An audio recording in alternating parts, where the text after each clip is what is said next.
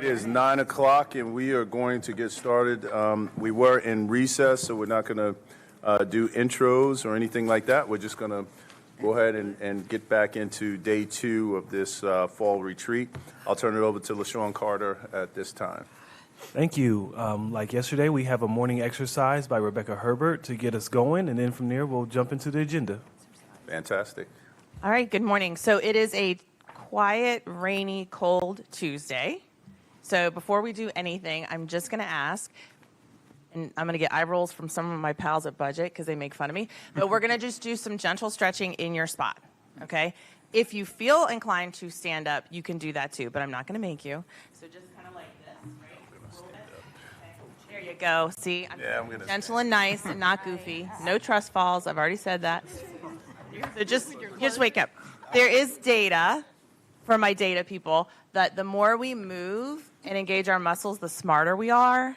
So if you feel, look at Commissioner Griffin. There we go. All right. Yes. There we go. Thank you very much. Appreciate it. And then you can sit back down. There you go. So when you get stumped, just start doing jumping jacks.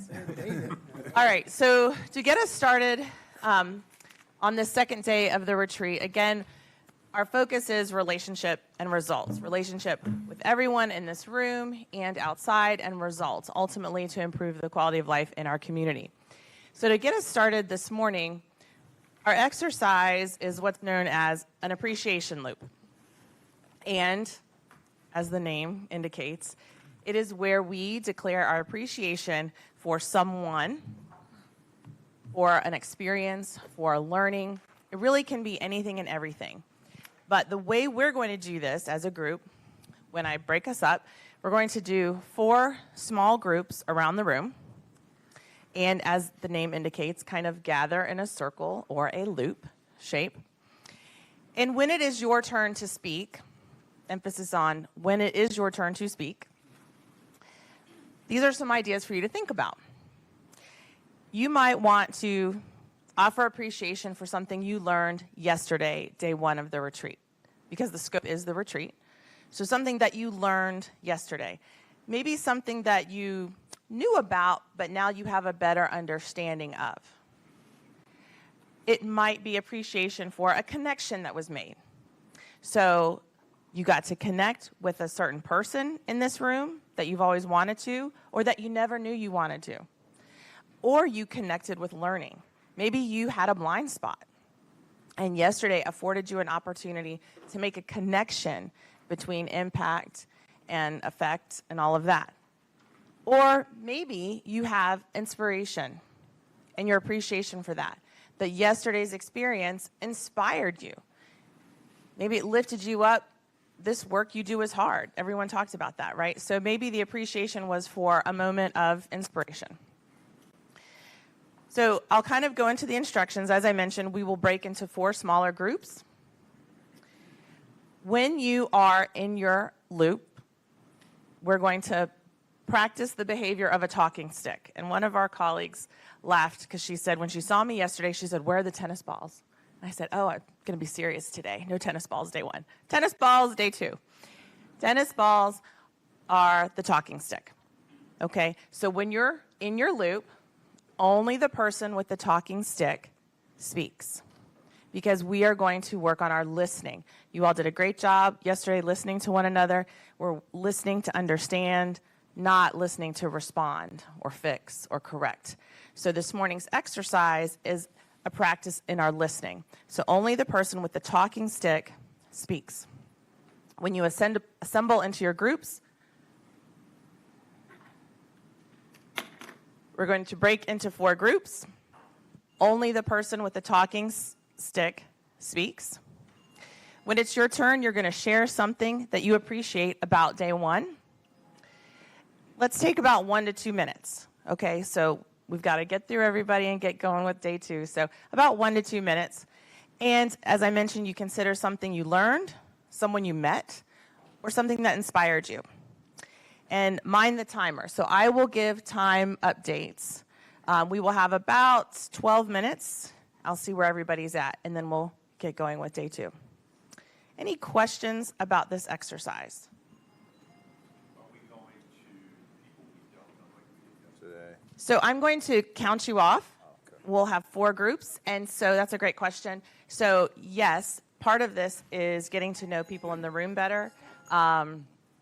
If for some reason you end up in a group with everybody you know, jump into another group. I'll let you self-regulate, because again, we want to get to know people in the room. All right, ready, set? So I'm gonna. I tell you what, I won't count you off, but let's try this. I need 4 volunteers to raise your hand. Don't be afraid. You're just the host. Thank you. Look at this. Okay. So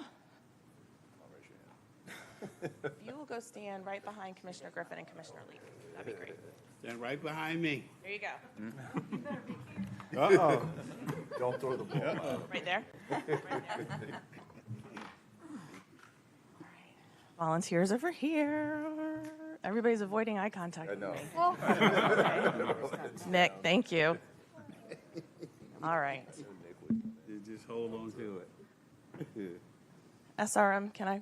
Oh, Thank I you. was just stretching. I Oh, was well, like at an auction, be careful. Voluntold. All right, okay. So these are your loop host. So loop host, everyone else just join where you would prefer. So just join into, go to one of the hosts. We'll assemble, kind of give you a minute. And assemble into a loop or a circle, if you will.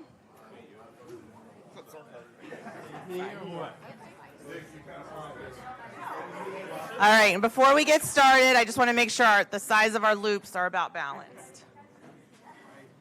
Where's the big one? Okay. All right. All right, we're kind of balanced. Okay, commissioners coming over here. All right, so host, raise your tennis balls or your talking sticks. Thank you. All right, so host, if you would like to kick off and go first, you may, or someone else may volunteer. Here's the fun part. If you want to toss across, you can. Who remembers that game? Toss across? Okay. If you want to just be that person that passes, you can do that. If you feel inclined to just chuck it at a colleague, I'll leave that to you and HR. All right, so, but the point is, everyone needs the talking stick. We've got about 12 minutes on the clock, so we're going to share your appreciation for part of the experience. Again, something you learned, someone you met, a blind spot removed. Were you inspired? Any other questions about what we're going to do? All right, host, let's go.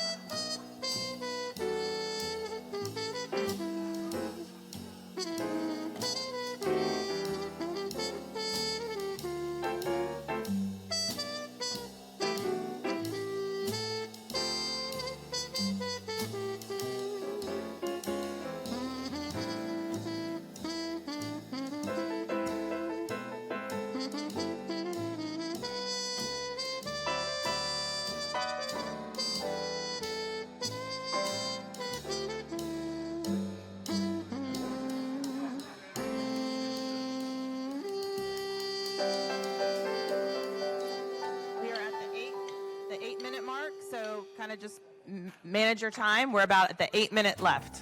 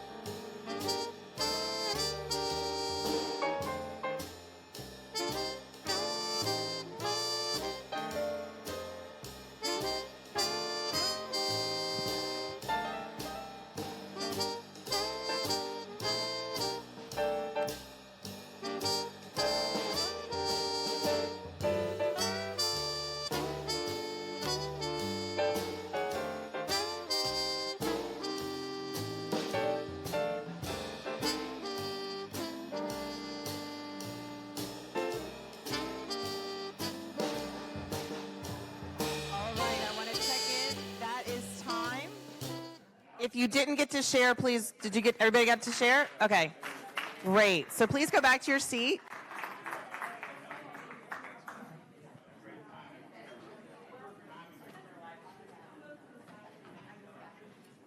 Oh, thank you. Thank you. Yep. Oh.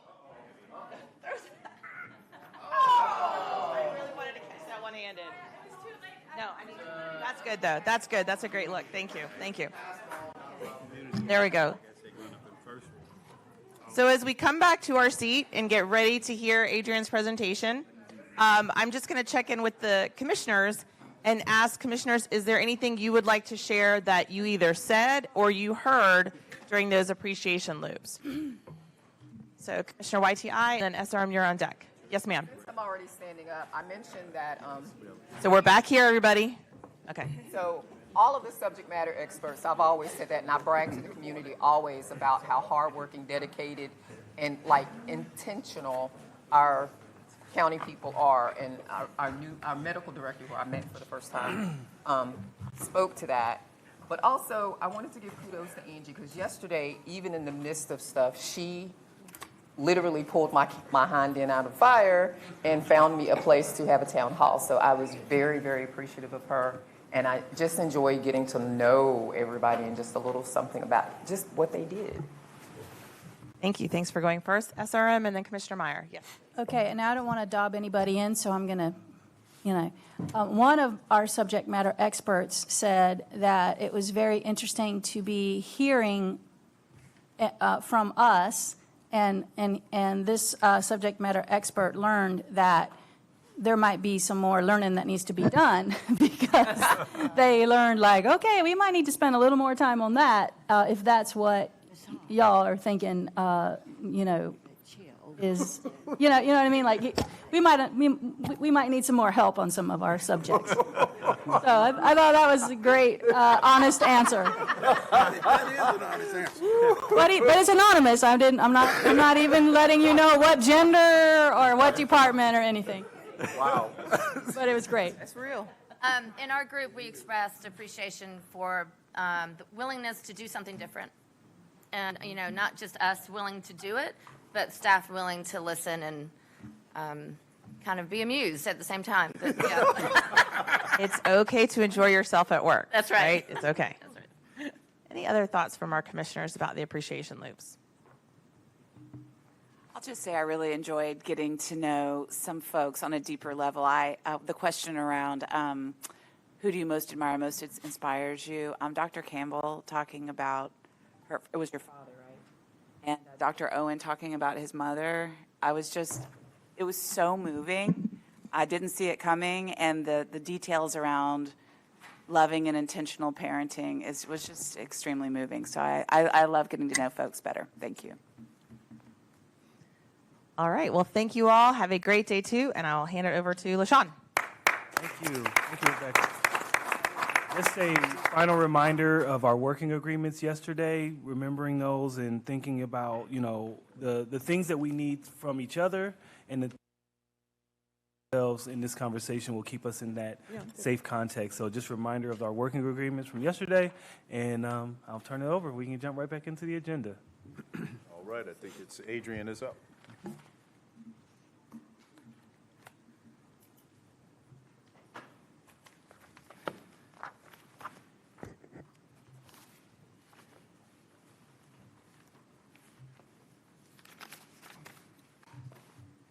All right, just a moment.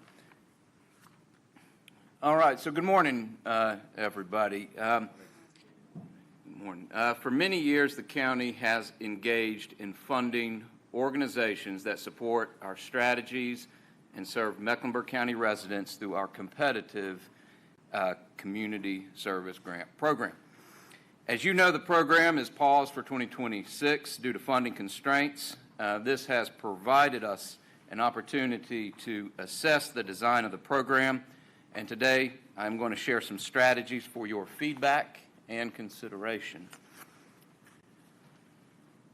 So first, I want to touch briefly on the history of the CSG program. I'm going to highlight some of the challenges and opportunities that we face, and then I will review our recommendations and next steps. Prior to community service grants, the county had what we called OSAs, or outside service agencies. These organizations included several nonprofits, as well as the lake commissions and our funding for the arts were all classified as OSAs. In fiscal year 2005, as we went into fiscal year 2006, the county developed a competitive grant process. The outside service agencies were removed from department budgets, and the competitive grant process, with oversight with our leadership teams, became the county's approach to funding these organizations.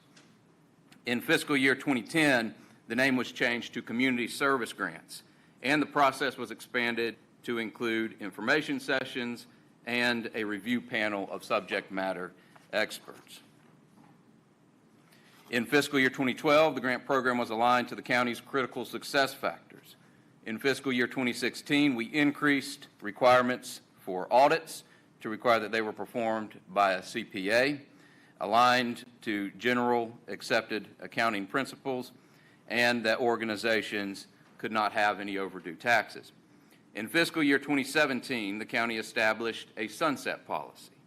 The policy limited eligibility to 3 consecutive years, so after 3 years of grant funding, organizations were provided the opportunity to apply to become a vendor that was aligned to a department's strategic plan.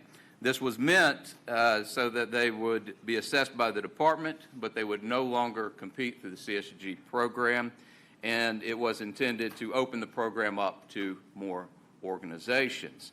That year, 15 CSG programs were baselined in department budgets, and more have been added since then. In fiscal year 2019, the grant program shifted to align to key themes of the county's strategic plan. In fiscal year 21, the county began funding the Unite Charlotte program through the United Way, which provides funding along with training for smaller grassroots nonprofits. And this year, community service grants were paused due to limited funding.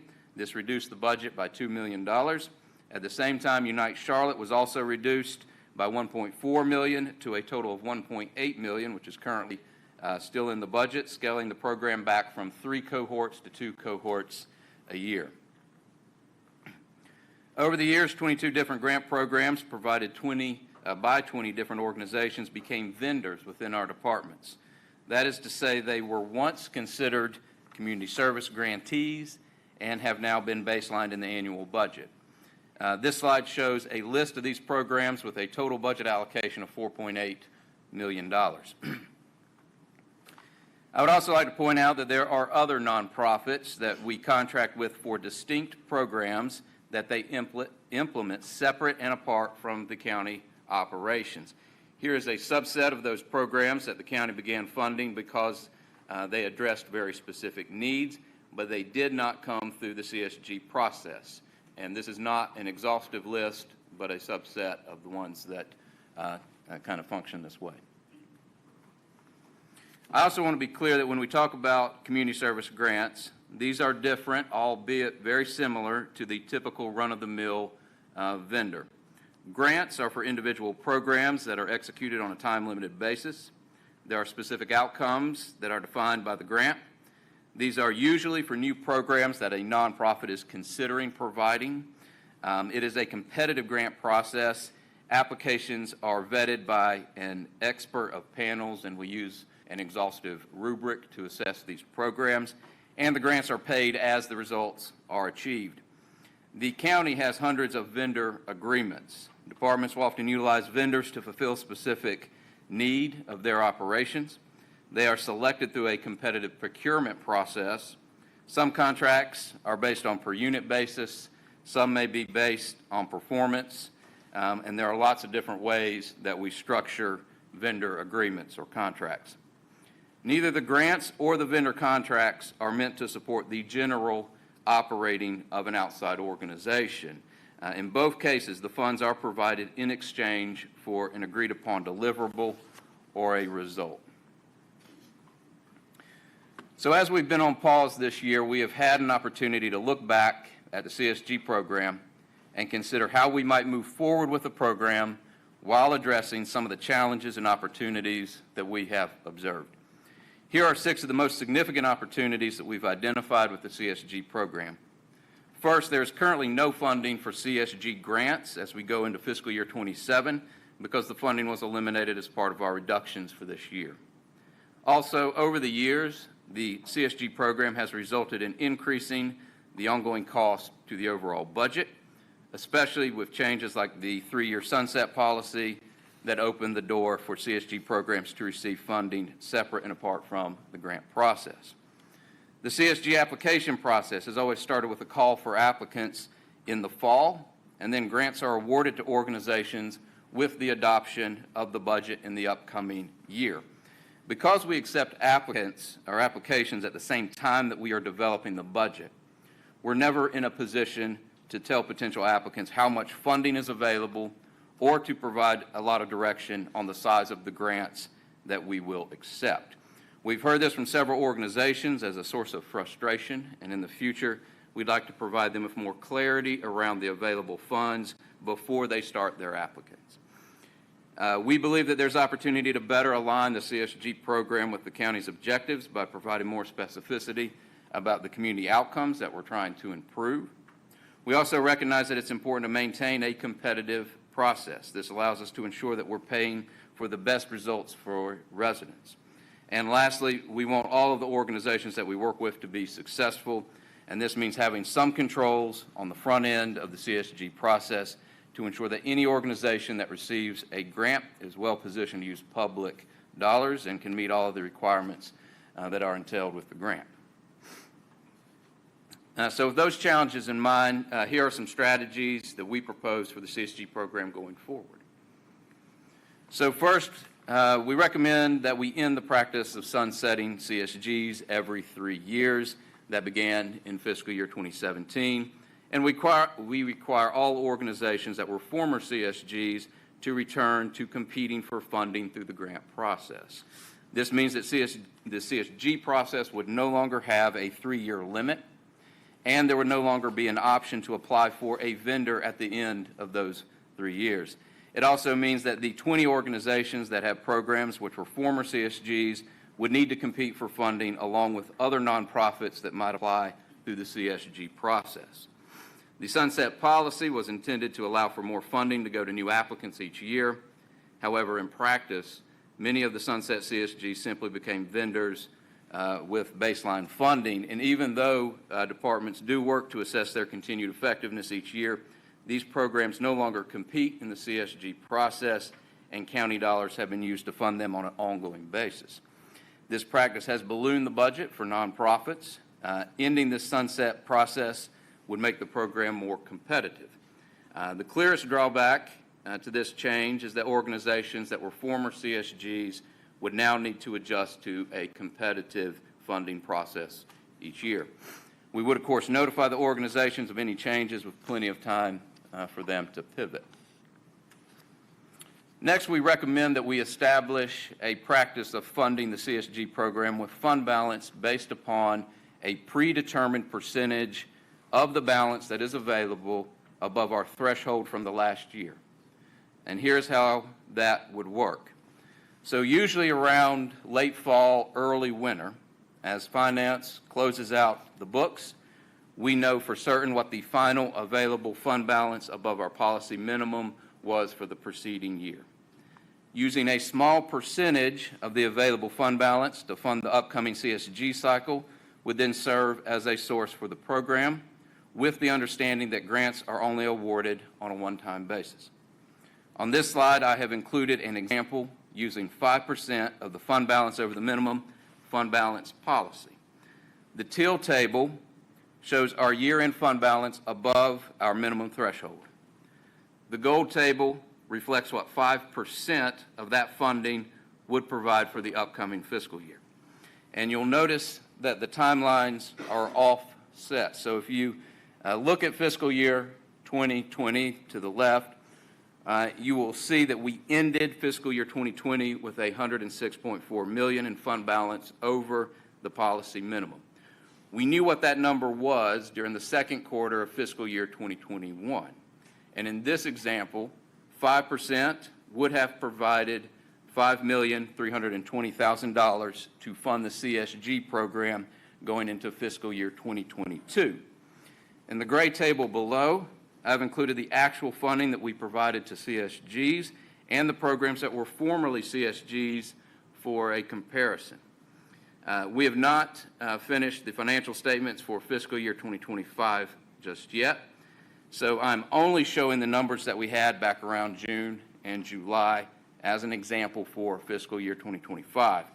We expect that the final figure for fiscal year 25, using 5%, would yield funding that is at least equal to the current funding that we have in the budget for the programs that were former CSGs.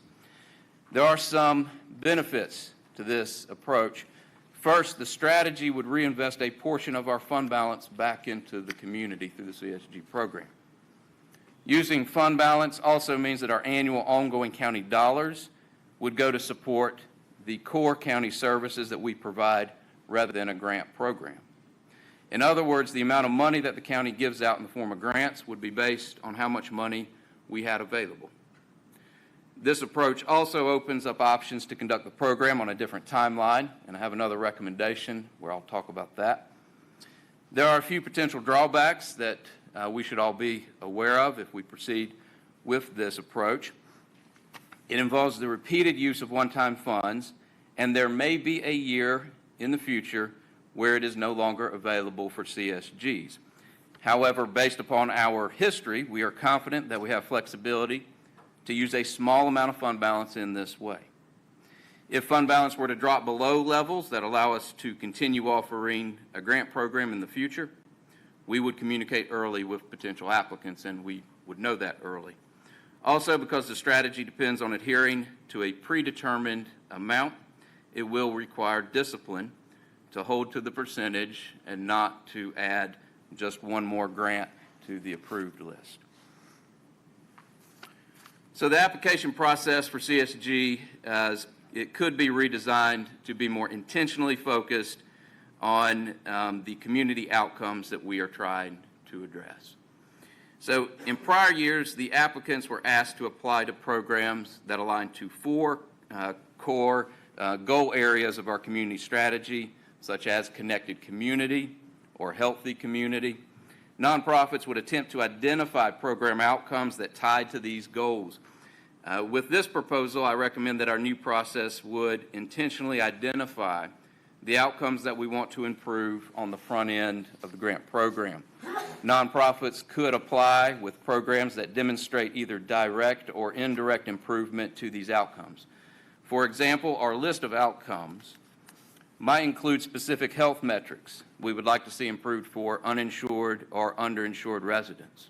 Programs that could directly or indirectly improve those metrics would be good candidates for a CSG, and they'd be considered based on their ability to impact those outcomes. This approach would provide more clarity to applicants about what we are trying to achieve. It also allows the county to be more intentional in aligning to the areas of greatest need, and it builds upon our philosophy of paying for results. One of the potential drawbacks is that it will take some time to compile a robust list of the outcomes that we would want to use for this program. But as you heard yesterday from Michael Griswold, he and his team are already working on putting together a list of outcomes.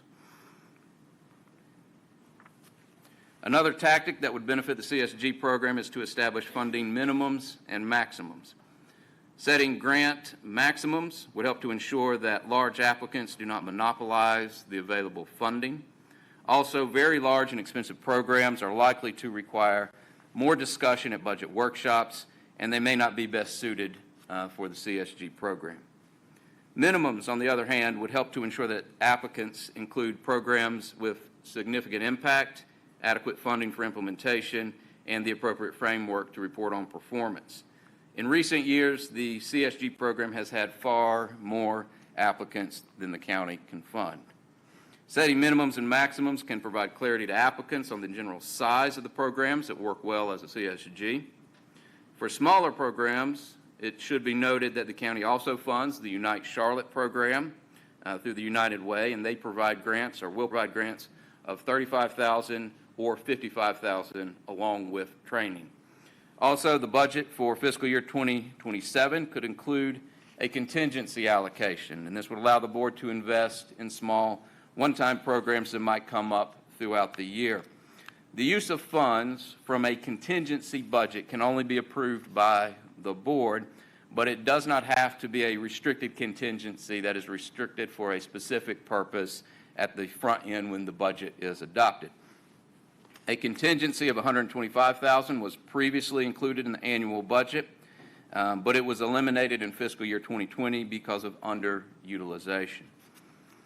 There are some potential drawbacks to this recommendation that I want to call out. The alternatives for smaller organizations such as Unite Charlotte and reestablishing a contingency fund are an important feature. Without these alternatives, smaller organizations may unintentionally be excluded simply based upon their size, and that is not what we intend. So we want to make sure that those are in place. The next recommendation that I have is about the timeline for the program. If the board is in support of the proposal to use a predetermined amount of fund balance for the CSG program, then we can operate on a different time frame.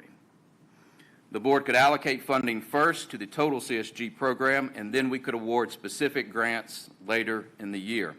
I've included a recommended timeline here on this slide.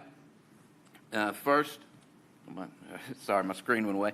First, funding based upon fiscal year 2025 year-end available fund balance would be included in the budget for fiscal year 2027 as a total amount for CSGs.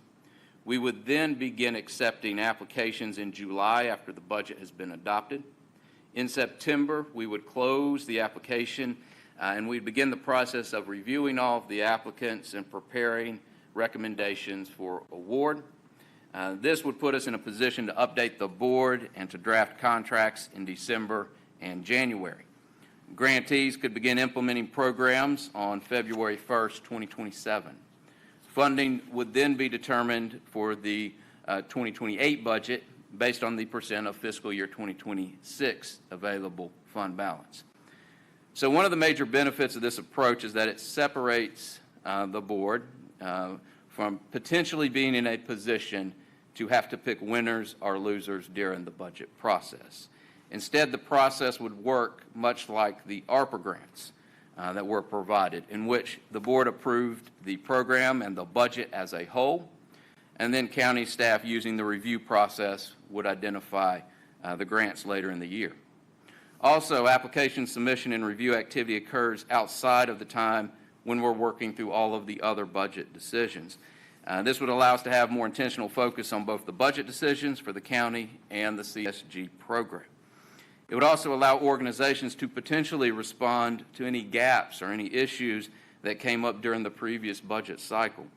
And it would allow grants to be awarded beginning as soon as February 2027. One of the drawbacks to this timeline is that we would only be able to communicate the total funding going to CSGs in the annual budget, not the specific funding to specific grants at the time that the budget is submitted. All right, the last recommendation that I have is that we consider the option of 2-year grants. Organizations would apply for programs that can operate on a 24-month period from the timeline when the award is made. When the county makes these awards, funding would be committed up front so that it is available for the life of the grant. I've included an example of how this would work just using some made-up numbers here. You can see that we would still award grants each year, with the first group beginning in February of next year and concluding January 2029 on a 2-year cycle. We would continue offering grants, so another group would begin February 2028.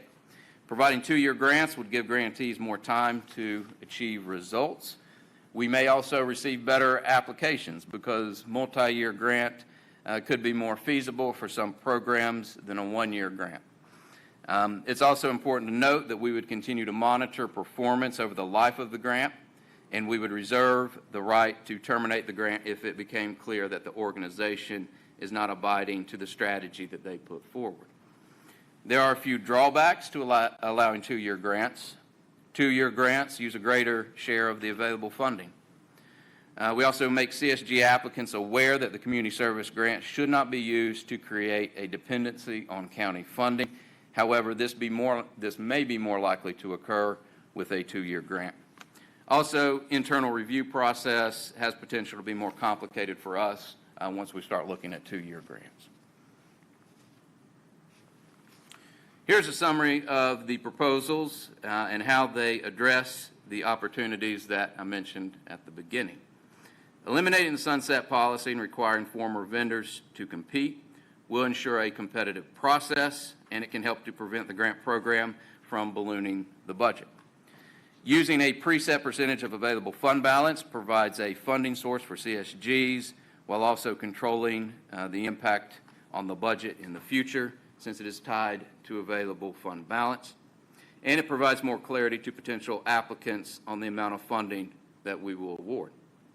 Focusing the application on specific outcomes will provide greater clarity to applicants, improve alignment to county objectives, and it will ensure a competitive process, since the desired outcomes will be clear on the front end when they're making their applications.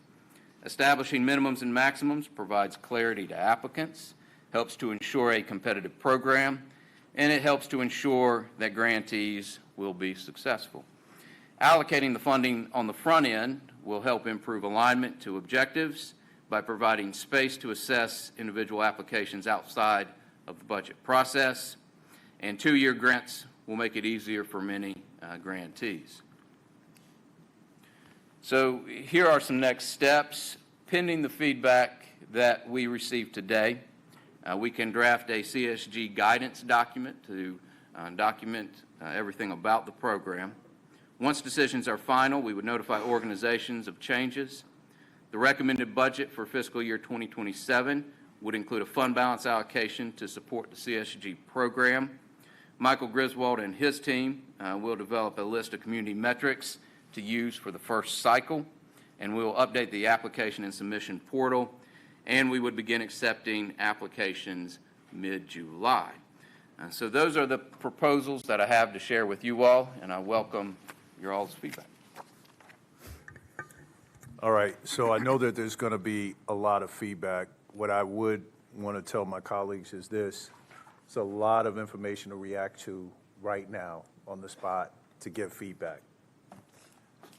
What I want to do is reserve the right, depending on the comfort level of my colleagues, to come back and even go again in a budget policy meeting to go through this again and give it a little bit more time to absorb, as opposed to just saying feedback now, come back with a draft. So I'm going to put that out there. We'll see how we land as we go through our questions. Madam Clerk, it'll be 3 minutes. I saw Commissioner Rodriguez-McDowell and Commissioner Dunlap. Mr. Chair, can I make a comment before Please.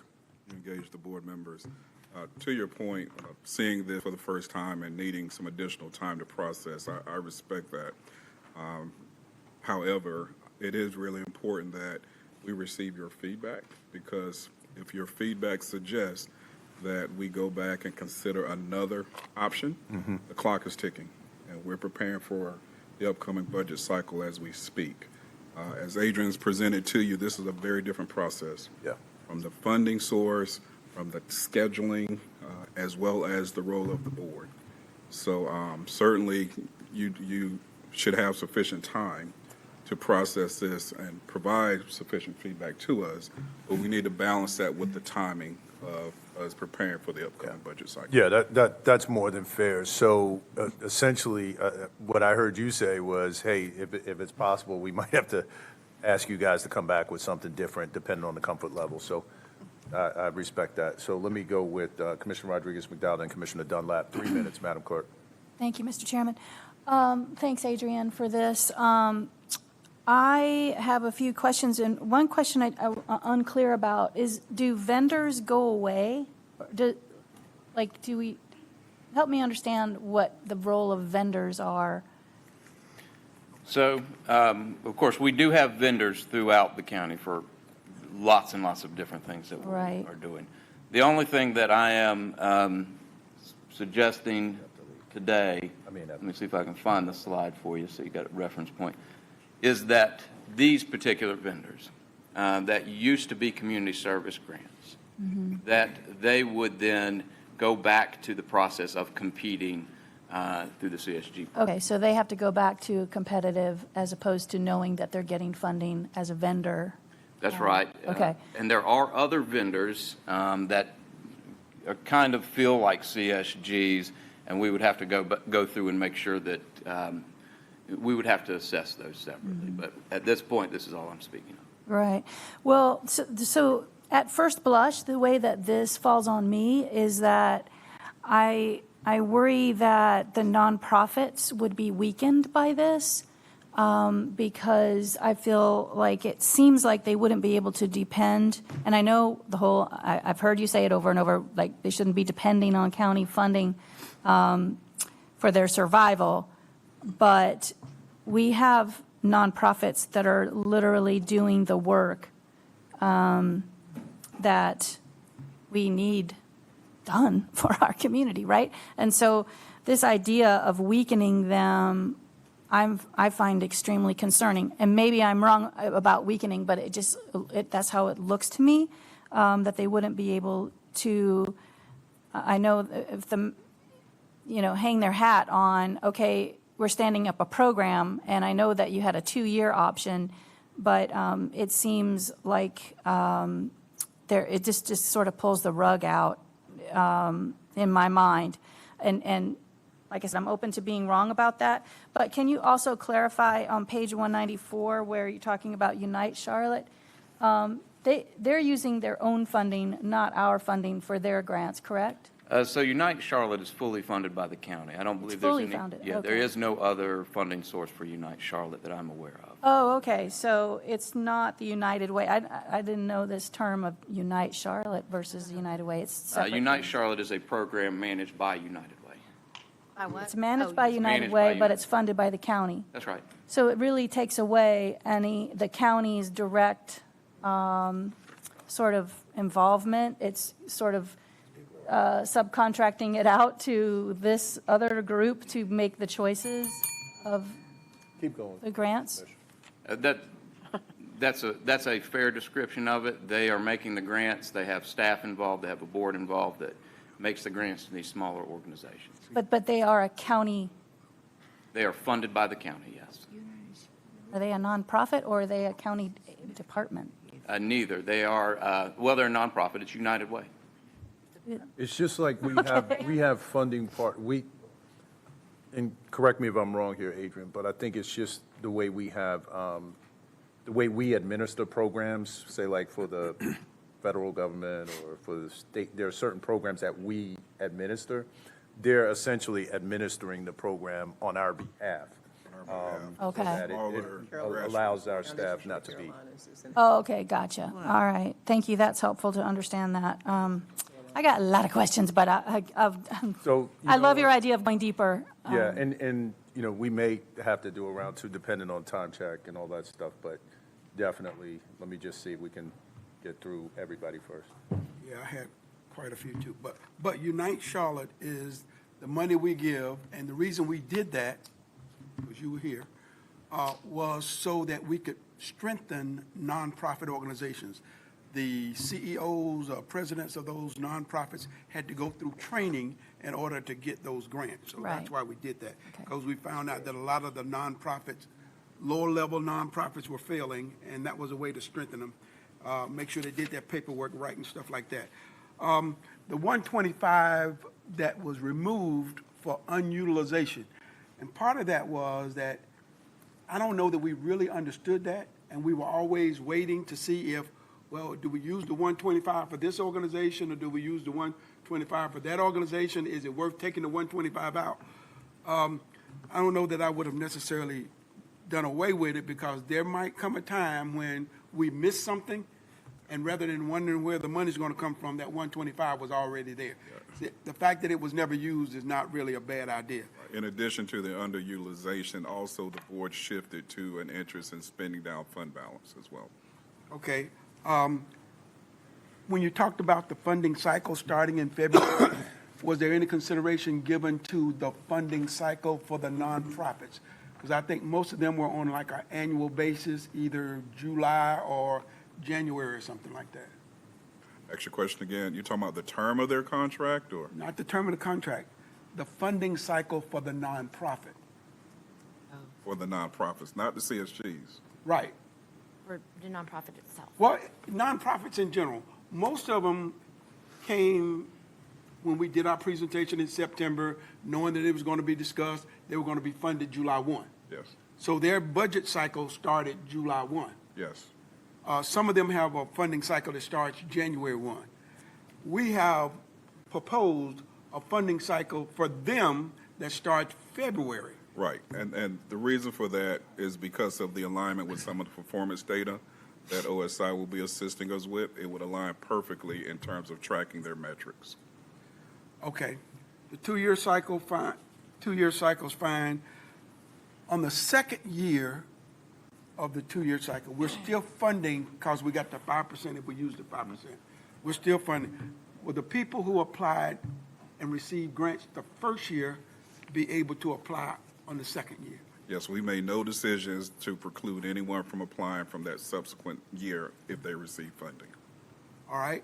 And then my other comment is I don't have a problem with the vendors going back into the pool, but when you look at the significant amount of money some of the vendors are receiving, it appears to me that there ought to be some kind of categories, because to go from $600,000 to something substantially less because you're now back into the pool could be substantial for some of those organizations. With the exception of Medisys, the others would fall into the range that we're proposing, as little as 55 and as much as 500,000. Say that again? With the ranges that we're proposing in terms of the cap, we're suggesting that the grants will be from 55,000 to 500,000. So Okay. Medisys is the only one that will be above that range, based on the current funding. All right, Commissioner Hall. Thank you, Mr. Chairman. Mr. Manager, I appreciate always how we get our presentations in a fairly neutral, even-handed way, but I would like to know your opinion. I'd like to know more directly what you recommend and why. Well, this is my recommendation. And why? There's a couple of reasons why. One, it's more predictable in terms of the funding stream. We will know, based on the percentage, as Adrian outlined, what the dollar amount would be designated for funding nonprofits. Then the second part of it is, once that funding stream is approved, we can look at the performance measures. We talked about the scorecard yesterday and identify the metrics that we want to gear our process towards in terms of where there's opportunities to improve. Then the other part of it is, as Adrian mentioned, the board will not be in a position to select winners and losers, for lack of better wording, but instead it will be solely based on metrics that we will come back later in the year to present to you during that date in terms of what our recommendation is. So the predictability I like in terms of revisiting your role in the process, I like as well. The 2-year process, for those that receive funding, we learned as part of the ARPA process that it takes time, particularly for new recipients to stand up their programs.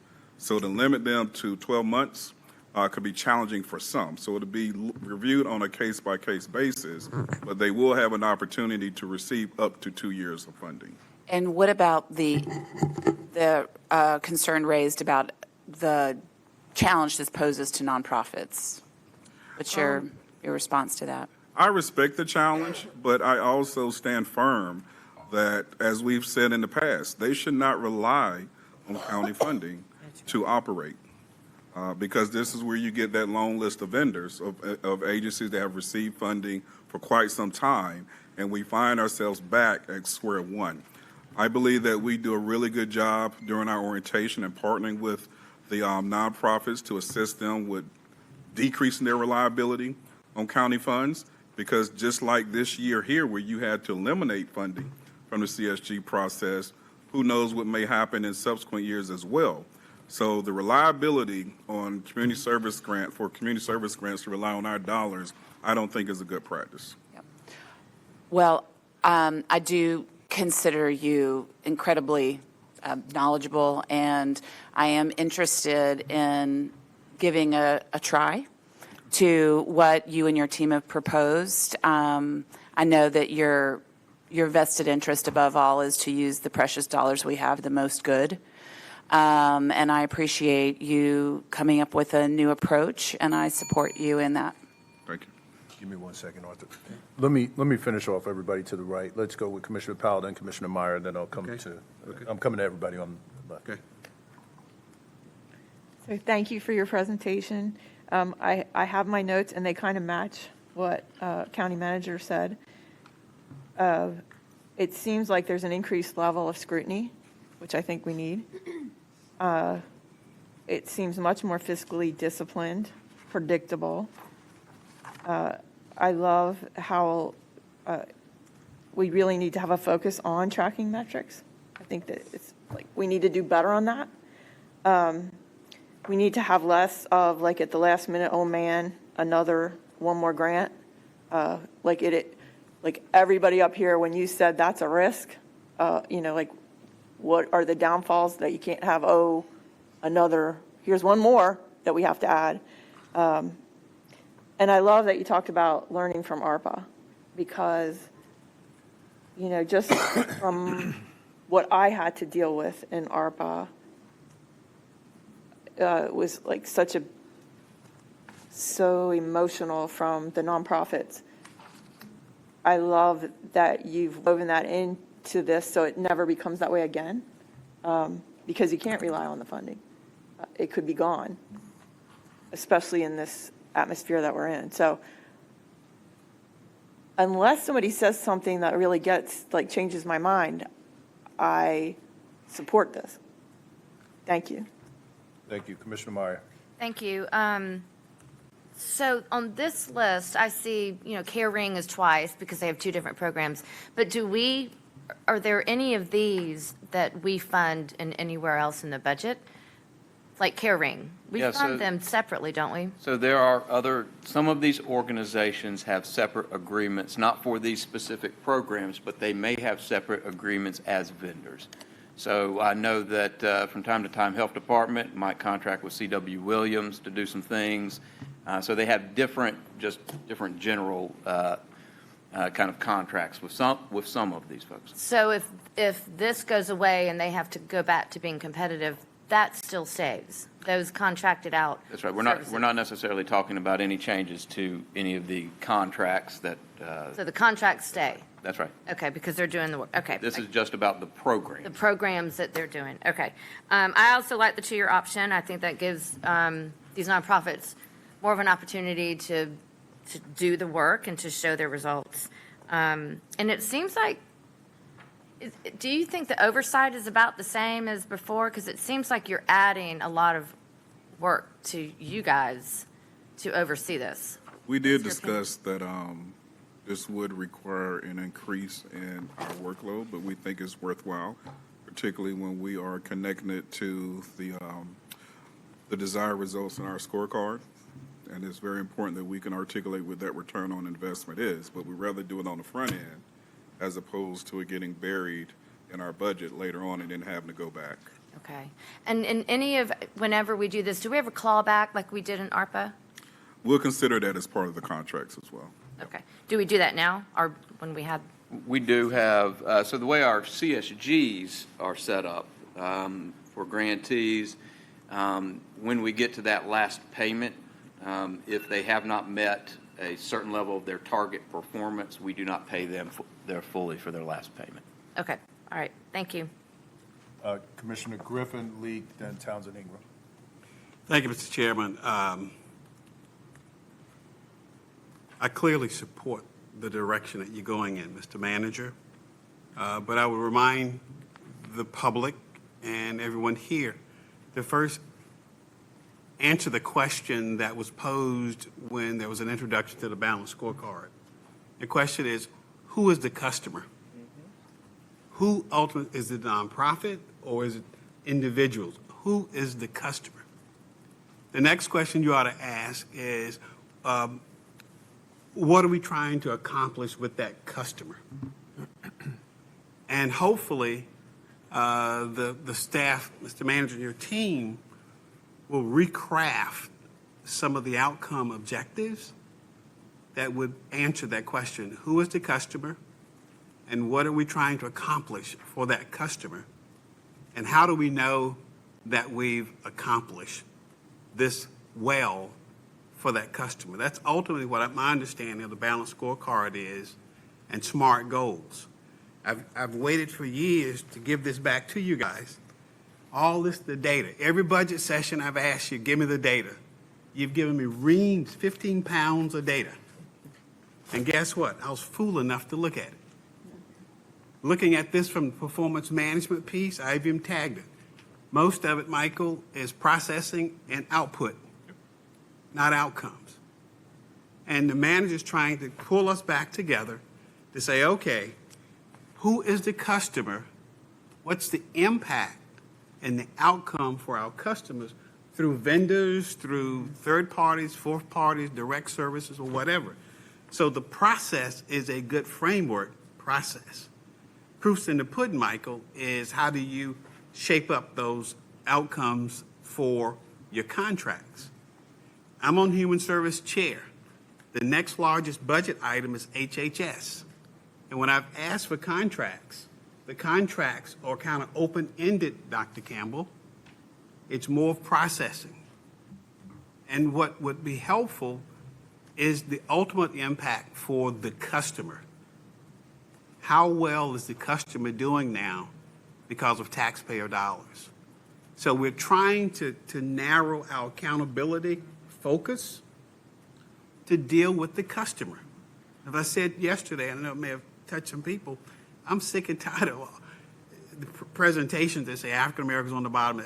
If we're applying the appropriate resources and community support, that should change over time, as opposed to, I'm not as old as my commissioner over here, but I am getting close to her, okay? And I think this would absolutely help us improve the outcome for the ultimate user, the customer, and also be responsive to the taxpayers' dollars. That's where I come from. So I support the process. Thank you, Mr. Chairman. Thank you. Commissioner Leak. Let me first say thank you for clarity and understanding. Does the public really understand our budgeting process and looking at grants that come to us? Do we ever peruse the budgets of those who are the recipients of our funds to see how those funds are spent? And they tell us they're taking care of it, but what do we have as a leverage to determine that they are? I said, now, when you tell me in nonprofit, somebody has a salary. So I want to know exactly how they operate with the funds they receive and what other agencies do they go to receive funds. Is it the federal government, the state government, then the local government? And who is the oldest group that received money from the county and has been as a county welfare recipient for 10 years or 20 years? So, Commissioner League, I can answer some of those questions. In terms of the CSG program, when they come in as grants, a couple of things that we ask for. We ask for them to provide us with their budget for the organization, and we have a template that they have to use that tells us where they're getting their other sources of funding. And this is something that we have our panels evaluate, because one thing that we typically don't want to do is to be stepping in while someone else is stepping out. We also ask for salaries of their board, and I believe their CEO as well, so that we have that information. And then when we make payments for CSG, so in addition to tracking their performance, we pay all of the grantees based off actuals. So every quarter, when they make an invoice to the county for what's been approved in their grant, they have to provide an expense report of what they spent that money on. In terms of who is the oldest, I don't know exactly who is the oldest. I know some of these organizations that I have seen when we look back, even going back to early 2000s, there are some that have been on this list for a long time. Commissioner Lee, regarding awareness, each year as part of the kickoff, We have an orientation session that is held in this room here. It is well attended. It is recorded and posted on the county's website as well. We partner with our PI department to market that orientation for the community's awareness. Thank you. My last concern is knowing success of funds spent from the county to alleviate some of the problems. Some people have been there 10 years. And I have a real concern about board members sitting on boards that are the recipient of funds who share with them how to orchestrate the process in getting funds. Because they've said it to me. Thank you, Am I out of Commissioner. order? No, the bell just rang, Commissioner, so that was your last thought, correct? Yes, I Thank want you. a response to it, though. Not now, but sometime. And then they remove themselves from the board when we vote. But when they vote within the confines of the organization, they vote for it. Okay. Thank you. Commissioner Townsend Ingram. Thank you, Mr. Chair. So, again, I am the commissioner who has the privilege of having been on both sides. So I have been the manager of a grant that was received by an organization. So I have an understanding of the workings, and what I'm afraid of is that we are cutting off our nose despite our face.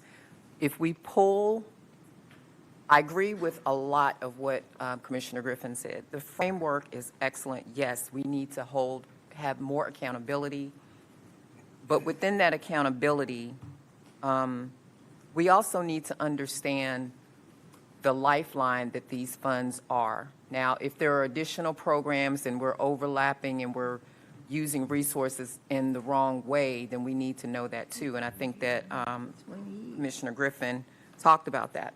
But without providing ongoing technical assistance to these grantees, without providing them with a response back, do we tell them why they're being cut off or reduced or something like that? Or do we just cut them off at the knees and say, you didn't do it?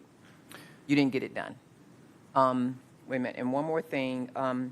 We're always supposed to be looking through the lens of equity. But if we take all of them and say, okay, you now have to compete, that is going to reduce our ability to impact equity, especially in the environment that we have right now. So I like the direction, but I think that it's going to, and it might take a couple of cycles for us to get this right, understanding that there are programs that we have, for instance, Medicist of Mecklenburg County.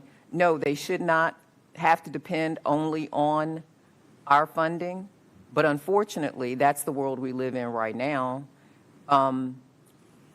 Unfortunately, things that used to be a sure thing are no longer a sure thing.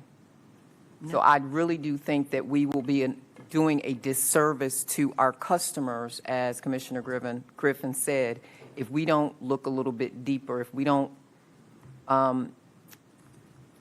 take a closer look at what we're cutting.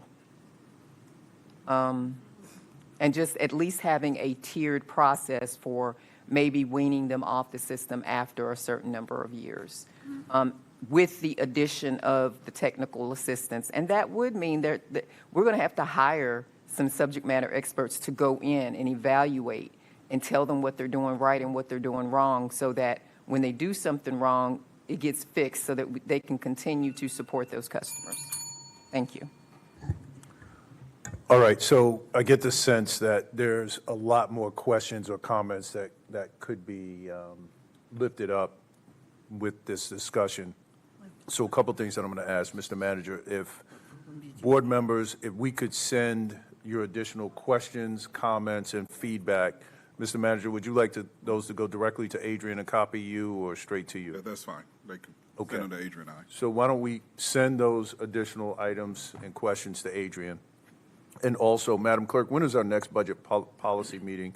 Because, Mr. Manager, I want to make sure that, to your point about having a sense of urgency, if we could get this on the agenda for the next budget policy meeting and just go deeper.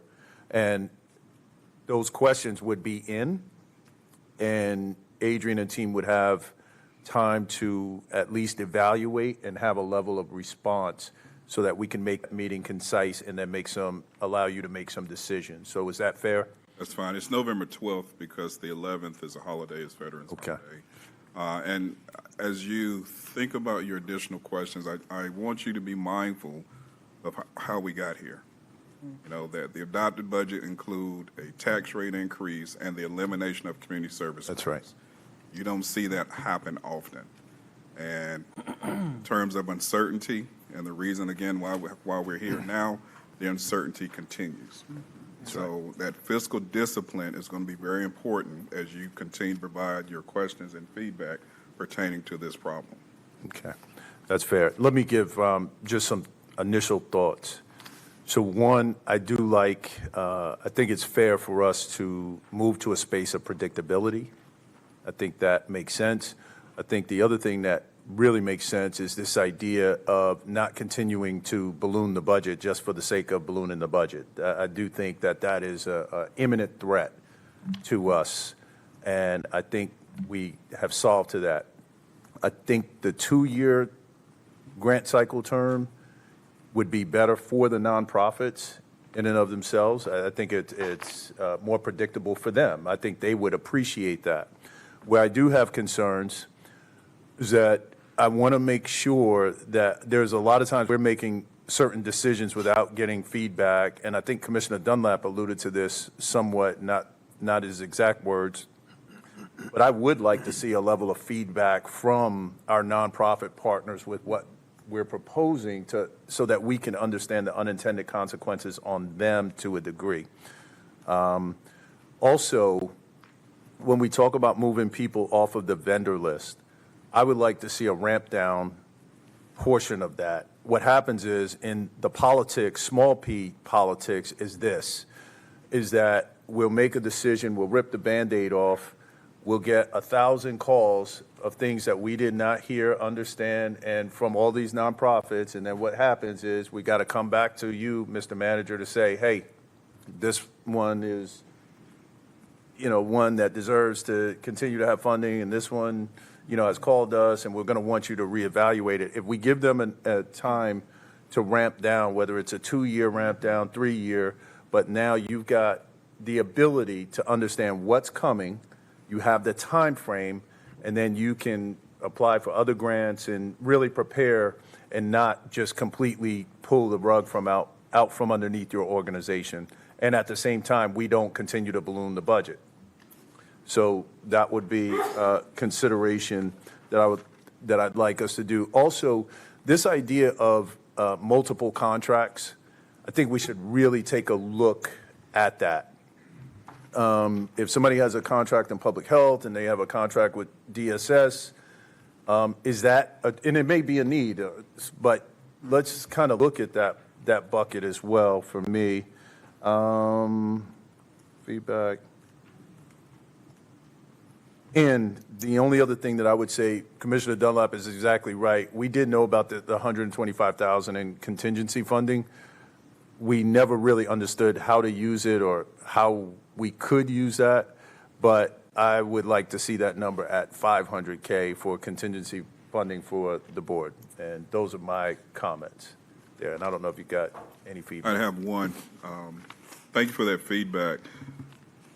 The one item I'd like for you and the board to think about, if I followed you correctly, is incorporating the feedback from the partners, what that impact would be if they were to lose funding.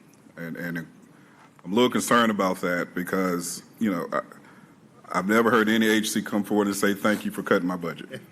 And I say that loosely. Certainly, it'll be informative for the board to hear what that impact would be, but it's going to be coupled with advocacy. And sometimes the reason why we're cutting them is simply because we can't afford it.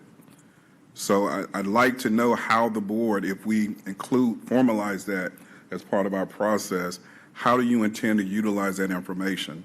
Because certainly we respect what the need, the services they're going to provide to the community. It may move the dial further, but in terms of advocacy versus affordability, that's where we find ourselves. So I'm a little concerned about incorporating, That's fair. as part of our process, allowing these partners to stand before you and articulate what the impact would be to their agents. Let me clarify that, Commissioner. We're not going to go a second round. I'm sorry. I'm going to get my comments in real quick.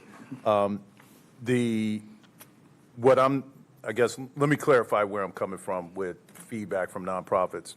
Commissioner Dunlap raised this, right? Understanding going to a 2-year cycle, not necessarily advocating for funding or the purpose of funding, but just some of the technical aspects, moving to the 2-year funding. This would be the timeline as far as it would be a February piece, that sort of piece, Shifter, I got it.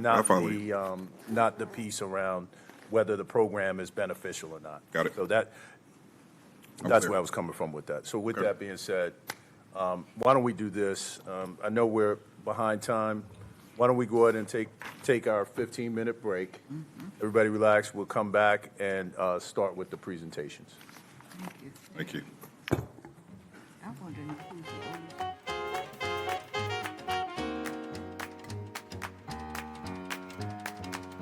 Started. Let me just give some ground rules so that we're all on the same page as how we're going to proceed. We're running a little bit behind schedule, but it's fine. Every commissioner, once again, has 45 minutes. 45 minutes allocated. Commissioners, you can use as much time as you want on your presentation. That's fine. What it does, though, it cuts down on the amount of time for questions. So, colleagues, I just want us to be aware that those presentations, if they go 30 minutes, then it's going to cut down on the amount of time that we have. It's not, the clock won't be 3 minutes. So take as much time as you want. This is your time, and go from there. And up first is Commissioner Meyer. Thank you, and welcome everybody. Welcome. I'm going to do what staff does. Welcome. Thank you, County Manager, Chair, Vice Chair, Commissioners, and staff. Seriously though, thank you, and thank you for this. I'm kind of excited about talking about my passion. First, I'm doing behavioral health. I'm presenting on mental health or behavioral health, many words for it. But I'm passionate about this, and I know some of you have heard this, and I won't tell his story because that is his story to tell. I will tell my side of the story. When my son was 17, we had some serious challenges, and it got to the point of desperation. And I think that if you're a parent, even if you have a 3-year-old who's skinned her knee, when your child hurts, you hurt. When your child is in trouble, you feel in trouble and you feel desperate and you want to do whatever you can to help that child. And I'm no different. And I'll never forget, I sat at the kitchen counter trying to figure out what I could do, what our resources were, where would I go, and I started with the county. I went on the county website. Honestly, at the time, it confused me. It made me a little more upset, and really all I could think about is what if I didn't have the resources for my child? What would happen? And that just led into a journey of finding out about mental health in the county, what I could do with somebody who had resources, who had insurance, which didn't cover everything, as you probably all know. Our insurance needs reform. But that is how I got to this point. And in 2020, when I was tapped to run for this seat, mental health was a big driver for me. So that's where I am now, and this is why I am here talking to you about behavioral health. First of all, I would love to thank Dr. Penn, number one, for being here. You will be called on. And she's been a great guide, and she really got me out of the weeds. I really started to get too detailed with things, and so she kind of brought me down to helping me narrow it down, so thank you. So right now, there's probably more awareness over mental health than ever before. Our children, the generation growing up now is dealing with things that we did not have to deal with, mass shootings, in their own schools, social media causing depression and anxiety, and never before have we talked about it this much, and that's a good thing. Anxiety has always been there, depression's always been there, mental health issues have always been there, but we're talking about it more than ever before, and that's a good thing. And so before I talk about, well, first of all, my objective today is for you all to gain an understanding of behavioral health and the funding in North Carolina. We are, after all, a funding body, and we fund partly mental health. So I want to explain to you how we got here and gain an understanding of why we need to continue funding mental health in Mecklenburg County. So over the years, and I'm going to talk about how we got here first. You have to understand how you got here before you can move forward. I'm a history teacher. So I want to start with where we start with the beginning, and mental health used to be people were possessed with demons, they were taken out of society, they were put away, didn't want to think about it, didn't want to even talk about it. And as time moved on, we had heroes like Dorothea Dix in North Carolina. She started a hospital, Broughton Hospital in Western North Carolina, and those were asylums, mental health hospitals, and they were treated away from society. And that was a good thing until it wasn't a good thing. And as time went on, and this is not on the slide, but in 1963, President Kennedy he proposed a landmark Community Mental Health Centers Act. It eventually passed, and by 1970, community health centers were serving 68% of North Carolinians seeking services in mental health. And so from the 1970s to 2000, North Carolina counties deliver behavioral health services and managed state and Medicaid funding. And warning, we're going to be talking a lot about Medicaid from here on out.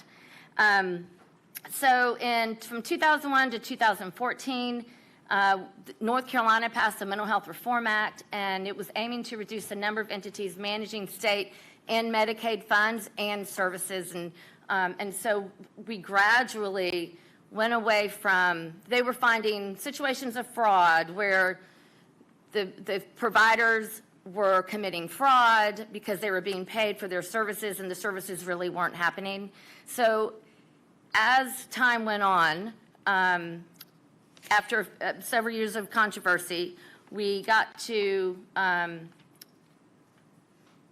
went from managing and doing it ourselves to contracting out Cardinal Innovations, if you guys remember. I know most of you do. And then from Cardinal, we shifted to Alliance Health, which is who we are with now.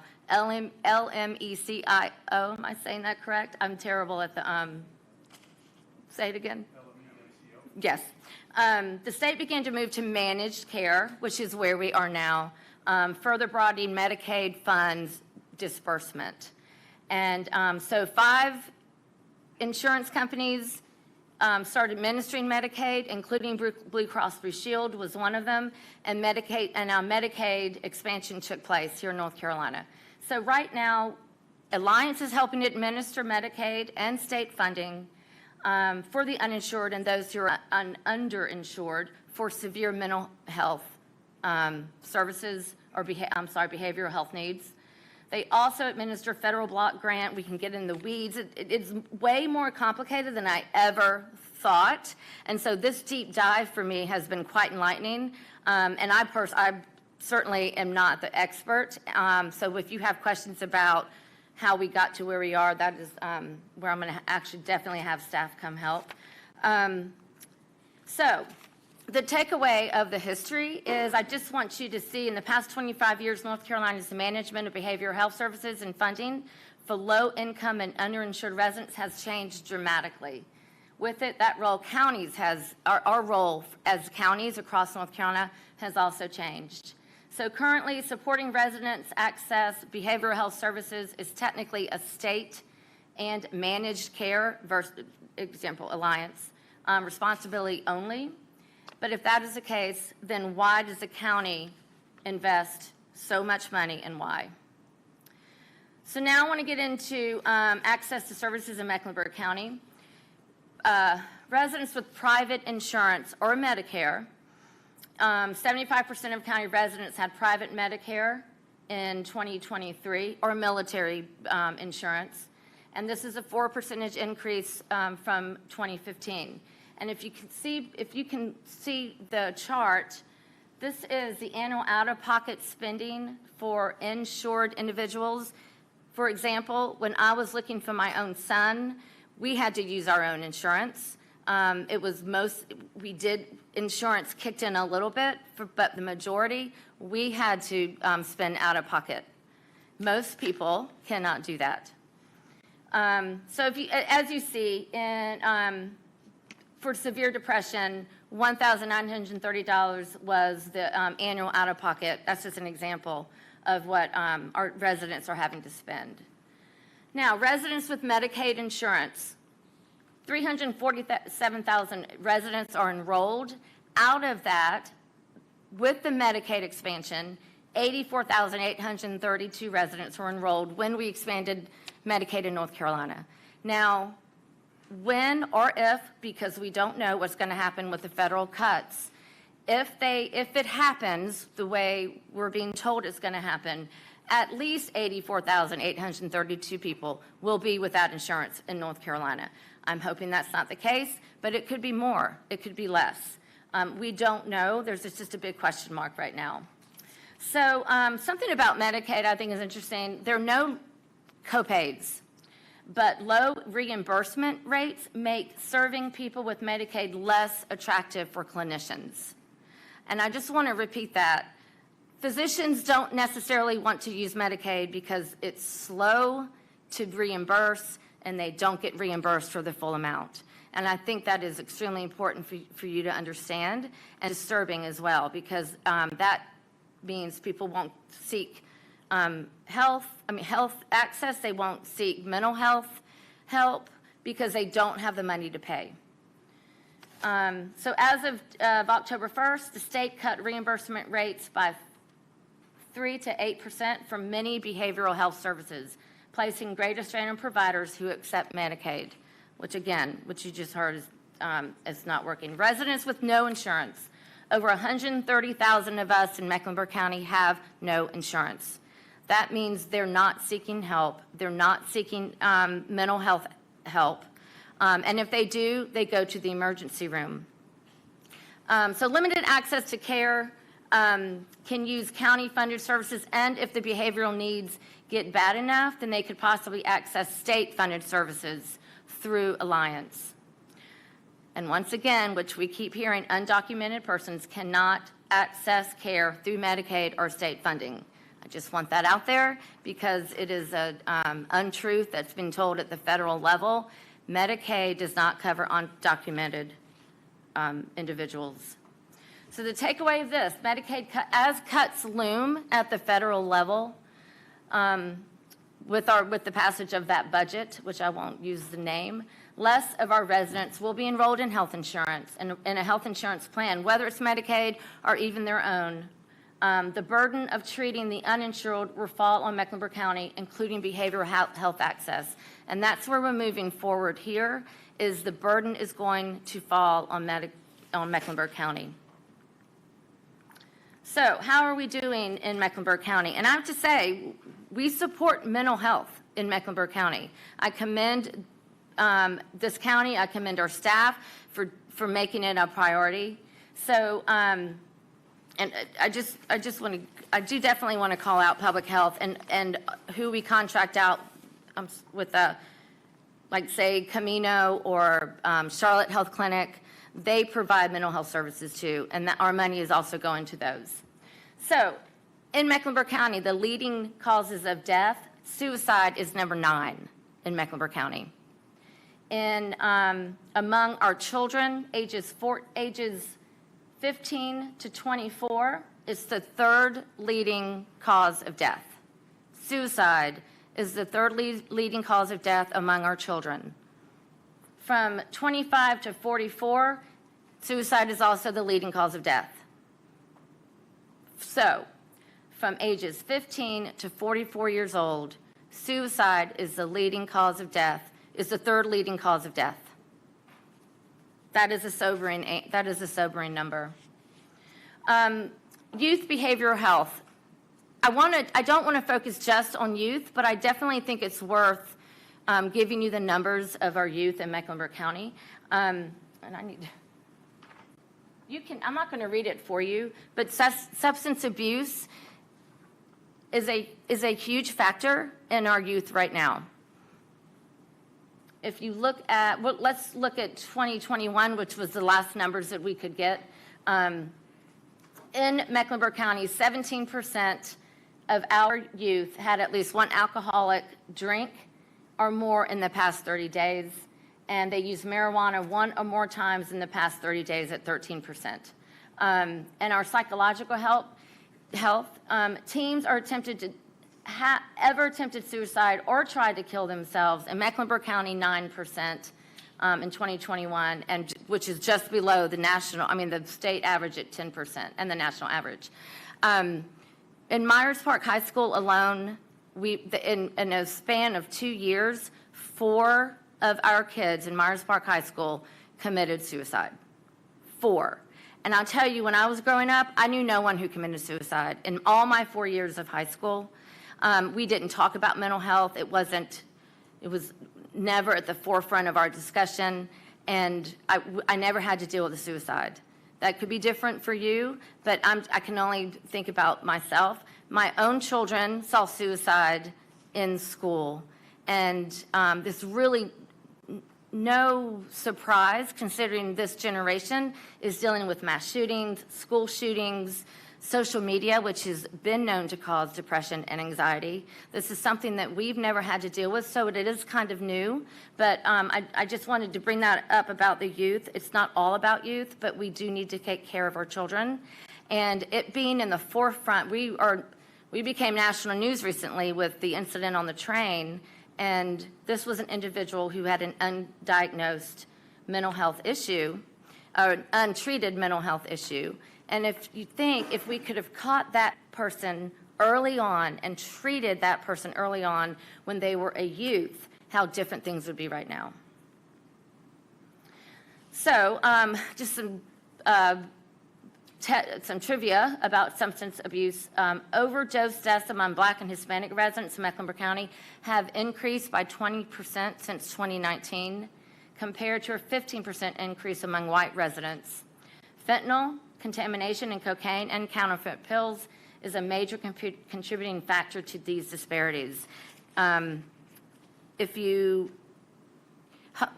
homeless population, I don't know the percentage. I wish I knew the percentage. Somebody might be able to help me. Are addicted to some form of substance. And if we could treat these people who want to be treated, things could be completely different. So general mental health in Mecklenburg County, how are we doing in Mecklenburg County? And as you can see, we're worsening. And I think some of us actually saw this slide maybe last year. So suicides at a rate per 100,000, our goal is 8.6, but as of 2023, it's 11.0. So 11 people per 100,000 people in our county have committed suicide. Youth suicide attempts, our goal is 185 per 100,000. This is just attempts. But as of 2023, we are at 205. We are moving up. This is one number you don't want to see move up. I won't go through all of them. You can see for yourself. But right now, our kids are not okay. Our residents are not okay. And we need to treat them the way they need to be treated. So the takeaway is, as the mental health of our residents is worsening, coupled with even more of our residents predicted to be uninsured, I want to repeat that. Coupled with even more of our residents predicted to be uninsured, Mecklenburg County is facing tough funding decisions around behavioral health. So what are we doing? How do we supplement? And this can get kind of, it does get kind of complicated, and I'll try to get through it. So these are our service types. This is what we're doing. As you can see on the left-hand side, the department, let's just say Child and Family and Adult Services, the service type is behavioral health contracts for community-based services. I'm thinking Care Ring, Charlotte Community Health, Camino, and that's at $13 million. So total, what we have funded is $23 million, but the actual total cost was $23,619, but we paid $23,479. And my point is, we're paying a lot in mental health. Our state is not paying like they used to. We are having to make up more than we have in the past. These are our county-funded programs. Again, I'm not going to go through all of them. Just to be clear, this is 2025. There are some on here that we don't fund right now. Hopefully, we'll go back to it, like, for example, Sid Kimmel. But these are some of the things that we are paying for now. We're also paying for the Steve Smith BHUC. We help contribute to the capital needs, but also it's a braided plan where Alliance contributes, we contribute, and Medicaid contributes. What Medicaid and Alliance does not cover, the county will kick in, and that's called gap funding. And so, correct me if I'm wrong, right now we have a contract with the BHUC for $750,000 a year. We will provide gap funding up to $750,000 a year. That's on top of what we paid for the capital needs. And so right now I don't think we've gotten to $750,000. You're nodding. And so that's called a braided, that's braided funding, and it can get complicated, but that is what we're spending on just the BHUC alone. That is obviously a mental health urgent care. So it's imperative that the county continue to provide funding for behavioral health services, particularly for those who are underinsured and uninsured, allowing our most vulnerable residents access to critical prevention and intervention services. As we continue to support services for individuals, we are in turn supporting their families, we're in turn supporting their neighbors, and the community at large. When we help our residents, we're helping the community at large. It affects everybody. And as Chair Jarrell started yesterday, he said, if you don't have a place to live, what do you have? And I can argue that with mental health. I can argue that with green space. I can argue that with anything. If you don't have your mental health, what do you have? How can you make it through a day? If you have help, though, if you have resources, if our children know that they're cared for and they have help, they have support, we can make it through the day. And I believe that is it. All right, thank you. Of course.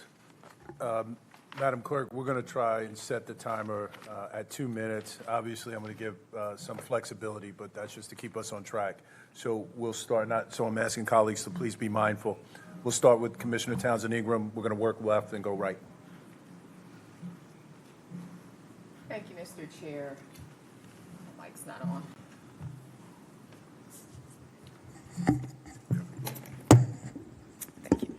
So I want to thank my colleague on the County Commission because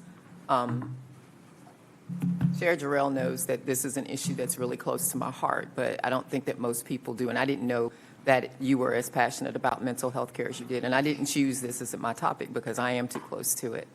But I appreciate you providing all of the information that you provided because there's a lot of stuff that I didn't know with regard to your presentation. One thing a quote that I often use is contributed to Frederick Douglass is, it's better to build strong children than to fix a broken man. It's much easier to do that. So programs like Sid Kimmel and all of those others, again, applying the rules of, making sure that they're on target and servicing the people that they need to service, I absolutely think we have to invest more in, especially considering now Medicaid is at risk of going away. My son and your son, it sounds like, there's some similarities there that we probably could talk about and I could use your help with. My question is, how do we do the appropriate level of advocacy? Where do we put that advocacy? How do we work with the North Carolina General Assembly? Because everything is being pushed down to the states. So how do we appropriately advocate for particularly our kids and start there with the hopes of it, those services spreading out to additional people who need it? Because I can tell you there is also a cultural component, because Black people are like prayed away. That's the first thing that's stated. And there's a stigma still that's attached to seeking help. So how do we advocate? Thank you for that question. I think it's always a big question on how do we advocate, and I would love for Lizette maybe to suggest, if we're talking about the North Carolina General Assembly, I'm going to have to refer to Lizette Nimmons. Well, so, is this on? It is. Okay. So, of course, I'll first refer you to our legislative agenda. So, this is one of the high-level items. So what we do in general is, if there's something related to our legislative agenda that we see come through the General Assembly, we will advocate, we will support or oppose. I lean on my colleagues from HHS a lot. If I have questions, I go to them, and then we are able to formulate a response or make suggestions to members of our delegation on how we want to see them vote on a particular matter. So that's one way. And then there are always opportunities when we have our one-on-one meetings with members of delegation to share certain things. And again, through some of our annual events, you notice we have specific items that we'll discuss with them. So for me, that is the start of this advocacy. And Dr. Penn, do you want to add anything?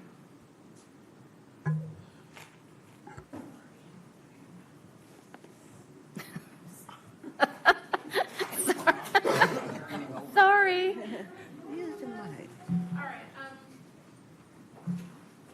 Come share. Come up here. It's fine. Okay. This is not off my table. It's not. Walking up. It's not off me. Reclaiming your time. My fault. Good morning. The only thing that I would add is that part of what I think Commissioner Townsend Ingram, you hinted towards the issue of stigma within our community, and both within communities of color, but in general around mental health as well. But what I will share is that stigma is decreasing as we get down into the younger generations. But we are still in a state where youth who may be 15, 16, 17 years old cannot independently seek mental health services without parent permission. And so that is another thing that we need to think about from a legislative lens is, should we consider advocacy not just directly for mental health, but also for access to care for younger people? And how do younger people access care when they're saying, I'm depressed and I need this, but the parent is saying, not on my watch, pray it away. Yeah. Let me move to Commissioner Leak. Let me first say thank you, and I can empathize with you to some degree. Black boys have always been labeled as being unstable. When they started the school, I can recall my first year teaching, early teaching, Ritalin was given to black boys and not anybody else. First thing the teacher said, because you're up out of your seat and moving around, you got a problem. But this was never looked upon of other races. And I'm appalled at the number of young people committing suicide today versus years ago, because black folk didn't kill themselves. Well, the record did not show. And now we are getting that information, but we do not outnumber. When they closed the mental hospitals years ago, maybe 25 years ago, I used to take my psychology classes to Morganton to visit those facilities. And when we discovered there were many of our residents there in Morganton in those facilities, we stopped going. Parents did not want their children to be confronted with this behavior or what have you. So I'm saying to this community and to all of us, there's a little bit of weakness in all of us when it comes to mental capacity. You may be strong in one way and you may not be strong in another. So that's a major concern that we have to deal with. And when it comes to drugs and what have you, in my district, I go to a community, used to go every 2 weeks. I've become so concerned that I go every week. I can't do anything to impact that process. The bill stopped me.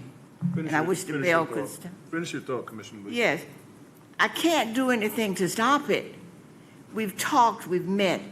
We need to make sure that we come up with some form of action that's going to eradicate some of these problems.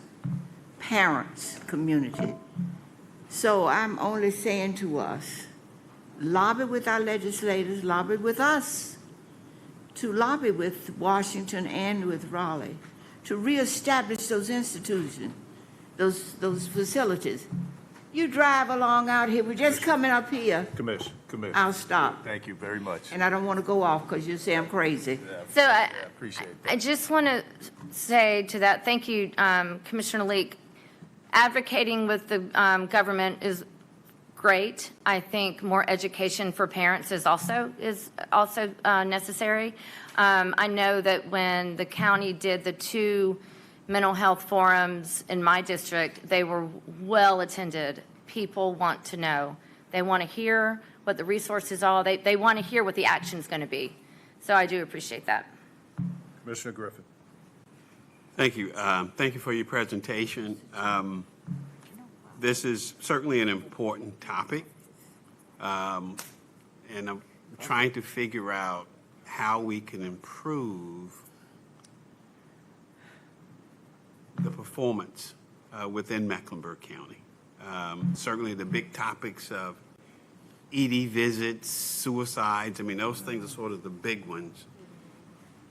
But how do you sort of frame or categorize challenges with ADLs? And then what's the response in terms of ADLs? And that's something I'm struggling to try to get my arms around. But that's really important because that's also like a prelude to emergency rooms if you don't get your arms around the ADL piece. Can you help me with any examples or things we could do better around the ADLs so that we don't get to the emergency rooms and other situations? In jail. And jail, yeah. In jail. In jail. And ADLs, just for everybody, is activities of daily living. And so I think, Commissioner Griffin, please correct me if I'm wrong, but what you're speaking to is folks being able to maintain full participation in a quality of life that we expect to have as individuals, but that we'd like to see our neighbors have as well. And the relationship between poor quality of life and poor mental health outcomes, is that fair to say? And so part of what we've started, well, and I think my division has done this for a long time, but as Commissioner Meyer's presentation shows, we contract for quite a few behavioral health services. And while due to matters of confidentiality and in some regard technology, we don't have yet a great capacity to measure outcomes directly related to behavioral health, what we do ask all of our vendors to provide us is information about social determinants of health and how folks who are participating in county-funded behavioral health services, how they're doing relative to social determinants of health, such as do they have access to transportation, do they have access, and are they participating in work or education activities, things like that. And so we are looking at that right now, but and you and I have had this conversation, but we are very interested in getting to a place where we can understand how folks' quality of life is different as a result of receiving behavioral health services that are county funded. So that is the horizon for us,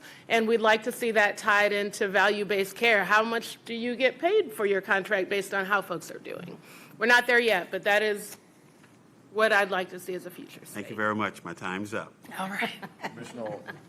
Thank you. I'll talk quickly because I am sensitive to the next presentation that we want to get to. But I want to thank you for the presentation. I don't think we can spend enough time trying to explain to the community why the system is breaking down, where it's breaking down, because they need to understand that to know how to fix it.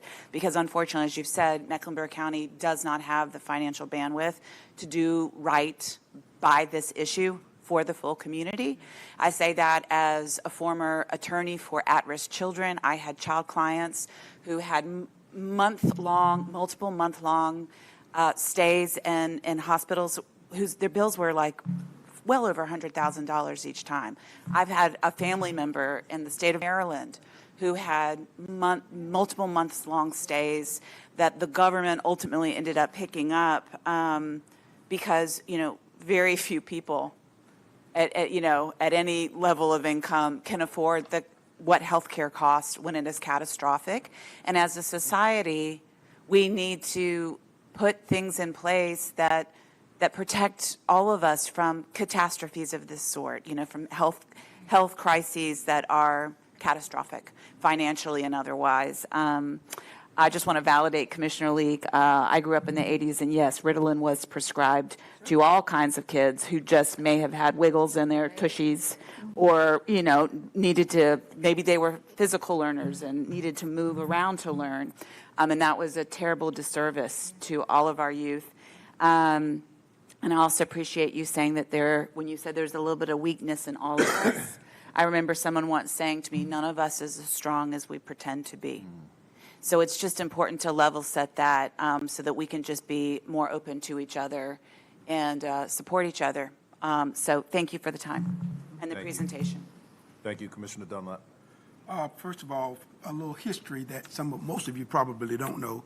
We had Piedmont Behavioral Health.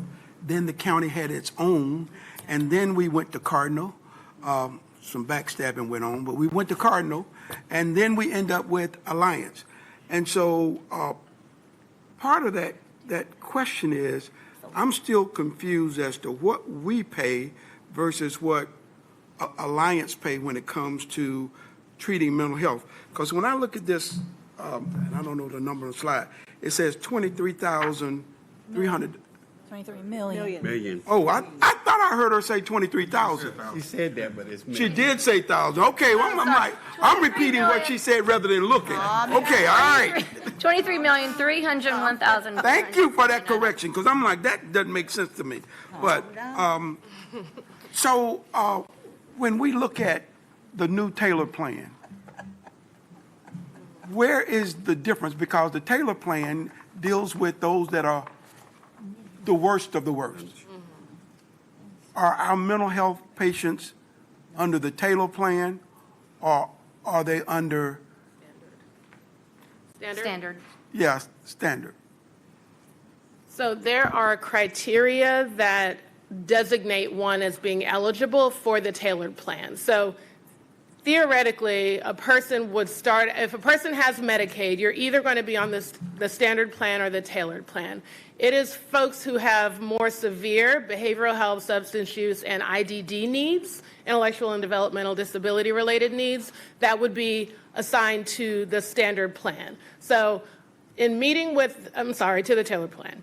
Meeting with the standard plan providers, one of the things that they've clarified is that after so many behavioral health related ER visits or after so many inpatient stays, then one would be transferred to the tailored plan. It's so complicated. It's just So complicated. one final question, Mr. Chair. Given the fact that only county dollars can support immigrants who are not documented, how are we dealing with that? Because they have mental health issues too. And if we don't treat the issues, it becomes a problem for the entire community. So what are we doing to address that? That's a good point. Yeah. So part of what is covered under that $13 million figure that you see there, some of those contracts are specifically assigned to vendors who provide services to a large percentage of immigrants, undocumented or otherwise, within our community. And so we do have contracted services in place that meet those needs or that are available to meet those needs on the behavioral health side. And I'm guessing Dr. Washington would say the same on the physical health side. So one final comment. Please, it's all connected. I'm sure it's connected for everybody, George. No. What other thing? you. Okay, no, seriously. We have learned recently through the news how vendors get paid for services that they don't provide. We recently heard of a vendor that billed for $14 million, got $9 million, and you see what happened to the people that he was supposed to care for. The question is, what kind of accountability measures do we put in place to ensure that the funds we pay for mental health services are actually used to improve a person's state of health? Yes. And I'll give a short answer. Please.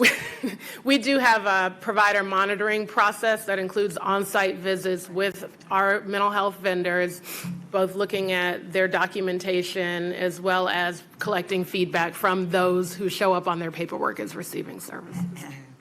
Thank you. Commissioner Powell. Thank you, Mr. Chair. Yes, sir. Thank you. No questions.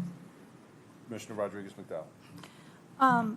So I want to ask a little teeny question of the manager, and that is, or whoever wants to answer, for the $23 million is, that's county funding, how much of that, is this part of the number that Adrian gives us when we talk about void of state funding? Adrian. Yeah, I believe we do include the behavioral health in it. Okay, so if we had a state that was prioritizing mental health, we would assume that this $23 million would be paid through the state funding, State, federal government, yes. state and federal. Okay, thank you. Thank you for the presentation. I think it was fantastic, Laura. Thank you. Thank you for the presentation and the information. This is just for staff in general. I've got some questions. I don't want them answered now. I just want follow-up on this, and I'd like it to go to the whole board. First, I want to get a number on what our total contribution to Alliance is on a yearly basis. Also want to know how many people do they serve versus what we understand to be the community need. And again, when we talk about Alliance, they have a provider network, right? So there's independent practitioners and providers that are in their network. So when we're looking at that, however we have to slice and dice that, they have X number of providers, the capacity to serve in these particular categories is this, but we know that the need in the community is Y. From what we can anticipate. The other thing is, in your presentation, Commissioner, you referenced 130,000 uninsured or underinsured. I think that's a combination of both. What I'd like the board to get an understanding of is, I'll come back to you in 1 second, Commissioner. Deb, I got you. What I want to understand is this, and I want the board and the community to understand, when we talk about the uninsured, underinsured, 130,000, with our current funding partners who we fund, what's that capacity? Like how many, like CareRing to me is one of our biggest funders that move in that space. I want to know how many people they have the capacity to serve. I want to understand how we're reaching this 130. Do we have the people identified, or we're just, the math tells us that, and what we're doing to reach those underinsured, and how many additional partners do we really need to be able to cut into that number to the extent that we can. So I'm just really curious about capacity issues, the numbers, our reach. And so I'd just like the I'll come to you in one second. Let me go to leak first, and I'll come back to you. Just want us to get hopefully, and then if we have to go offline for me to clarify any of those points, I'm happy to do it.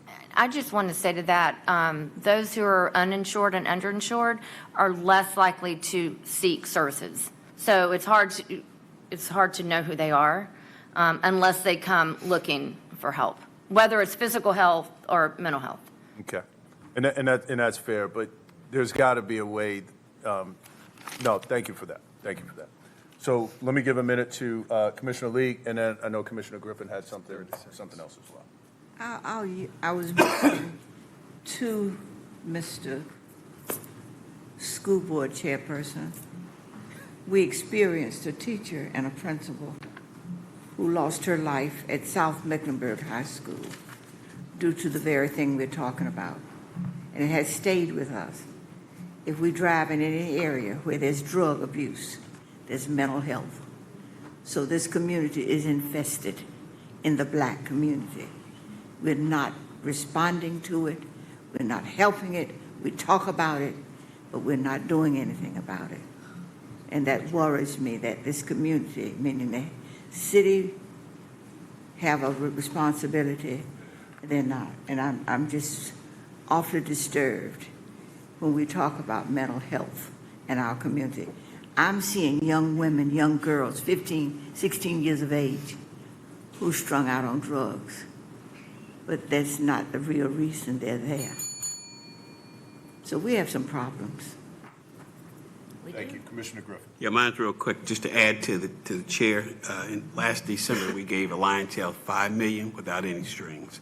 So we just add all the numbers together. Thank you. Thank you for that. Thank you for that Thank you. presentation, Commissioner. Thank you. Thank you, Commissioner Myers. Good job. And while, Commissioner Powell is up next. I was getting ready to come to you. I was looking at you. So. I was going to say, Mr. Chairman, if we're behind, can we catch up in lunch? Because I don't want Commissioner Powell's time to be cut off. No, her time is not going to be cut off based on that. We're going to move the lunch schedule. What I was trying to communicate earlier was that everyone would you still have your 45-minute block, but depending on how long the presentation is, dictates how long the length of questions are. Okay. That makes sense? Yep. All right. This is your forward, and this is your back. But we're not cutting anybody. Can't see Forward, okay, I got that. All right, thank you. Can't see those maps. Even with I know you can. I guess we're still in morning. Good morning. Good morning. Good Good morning. afternoon. So, I am Elaine Powell. I have two top priorities that I was thinking about presenting on. One of them is medic, and since we're going through the process of a survey, I was encouraged to do environmental stewardship, which is no problem for me. So one of my core values is environmental stewardship and environmental resilience. And I love that we're talking about the why of what is important to us, because we're so limited in our time talking to each other with the dinger. I didn't even know your story until today, Commissioner Meyer. And I think we need to know each other's stories. So yesterday when Rebecca was talking about, she had this slide where she was talking about roots and intent and integrity and how that's the base of like how we go forward into public service. I was thinking like, wow, I wonder if everyone in this room knows anything about my roots. And so I want to share some of that because, you hear Commissioner SRM, I never heard this phrase until we were elected, that politics is a blood sport. And I thought, what have I gotten myself into? And so there is distrust among some elected leaders. And where does that come from? And like people ask me all the time, what's it like to be elected? And I think, I'm really proud to serve on the Board of County Commissioners because every single person has a passion for serving the public and public good. And so I'm proud of that. Like, I wouldn't want to be part of a group where you had to wonder, like, what people's intentions are. So this is a real awkward space for me to be in, and I want to thank Sean for, and LaShonda and Kim Henderson and people that make me feel comfortable in this space because I am an introvert, and this is a weird space for me. I'm a really good helper. I'm kind of quiet. I'm a really hard worker. And this is year number 36 of me advocating for environmental stewardship.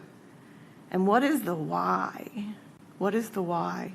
So I've been thinking deeply about this for weeks, about, like, you know, sharing this with you, because I've tried to make a difference for so long that maybe I have to climb the mountain a different way. And sharing the why is I think, part of that. So my first memory ever, and this relates to Medic in a way, my first memory ever, like when they ask you what's your first memory, when I was a little girl, my sister flipped on the swing and her fingers, all her fingers were stuck in the chain of the swings. And I wanted to help her so bad, but I didn't want to hurt her worse. And so I was running and screaming, trying to find somebody to help. And my mother said, "What is it?" And I said, "Her guts are coming out of her fingers." You know, I mean, she was really hurt. And so I tell you that because that is who I am. Like, when people are in an emergency, I want to help them. And so I went to work in healthcare. It's just who I am. Like, I am a caregiver. I went to work in healthcare. And what I learned really early on are so many things that affect people where, you know, the researchers suspect, but you know it was probably an environmental impact. There is so much suffering to human beings and to many other creatures, but there is so much suffering because of environmental impact. And so when I think of the first things that I saw, I had 3 specialty areas: high-risk pregnancy, women's health, and pediatrics. When we would deal with some of the patients, little bitty babies who weren't even a year old, with these horrible, terrible cancers that you didn't know where they came from, and then the researchers would come in trying to figure out a treatment for it, there was always a question of, is this genetic? What is the environmental impact? And so the reason I told you the story about my sister is because I wanted to help. So there's different ways to help. Like, how do you use your skills and talents to help? So I saw all of that, and it was troubling. Like, you carry it. You carry the suffering, like you want to help. And then one day, and these are things that are singed in your heart, like, forever. I think of this all the time. Because, like, it's the why. It's the why I'm never going to give up. I was walking down the hallway, and there was a code blue. So it was a 4-year-old black male who had walked outside on a code orange day, and he was being resuscitated. So he had such a severe asthma attack from walking outside, just walking out the door to the van, that he was clinically dead. And I don't want to give too many details. But the mother grabbed me, and, like, when you see, and Medic knows, when you see these emergency circumstances, you don't know how people are going to act or what they're thinking. But when she grabbed me, she was shouting, screaming, like, "Can you get me a camera?" And, you know, this is before cell phones. I was thinking, like, I have no idea why you want a camera, but I want to help you. Well, to summarize it, he was clinically dead. To resuscitate him took back then, a treatment that included part helium, part oxygen, to expand his lungs enough to get enough oxygen in to resuscitate him. It worked. He's still alive. But it was so terrifying. Like, the intensivist on pediatrics had tears. Like, this, I mean, these people are used to emergencies, but this is like when you are talking, somebody was talking about like the love you have for your children. I didn't have children yet, but I had the love for that human being of, wow, like all he did was walk outside on a Code Orange day. And so watching the intensivist cry, talking to the pulmonologist, and the pulmonologist is lung doctor, talking to them, I said, we need to do something. Because I always feel that way, like how can we help? Like the intensivist saved his life with the team. But I said to the pulmonologist, like, we have to do something. Like, and at that time I was young. I thought, well, we'll just go to city council. And I said to the doctor, and I think he's still alive, Dr. Carmine Dalto, I said, we have to do something about air quality. And he said, I said, can you come speak with me? And he said, you can do it. Like, I don't have time, but you can do it. And I was like, I could do it.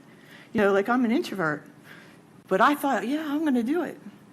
I practiced and practiced. I was so nervous. I almost fainted. Like, I thought, I'm going to go talk to city council for 3 minutes. I'm going to get my 3 minutes. And now I look back on it thinking, like, I was so naive, believing that 3 minutes was going to make a difference. Not knowing that I should come to the county too, like to talk about it. But that was the beginning, my 3 minutes. And there happened to be people in the audience who, I guess they knew your 3 minutes might not matter. I believed it would matter.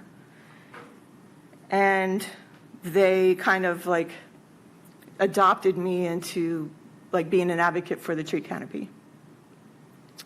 And so now here I am in year number 36. I'm telling you all of this background, so how it started, me wanting to help, believing that's part of our responsibility in life. Like, we all have responsibility to help each other. And so we go from air quality to like loss of tree canopy.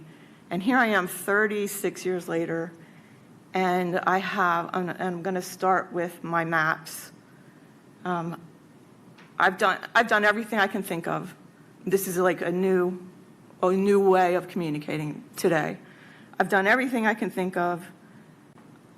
I am, like nobody could ever predict I would run for office. I never thought of this. Researchers call and they say, when did you think? Did you know when you were growing up you were going to be an elected leader? No, I had no idea. I kept working to make a difference to where I ended up here because, like, it's the best way to make a difference, is to be involved in the funding. So I just want to thank, I'm going to go through my slides and make sure I don't miss anything, I'm going to go old-fashioned. So I don't have a PowerPoint, but I have my index cards, and I have my real maps, and then and we'll show the digital maps coming up. There is data from when I started advocating till now, but it's not as reliable in GIS as starting in 2008. So we start in 2008, and I'm just going to walk. Maybe I'll carry it out. This is 2008, and I'll get the microphone so you can hear me.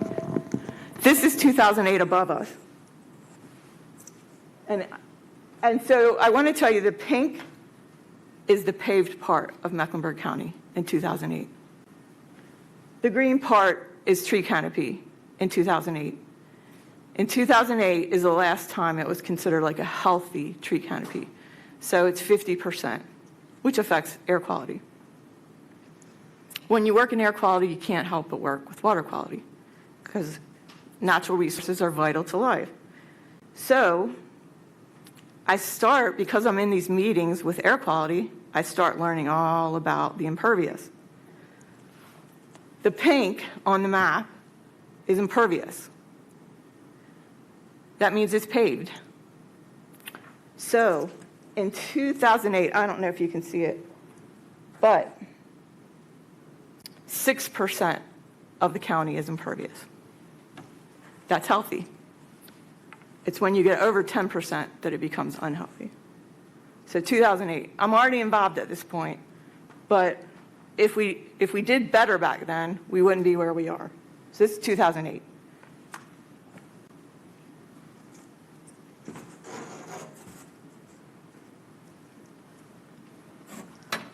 In 2016, and you can see it up here, more pink, more impervious, less trees. Now, the tree canopy's gone from 50% to 48.9. This is significant because the city of Charlotte has a goal of 50% by 2050. But instead, it just keeps shrinking. And now the county has the pink impervious, and there is some non-pink impervious, the big highways, so we couldn't pink them out, but they're also impervious. Now we're at 12% and we're beyond 10, and it's become an issue. And we can't do more than the state sets as a minimum.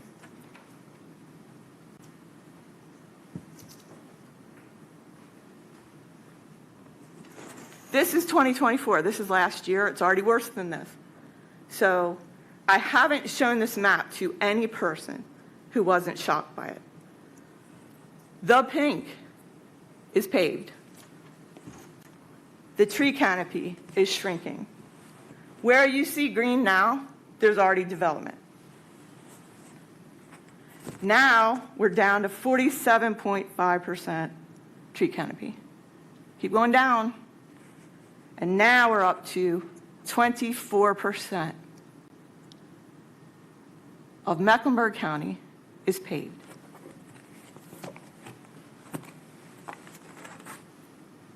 So when Commissioner Leek says, why are we still growing? I think the same thing. Like, what are we doing? You know, like, smart growth hasn't been smart. And a lot of you know I was on the Park Commission for 9 years before I was elected. And I feel like I got put into a little bit of a box, which is okay, but I want to talk about that. Because I got put into this stereotype. Like, oh yeah, she loves parks. She is addicted to parks. She loves pathways. Earth girl. You bet I love parks and greenways and nature preserves and everything about them. They are for everyone. But it's way deeper than that. The National Association of Park and Rec has 3 pillars: health and wellness, equity, and environmental stewardship and resilience. It is the reason I served on the Park Commission. And I did my best to be balanced, while my focus was on protecting natural resources. Through the process of serving all those years, I learned how much Park and Rec does to protect natural resources. Also learned a lot about how much stormwater does, and the great partnership that Park and Rec has with stormwater.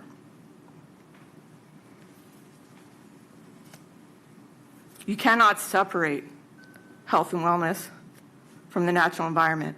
They are completely intertwined. So I have some slides, and I want to talk about some of them, because I can give you all kinds of statistics. We've done it.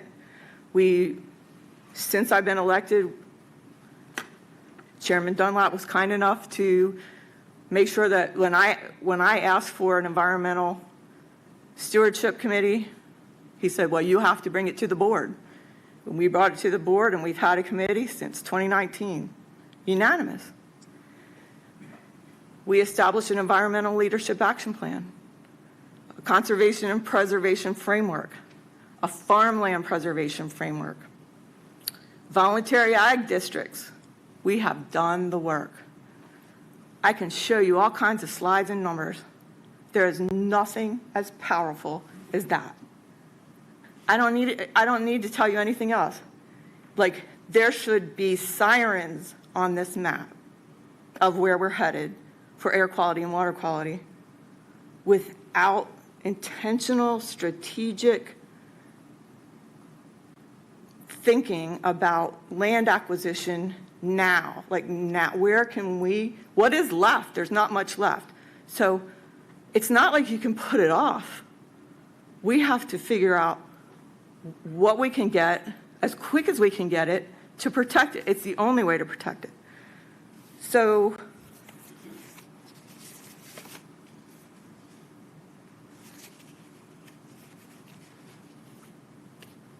the pink is the #1 threat to water quality.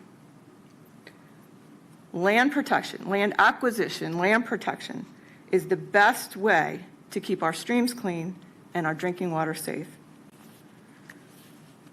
For all these decades, there has been by right development. By right. No urban growth boundaries, no impact fees.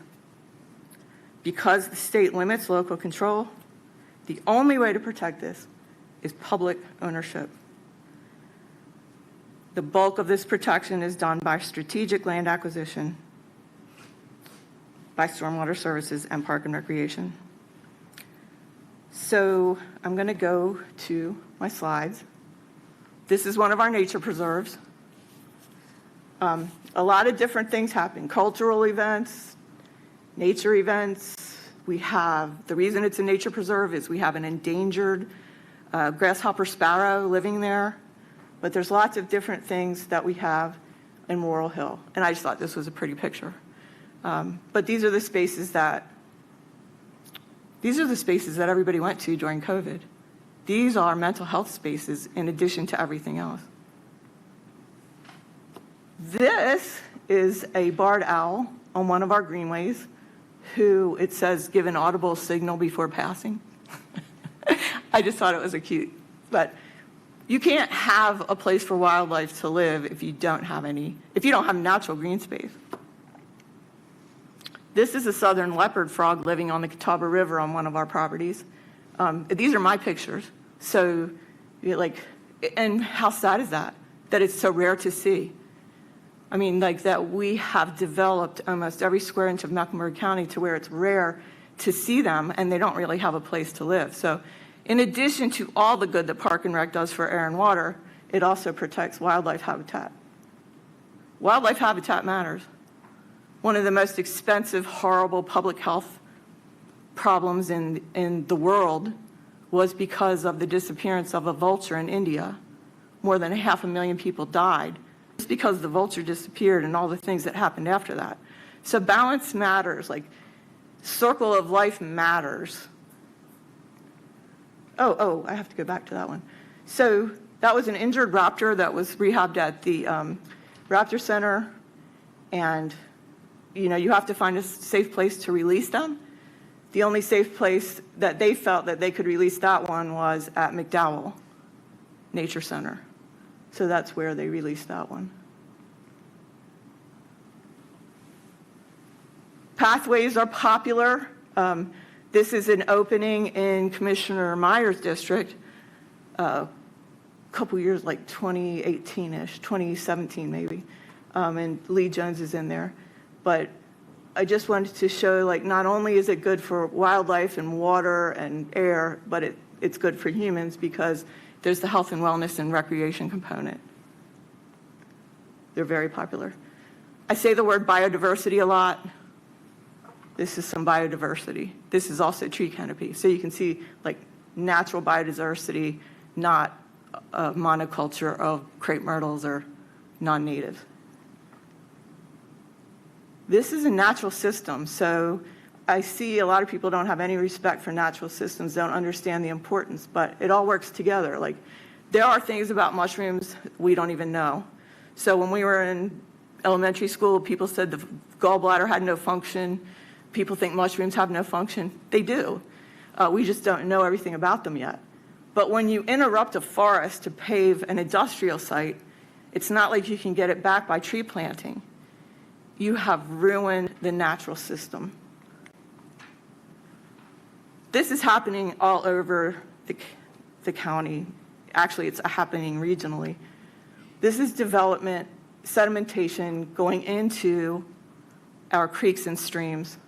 This is my picture. These are when I get phone calls about this, like it's cancer on the water. So the sedimentation is killing everything alive in the creek. And every stream, I think this is right, correct me if I'm wrong, every stream in Charlotte is impaired. And almost every stream in Mecklenburg County is impaired because of things like this. So those are, oh, and I have hundreds more pictures if you want to see any more, but those are the ones that I just picked out because you can't send big email files to the county government site. It rejects the big emails. So before I call up my subject matter experts, I want to thank everyone for listening to understand. This is all for the public good. So while I've been stereotyped as a park lover, which I'm okay with, it's way more than that. Like, I want everyone to be able to breathe comfortably. I want everyone to be able to have clean water. And I really can't bear to see people suffer. I cannot give this presentation without thinking about Rusty Roselle. I carry his passion with me.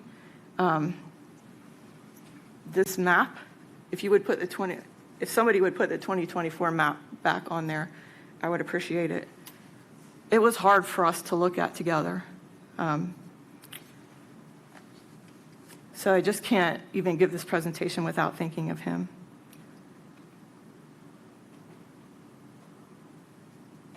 And I don't want to get choked up. One more thing before I call my subject matter experts. The big takeaway, I think I said it, strategic land acquisition is urgent. 2024 map should have sirens all around it. I thought about that. I thought about how could I do it so nobody would ever forget, like, how important this is. I even had weird dreams about it last night, where Rebecca and Taylor Swift, were up here with me, and we had a song. We had a song about, like, this is serious. This is serious. This out of balanceness impacts health and wellness. It impacts humanity. It increases suffering. It's up to elected leaders to do better. And, really, these are the elements of life. If we aren't adequately protecting our natural resources, what are we doing here? Because you can't do anything else without clean air and clean water. And I learned something this year from Mr. Levine about making sure that we communicate well with each other, because he never knew how important natives were until he asked for that tax incentive. And I learned about, and I want to say this right, Commissioner Altman, the Tikkun Olam, did I say it right? It's a Jewish concept, and I believe in it. I grew up very Catholic, but I believe in this concept, and it's about repairing the world. I believe that we have a responsibility to care for the environment through sustainability and stewardship to decrease suffering, and that is part of the Jewish philosophy. And it was just like one of the greatest moments of being elected, because when he understood the impact, he said, I wish I had known all along. And so I'm sharing all of this in case, I feel like I've shared it before, a lot of it before, but the vulnerability of why this matters to me. I was standing in Levine Cancer Institute for a few hours. I was there for a few hours the other day. And same things were going through my head, all these cancers. Like, I am walking through the Levine Cancer Institute, surrounded by people being treated in all different phases of treatment.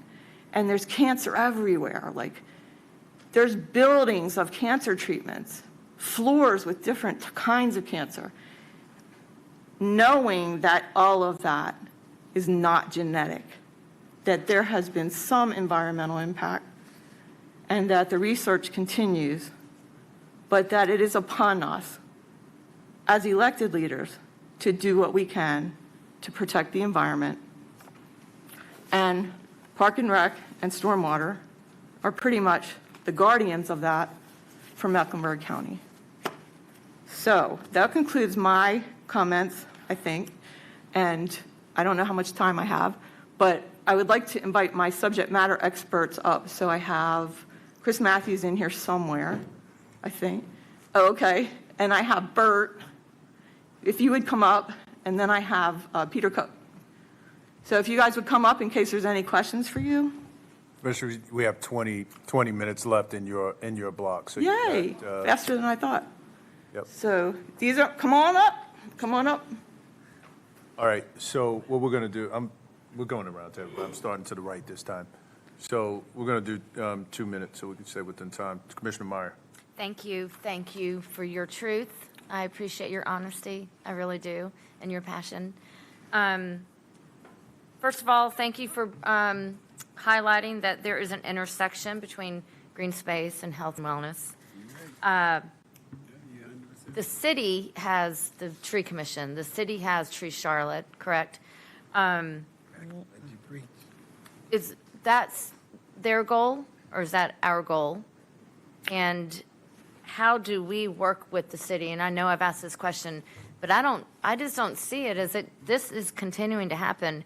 What are we doing to stop it? So I'll say my part, and then you guys can talk. What do you do when you don't have control over some things besides try to advocate to them, but it still keeps happening? And what do you do? Strategic land acquisition. So, I can't imagine they're going to meet the 50 by 50 in a natural way. And when you see it happening, people keep lowering the bar. Oh, well, maybe we'll have 45% by 50. But what do we do? It's good to have the partnership and talk to them, but how much control do we have? And the only control we really have is over the land we own. And the other part, people think we own so much land. So I asked GIS. So I asked GIS to put on the map what we own. So we put it in bars because it's protected because we own it. So if you come up at the lunch break and look at this map of what we own, it's not very much. And the bulk of what we own is around Mountain Island Lake, which is our drinking water. So we bought it to protect it. So really, what do you do when you can't control other things? You try to get control of it yourself. And so, Bert, would you like to speak to that? Yes. Okay. Good morning. Yes, good morning. So we work with the city in several different ways. One is from a land acquisition standpoint. So if we have a target that maybe doesn't work for our needs, we share that with the city. They use some of their impact fees that they get, or I guess their mitigation fees, to acquire land for tree canopy protection. We work with Tree Charlotte to do tree canopy restoration or expansion on some of our properties where we don't have tree cover right now. And then we work with them throughout the rewriting of the Unified Development Ordinance. We got some progress in that, but nothing that's mandatory. It's incentive-based. And in the 2.5 years or so that we've had, since that time, we've only had, I think, 3 developers come and work to try to use that incentive. So because we don't have land development authority when it comes to development, we're somewhat handcuffed in what we're able to do there. Commissioner Rodriguez-McDowell. Thank you, Mr. Chairman. Commissioner Powell, thank you. I've learned so much from you these 7 years that we've been together, and I am so grateful. When you said, I have a couple of questions. When you said we can't do more than the state says, I want to understand what you were referring to there. And also, I wanted to know, if you were queen of the world, what is the answer as far as, like, I know you said strategic land, acquiring land strategically, but do you think that density, higher density is the answer?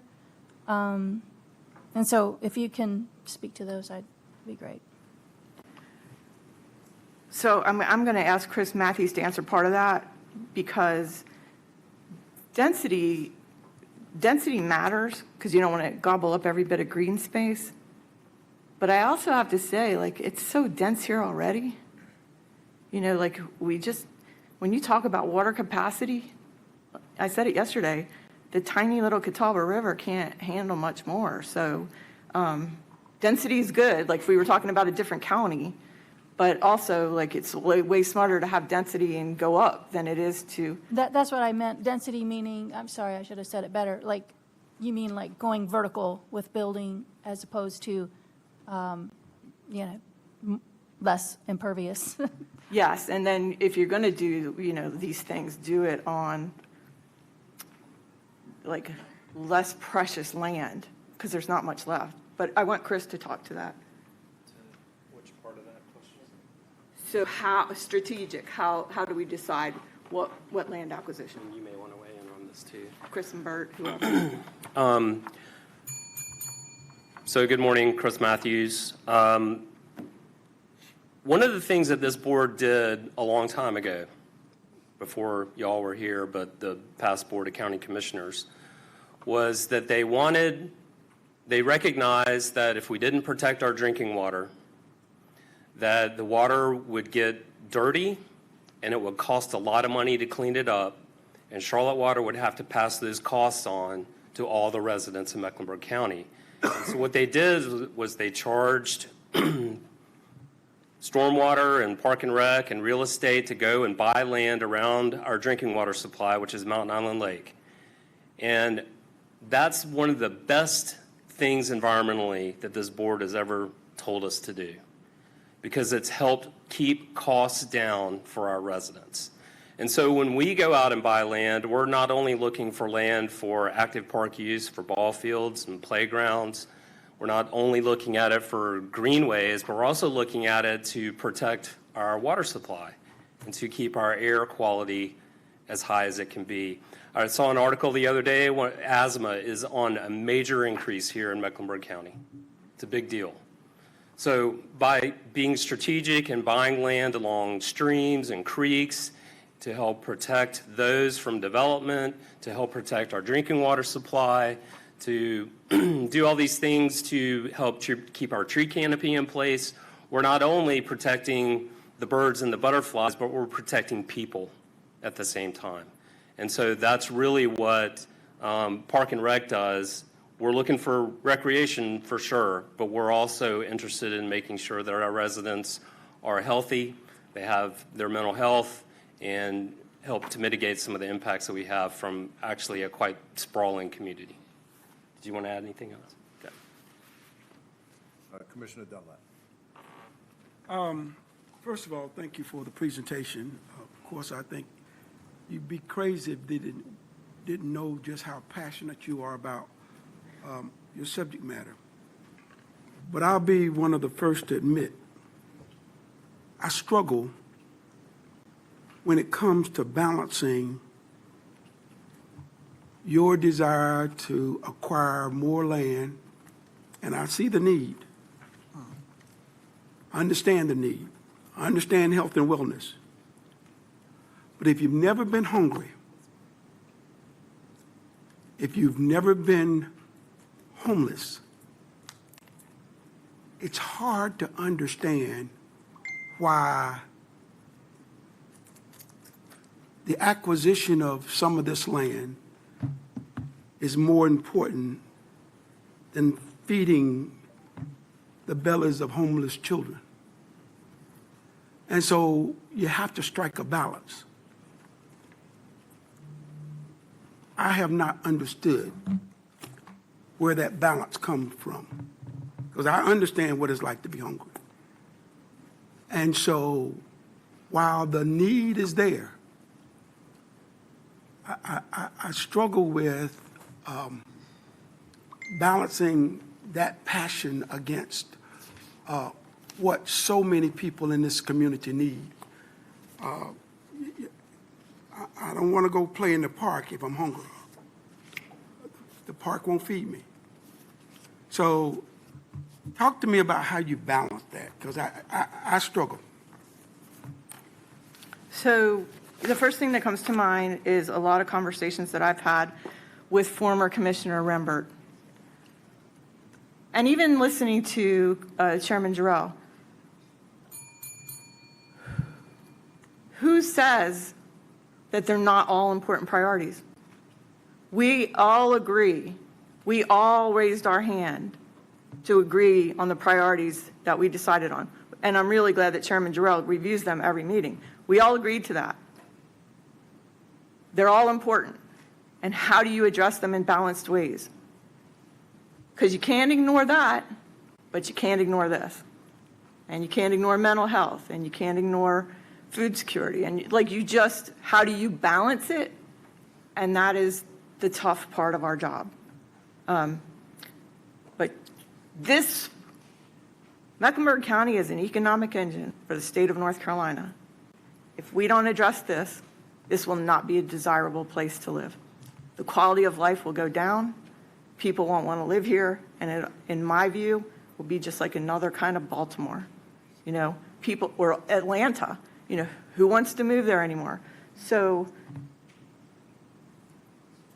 it's like Commissioner Jarrell says, it's a both and. We have to balance it. So I'm not saying that this priority trumps every other priority. They all matter. And how do we do it in a balanced way? But this cannot be dismissed. You know, you can't say, oh, environmental stewardship, because it is dismissed throughout the nation. Like people will say, we'll get to that later. I don't know how you're going to get to it later. Like, this is dangerous. That, the pink, you know, it's kind of hard to reverse. So I hope that answers your question. Come to Commissioner Altman, please. Thank you, Mr. Chairman. And I want to say, Commissioner Powell, the genuineness and authenticity that you bring to the role shines through so beautifully, even though you disclaim being an introvert. I want you to know that. And I want to say also that you have to be one of the most successful commissioners in memory in terms of your, with the support of the board, but your achievement, your record of achievement is pretty amazing. And I just want to take a moment to salute you. That's number one.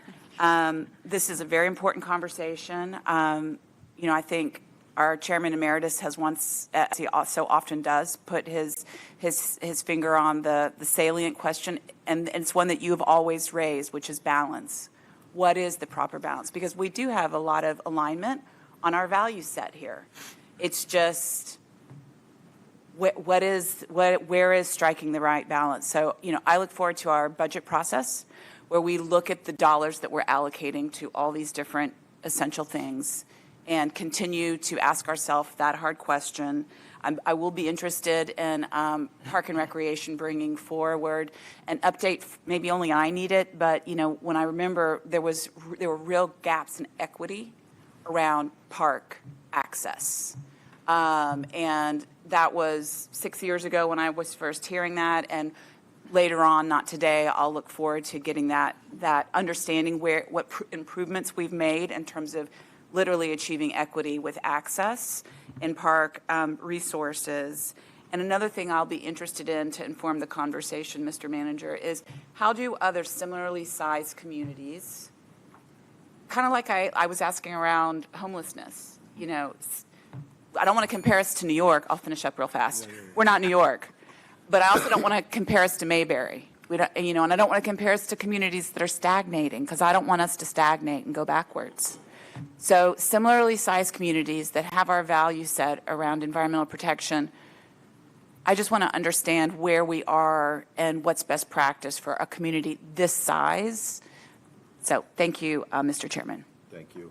Commissioner Townsend Ingram.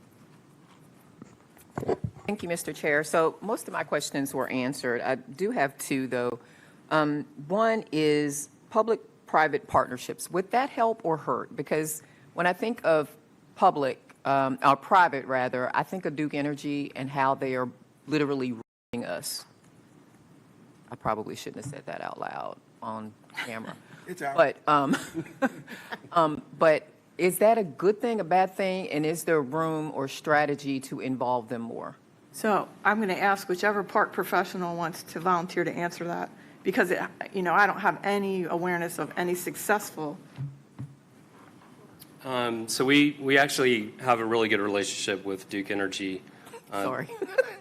Maybe not now. From time to time, we work with them on protecting some of our endangered species that reside in their power line rights of way. We're looking at opportunities with them to increase pollinators, and which is an important keystone concept for keeping our nature safe. We've been working with them on some of the issues that have occurred for the flooding down along Riverside Drive below Mountain Island Lake. And so, you know, Duke is certainly an organization that has a big impact on our environment just because of what they do. But we've been working really, really hard to kind of soften their approach, and they've been fairly receptive to working with us to you know, mitigate some of the impacts that they've had. How can we partner with the land acquisition part? What is the strategic plan on getting, and can that be employed, the public partnership part? So I'll just make a quick comment, and it looks like Nick wants to say something. One of the things that's a real challenge for Mecklenburg County is that when we're looking at protecting and having open space, which is parks and other stuff, we're the biggest entity in Mecklenburg County that owns land. The state has no state lands, and the federal government has no federal lands in Mecklenburg County. So it's really up to us. So if we're here to provide land for our residents and to give them a place to go, that's one of the primary reasons why we have such a focus on making sure that we're providing that infrastructure. Nick? I think the manager's already highlighted some of the efforts that are being taken place with other municipal and governmental entities that are purchasing land, because at the end of the day, a large portion of the land that we need in gap areas and areas where we need to work on equity are owned by other entities. And so strengthening those relationships and having a better understanding of their development need for those properties can go a long way to not buying a property twice. Is probably the easiest way to put that. And one more thing I want to say, Elaine, your presentation was amazing. I do understand the connection, one, because I come from West Virginia, and a lot of my family members died early ages from cancer-causing agents, and I know environmental factors. But what I would love to see, and this is not a question that can be answered today, but I would love to see, in addition to our priorities being read, just a reminder of the linkages among the priorities, because there's a method to our madness in the priorities that we chose, because they all feed into the other, and yours actually feeds into my presentation, a portion of it. So thank you so much. Thank you. Commissioner Leek. Let me say thank you for your presentation. Number one, I enjoy parks. I enjoy walking in the Greenway. And thank you for bringing that attention to this board. But when I think about the county, human services is always before me. Human services. And that's why I stick closely with that. And the city has its responsibility. And are we holding the city accountable for its responsibility? People move here for the land, leaving New York, Chicago, wherever. And here we are putting more housing and not taking care of the infrastructure. So I have to stay with the human services aspect. Well, thank you, Commissioner Leek. But health and wellness is totally connected to humans. I showed the wildlife habitat, but I also showed the people. And I have lots more pictures to show you because everywhere I go, the people are there, Like, sometimes it's so crowded, we get complaints about, oh, you need rules. You need to divide the greenway. Like, you need to, no e-bikes. Like, these kids are crazy driving around on their e-bikes. And so they're for the people, they're for all the people, but they also provide wildlife habitat. And I don't know if you guys want to say anything. Okay. But thank you. Thank you. Thank you. Commissioner Griffin. Commissioner Powell, you did just a phenomenal job in terms of your presentation. Your commitment, your dedication to your work is just phenomenal. Looking at your three maps, looking at the 2007-2008 map, and then looking at 24, and just looking at the concentration is just phenomenal. I mean, I haven't looked at these maps in the same way in terms of impervious impact in Mecklenburg County. So thank you for enlightening me. The other piece is when you go back to the 2007-2008 map, you see a lot of opportunities as relates to various things. And, I'm going to talk about Regional Park in southwest Mecklenburg County before that disappears in terms of health and wellness, before it turns all pink too, because it's coming in that direction. The question I would have for you and your team, what I have been involved with is some discussions around something called stormwater, whatever the things are in the ground for stormwater. There is a question about jurisdiction, because in some parts of the county, there's city jurisdiction for stormwater in the county, and then there's county stormwater activities, and sometimes who regulates those? For example, there's a project in Southwest where the development potential runoff that you showed us in one of these, your very last picture, is going to head directly into Lake Wylie. There's no question about it. But the question is, who's responsible when there's both city stormwater jurisdiction and county stormwater jurisdiction in the same geography? Who takes the lead? They work together, but I have that in my district, like right where Riverside and River Haven are with all the flooding. So I don't know if Ebenezer wants to answer that question. Commissioner, it depends on the specific instance. We gather the information. Again, the city and the county work very closely to make sure that the compliance is achieved. We don't worry about jurisdictional boundaries. They work as a team, so we can kind of help you resolve that depending on the specific instance. And it's the best city-county team I've ever seen. Like, they really work together. Did you guys want to add anything? Okay. All right. I'm good. Elaine, thanks for the presentation. Definitely enlightening. A couple things that I would want to say. Staff, I want to make a request for information. On my presentation yesterday, I showed where by 2050, we projected to have 1.7 million people here. And Commissioner Powell made a comment saying that Catawba River could not handle that. So what I'd like to understand, I'd like the board to understand this. At what point is growth a threat to the community? Like, what's the number of population with our current levels that we can handle? I want to understand what that number is. Is it 2.1 million people? Is it 2.5? 1.7? I don't know what that is. And so as we're moving forward, I think it's important for the community to understand if we don't address growth, are we addressing growth the right way? No. So I would like that, and if you need clarification on that, I'll follow up offline. The second thing is, whenever we have a critical issue in the community at a macro level, such as a COVID, we come together, city, county, school board, nonprofit, private sector, we all come together at a macro level. And when I think about balance, and I think about this equation of both and, I think at the micro level, so with the county, I would love to see Park and Rec not isolate or work in isolation outside of Ms. Hart with understanding the equation of housing, or someone from Dr. Washington's team with respect to health and human services. Like, I would love to be able to see, and I know we do collaborate, so I'm not saying, but every decision that we're making, so if it's land acquisition,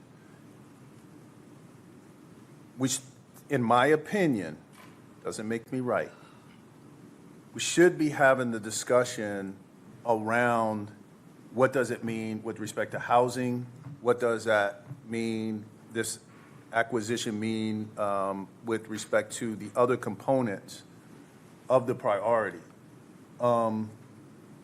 And so having someone embedded from the team that's informing all of those discussions so that when you guys come to us with acquisition, it is a full-throated thing. It's almost like what you guys had done on the school board when you're saying, okay, we built these schools and these campuses, 20 acres with this intent to say, you know, you have the education center, you have the land, you have the activation of the park, and it's almost this mini community.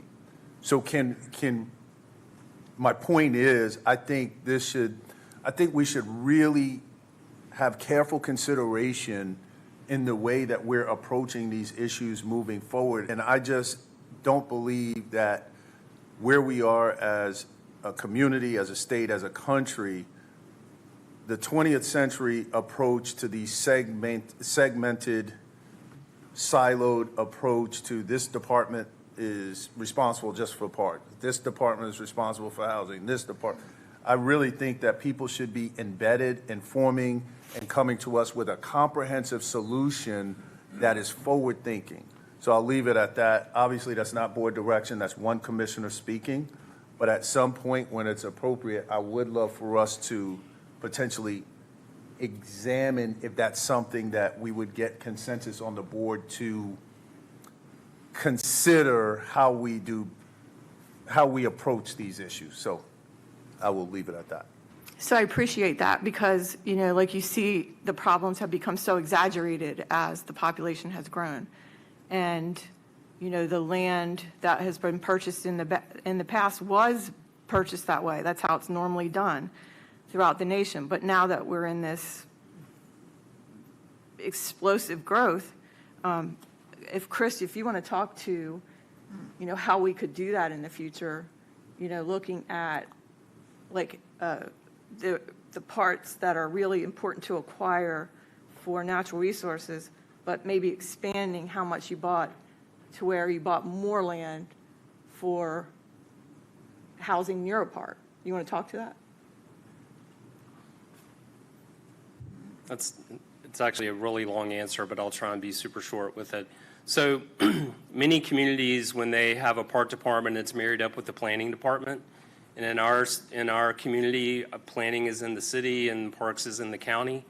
And so we're continuing to strengthen our relationship with the planning department so that as they begin to approve development and work with developers, we're also at the table to say, hey, we need to also be able to provide green space and open space as part of the whole package, right? So one of the questions that came up in your meeting last week was there's 157 people that move into Mecklenburg County, Charlotte every day. And the question was, how many people are leaving? I did some research, and that's a net number. So there's 157 net people moving in, which accounts for folks that are also leaving. So as we try to provide human health services for those people, social services, we need to provide roads, we need to provide hospitals, we need to provide police stations, fire stations. We also, as the county, need to provide recreation and open space for those folks, right? And so it's really, to your point, we really need to make sure that we're talking amongst ourselves and working with each other, not only within the county, but also within each municipality, to make sure that we're providing all of the things that all of the people need. Go ahead. Jump in. Yeah, I just wanted to say what to the manager, and maybe Tyrone, you could look it up if it's still available. We had an interlocal agreement signed by the school system, the city, and the county, and subsequently, as we were growing, we brought in the small towns because we weren't out there that far at that point. But that was something where there was a piece of paper commitment that we would sit at the table as we built schools. There were consideration for parks. That's why some parks are close to some of your older schools. If we could reinvent that, Mr. Chairman, that might begin to answer some of the questions about potential joint planning. I know you referenced that yesterday as well. We'll have to take a look at that. So, Nick, I know you want. Yeah, I was just going to add in that some of what you were talking about today exists informally.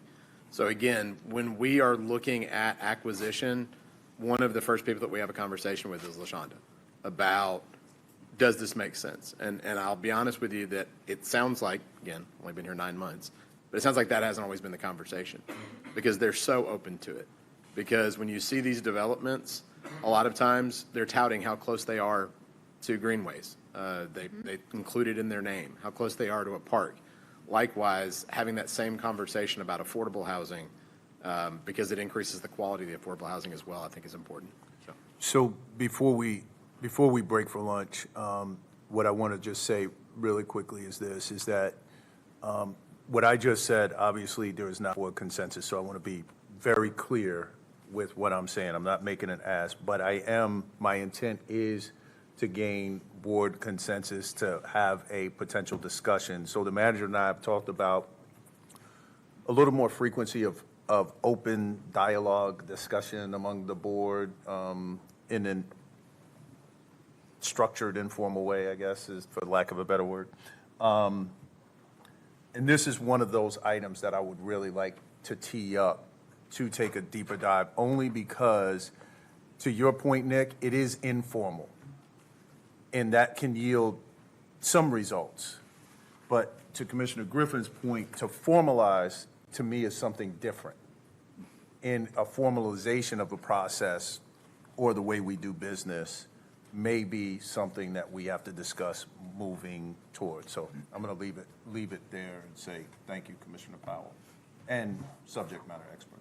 Yeah, I want to thank my subject matter experts because they are some of the best employees in the county. So thank you guys for being here. Thanks for your help. And I want to thank Sean again for being such a great person to help with coordinating this. I want to thank GIS because they worked really hard on these maps. And so Scott Black, Andy Goretti, and Jai Wei, thanks to GIS.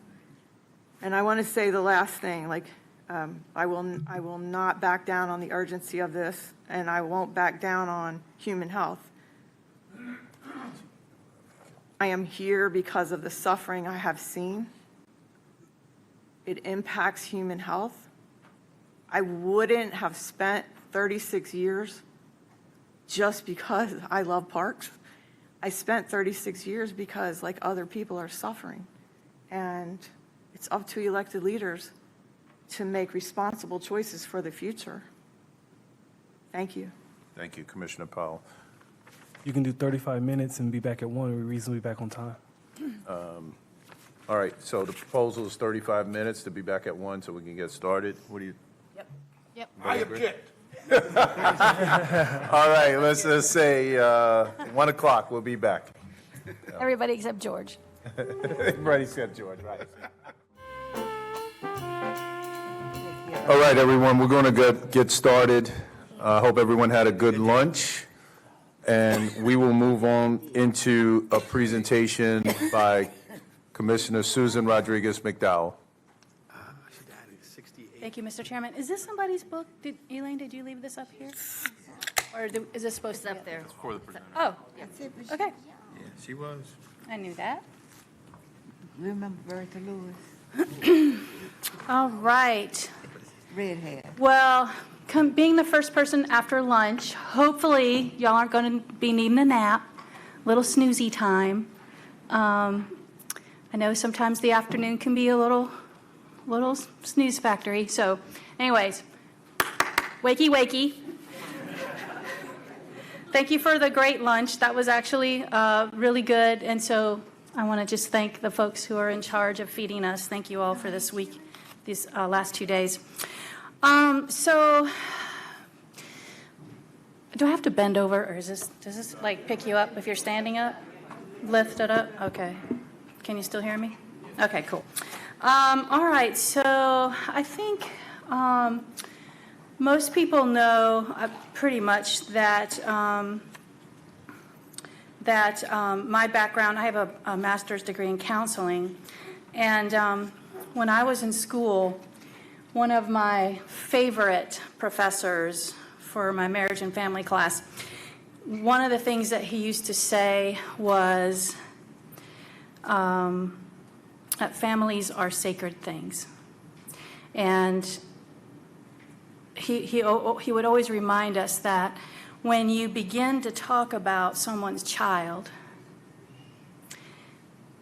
you have to take your shoes off, okay, because you're walking on sacred ground. And so I've never forgotten that. You know, as we begin to talk about the child fatality review team, I want us to sort of mentally take our shoes off, right? And to realize that we're really talking about not numbers, but individuals and loss. This represents loss. And so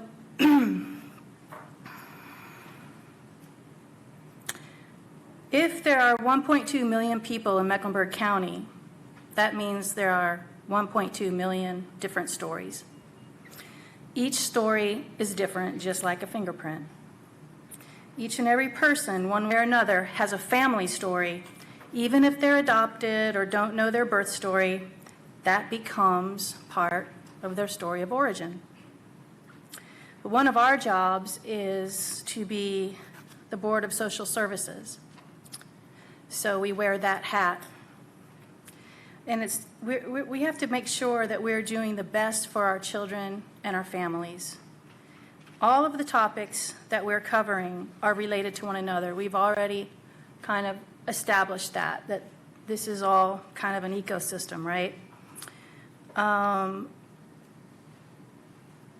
So all of these things play a part in a child's life and in a family's life. So we all know that in the very best of circumstances, parenthood is not easy. We all know that babies do not come with an instruction manual.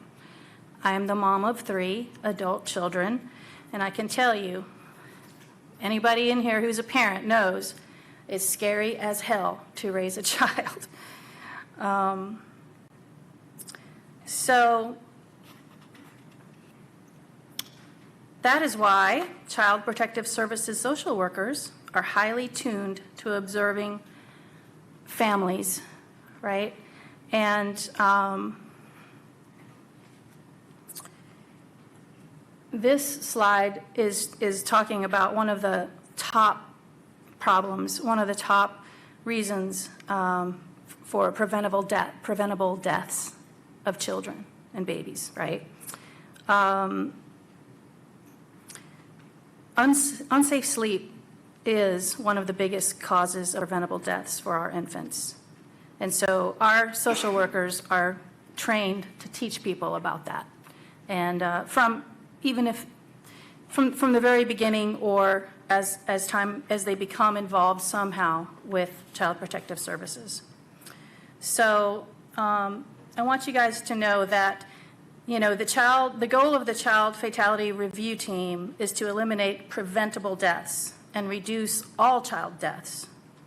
So I want to give you a sense of who is in the room in these child fatality review team meetings. CMPD, medic, the coroner's office, CMS, public health, of course, DSS, YFS, there are doctors and nurses. It's a room full of literally amazing people. And each case, each child fatality case is reviewed one by one in as much detail as possible. And collaboration is given around what could be learned, what could be done differently, was something missed, and all of the folks in the room contribute to the conversation. So this is a list of the types of cases that are reviewed, which include, some of them are unintentional injuries, violence, motor vehicle accidents, suicide, deaths related to maltreatment, or child deaths involving a child or a child's family who is reported to or known to Child Protective Services. This side explains that the CFPPT is breaking into two teams. So it's been called the CFPPT for a long time, and now due to some new legislation that became effective on July 1st, it's breaking into two teams. One is the Child Fatality Review, which is led by Cotrane Penn. Did she leave? She gone. And Rosaria Trishalo. And so I wish that they were both here, but raise your hand, Rosaria. Okay, so they're the two chairs of that team. And so that team reviews all the cases, and then that team will then share the recommendations with the Community Action Team, and that is currently being led by Corey Goldstein of Safe Alliance. And it's made up of some partner agencies that are charged with moving the recommendations into action. So I'm going to be attending both of these, the Child Fatality Review and the Community Action Team. All right, so this graph shows the child death rates from 2019 to 2023 that are 0 to 17 in Mecklenburg County versus the whole state of North Carolina. Okay, so our rate is slightly below the state rate, so we're the blue line.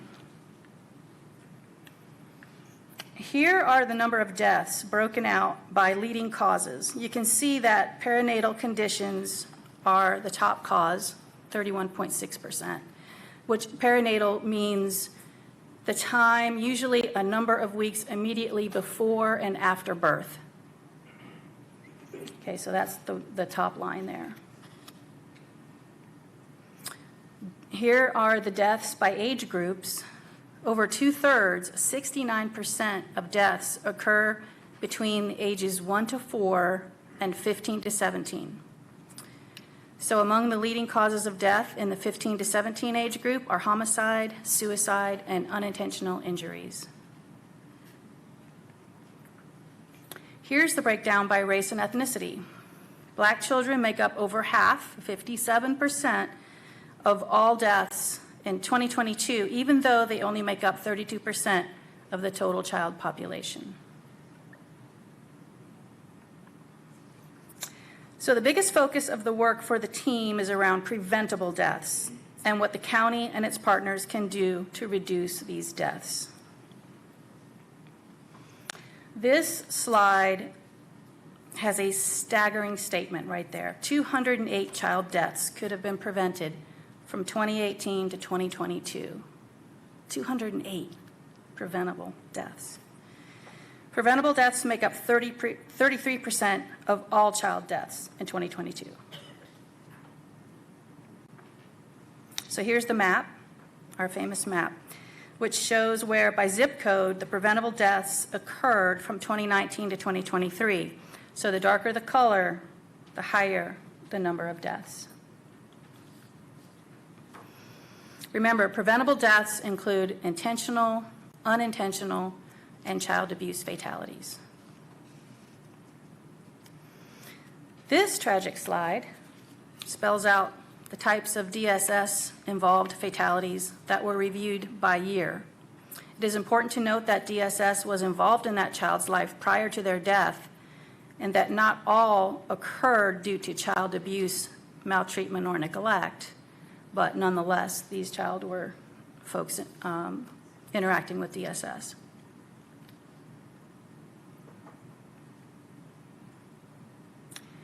This shows the children in Mecklenburg County's custody. In HHS committee last week, I believe it was, we heard a really encouraging report. Denise Steele Campbell, are you still here? There she is. She really gave us a great report about the number of children in custody coming down in 2025. She also highlighted the retention rates for social workers, and I found it really, really encouraging. They are really strengthening the team and showing progress that I've just been, wishing for a number of years, and I'm just so pleased that it looks like it's happening. So thank you for that. And that last slide is pretty. When I look at this, my head spins. And so if we have questions around this, Rosie is going to come up here. She's going to stand right here, and she's going to answer the questions. Or Denise, sorry. I always call her Danielle Steele, like the author, Danielle Steele. It's Denise Steele. Anyway, so if we have questions about that, we will have the subject matter experts, because that just really blows my mind. Okay, so this slide shows the many partner agencies and organizations that collaborate in this space. So you'll recognize many of our nonprofit friends here. And so these folks are all doing amazing work. I'm just giving you a minute to kind of look at some of the names there. So this slide is highlighting some of the actions that the CFPPT has taken, including distributing gun locks, safe sleep-related materials, and creation of a child abuse maltreatment prevention strategic plan in partnership with UNCC, and y'all remember that we funded that a few years back. Here's a little bit more about the strategic plan here. The priority areas for prevention include positive parenting, parental mental health, parental substance abuse, domestic violence. And here, this speaks to the triple P, which is the positive parenting, promoting positive parenting, triple P. This is an evidence-based parenting program that helps children by providing interventions for parents who need tips and strategies to prevent child abuse and neglect. So these are programs addressing parental mental health. You'll recognize some of these programs, such as RECAST, which is a grant-funded program that brings evidence-based trauma-informed practices, improving access to high-quality mental health services and support to curb community violence.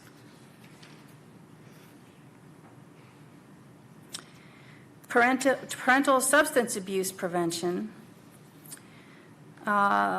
This is a selection of some of the things. It's not all inclusive of programs that are funded in part by Mecklenburg County opioid settlement funding. Programs for domestic violence prevention. These are programs that work to address domestic violence prevention. And I'll just point out here that Housing for Good is a rapid rehousing program for families fleeing domestic violence. Housing for Good is part of our rental subsidy funding. So this slide highlights some of the ways that a social worker can play a critical role in the promotion of firearm safety.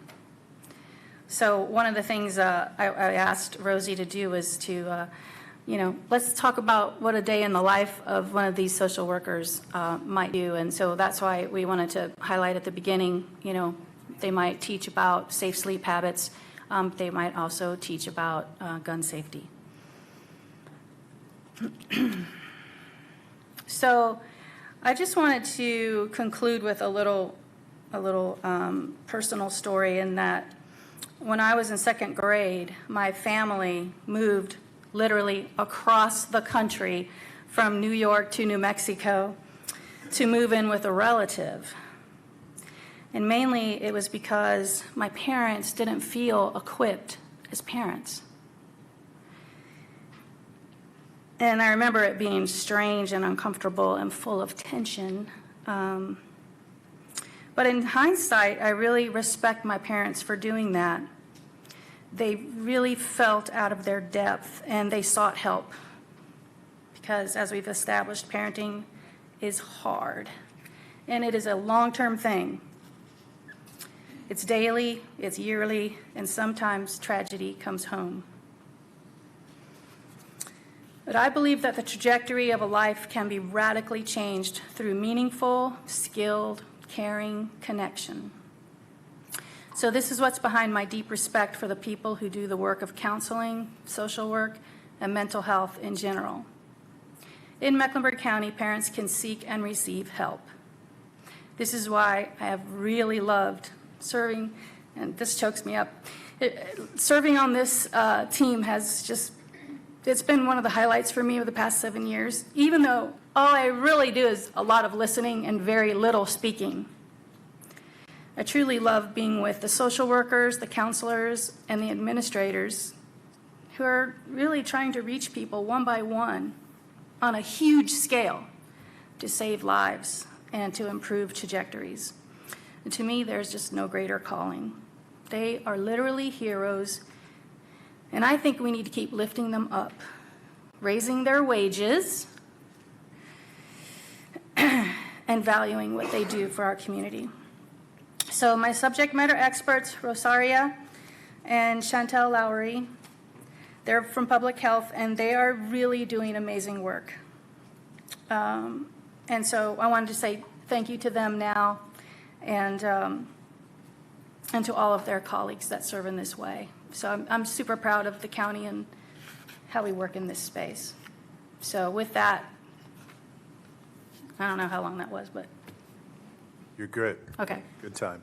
All right. So 3 minutes, Madam Clerk. We'll start with Commissioner Griffin. We'll go to Commissioner Powell, then Commissioner Altman. I'm looking at my notes, Mr. Chairman. You want me to go? No, I'm good. Don't ask me any data questions, Yeah, Griffin. Come on now. Give me a break up here. Give me the touchy-feely questions. I'm not good at the data questions. I think your presentation is absolutely phenomenal. Certainly, this is so critically important because you're talking about children. And clearly, it's all of our responsibility to make sure that all of our babies grow up healthy. And but I was looking at, because I was just curious, it's not really data, just some numbers on your slides. On one slide, you got child deaths 0 to 17, Mecklenburg County versus North Carolina, 2019 to 2023. And it says 59.1 for Mecklenburg County.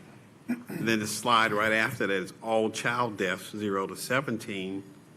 And you got like 155, and I was just kind of curious in terms of the numbers.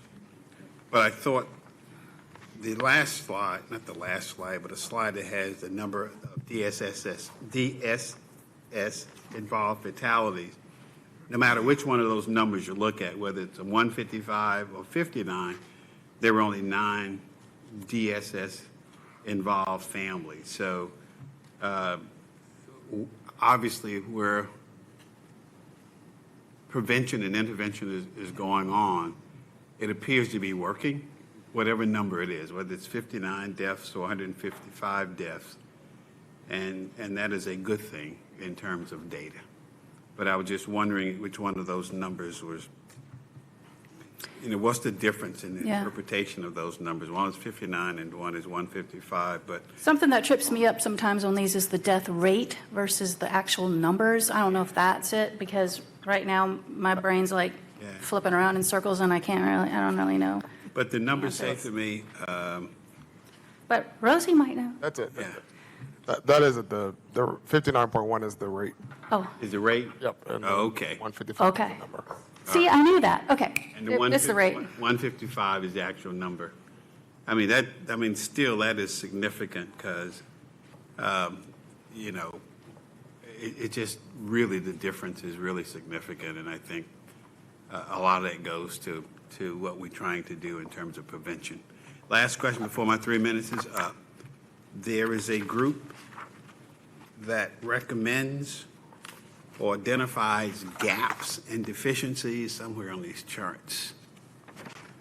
Yeah, it says identify systems gaps and deficiencies. Can somebody speak to that a little bit in terms of what are the gaps and deficiencies in that process by the Child Fatality Review Team?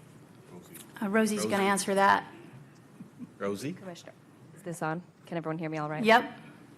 So when we refer to identifying gaps and deficiencies, part of the review process, when we meet as a team, involves discussing, with respect to the events of the death, were there certain protocols, processes within our different partnering agencies that were present or involved with the death that could have been improved upon? For example, with medic, a lot we talk about response times and different protocols. If it is a death related to a child suicide, were there processes that could have been improved with our partners at CMS to have helped identify some of the challenges that child was going through and connect them to resources. So that's what we mean by identifying gaps and kind of improving systems in that way.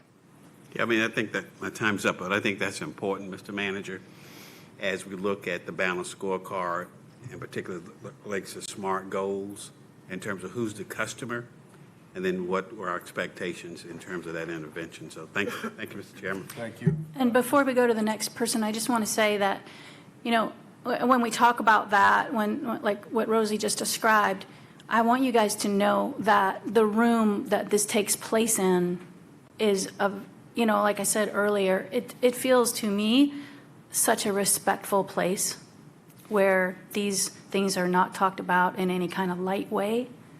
They're talked about in very serious and somber terms, and everybody is extremely respectful.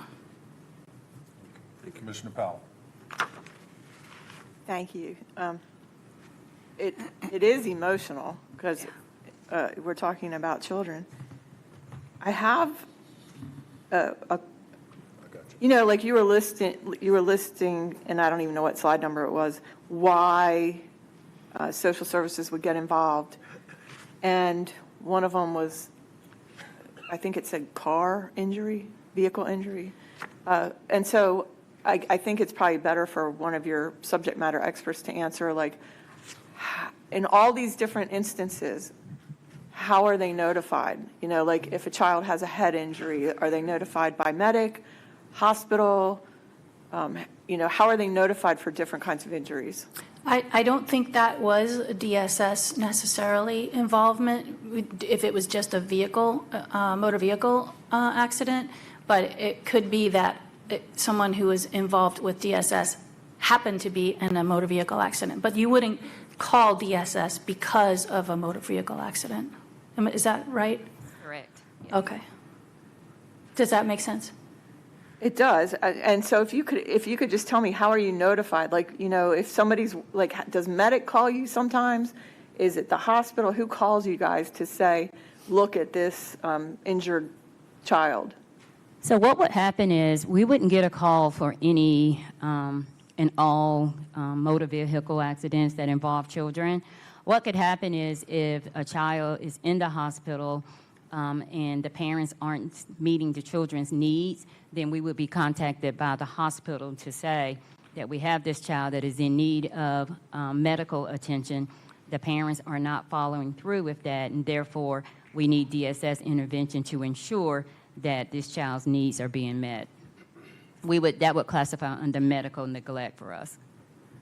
Okay, thanks. So, Commissioner Powell, are you asking, like, if it seems like the child was in an unsafe, they were in an accident, but it was obvious maybe they weren't seat belted or in their car seat or something like that, and would they notify DSS in that kind of case? Yeah, like I heard somebody reversed over their child with their car, and DSS was involved. And I thought, well, who notified them? Was it the police?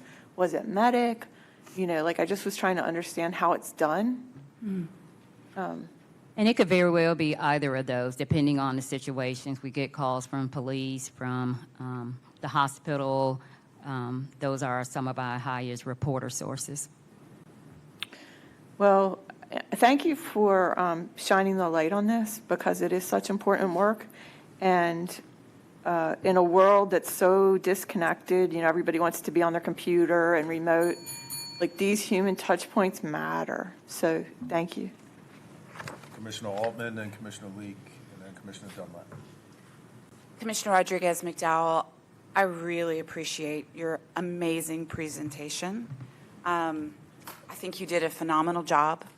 I think in the 7 years or 6 years that I've been here, I don't know that we've gotten this level of detail and insight. And it was, you could hear a pin drop in here. I appeared before the Child Vitality Task Force once as an attorney at the Council for Children's Rights. And when she says it's respectful and somber, that is the understatement of the year. It is, a space where the most horrible tragedies to the smallest amongst us, one after another. It's really absolutely heartbreaking. So I join you in lifting up the people who come and do that work, and I thank you for your service there. Thank you. Commissioner Leek. Thank you, sir. The most valuable people we have are children, our infants who become adults. And in between that birth and death, all things take place. And it bothers me when I know that and come in contact with young children who've been abused, who've been neglected. There's more than one way to neglect a child. It's not by just walking away. We neglect our children by not even communicating with them or having an opportunity. And my experience with, Sunday school, Bible school, all of these things play a role in developing our children. And we neglect the very people that will be our future, who will, I always say, give us a cool glass of water. We can't get it ourselves. And I'm sorry we have to have in this report about fatalities that today we are seeing more children being killed than we've ever seen in the home, shooting, violence, all domestic violence, sexual harassment of children, taking advantage of them. And you see a lot of teachers, a lot of preachers, a lot of dignity-carrying people within the confines of our community take advantage of the weakest of weak, and that's our babies. And I listen to the young people who come to us to talk about domestic violence. There's more than one way. Bullying is a form of domestic violence, even if the child is not, the wife is, or the mate is. And I want to thank you for this being, I guess, our last report that lends toward the ear of the most valuable possessions that we can have is the birth of a child. When many people want children and cannot. And it's a role that we play as a community, not to introduce them to those things that they should not have. And many of us are weak, and we do it. Alcohol, drugs, prostitution of young children. I never will forget a social worker came to my sociology class and spoke about a father had taken advantage of a 4-month-old baby girl who had to have 4 or 5 surgeries to recorrect what the father had imposed upon this child. So there's a lot going on in our community, and we need to be more aware of it and be careful about who we put our children with. I say to people, be careful who you allow to deal with your babies and your children. It's a danger. So thank you. Was that my bill to stop? Yes, ma'am, thank you. STOP mean what? What does that mean? Stop. Thank you. Commissioner Dunlap. Thank you, Mr. Chair. First of all, that was a very good presentation on what's going on, and I'm sort of like my colleague here. It's the first time it kind of really out there so that you would understand it. I would like to know more about what's happening to that 399 kids who are in custody. I'd also like a breakdown of the 56% of African-American children deaths. I'd be curious to know how many of those were by a gun.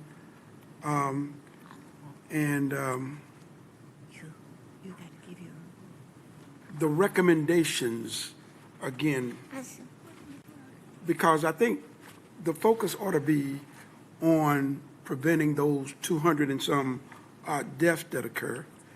And then lastly, whatever Mecklenburg County is doing, you should be commended, because this is one of the first time I've looked at a chart that says that Mecklenburg County is below what the state is doing on anything. And so you guys ought to be commended for that, really. How many of them are here? So if you want to start with this chart, the 399 children, we'll have Denise and Rosie talk to that. So currently, we have, as the slide shares, 399 children who are in the custody of the department.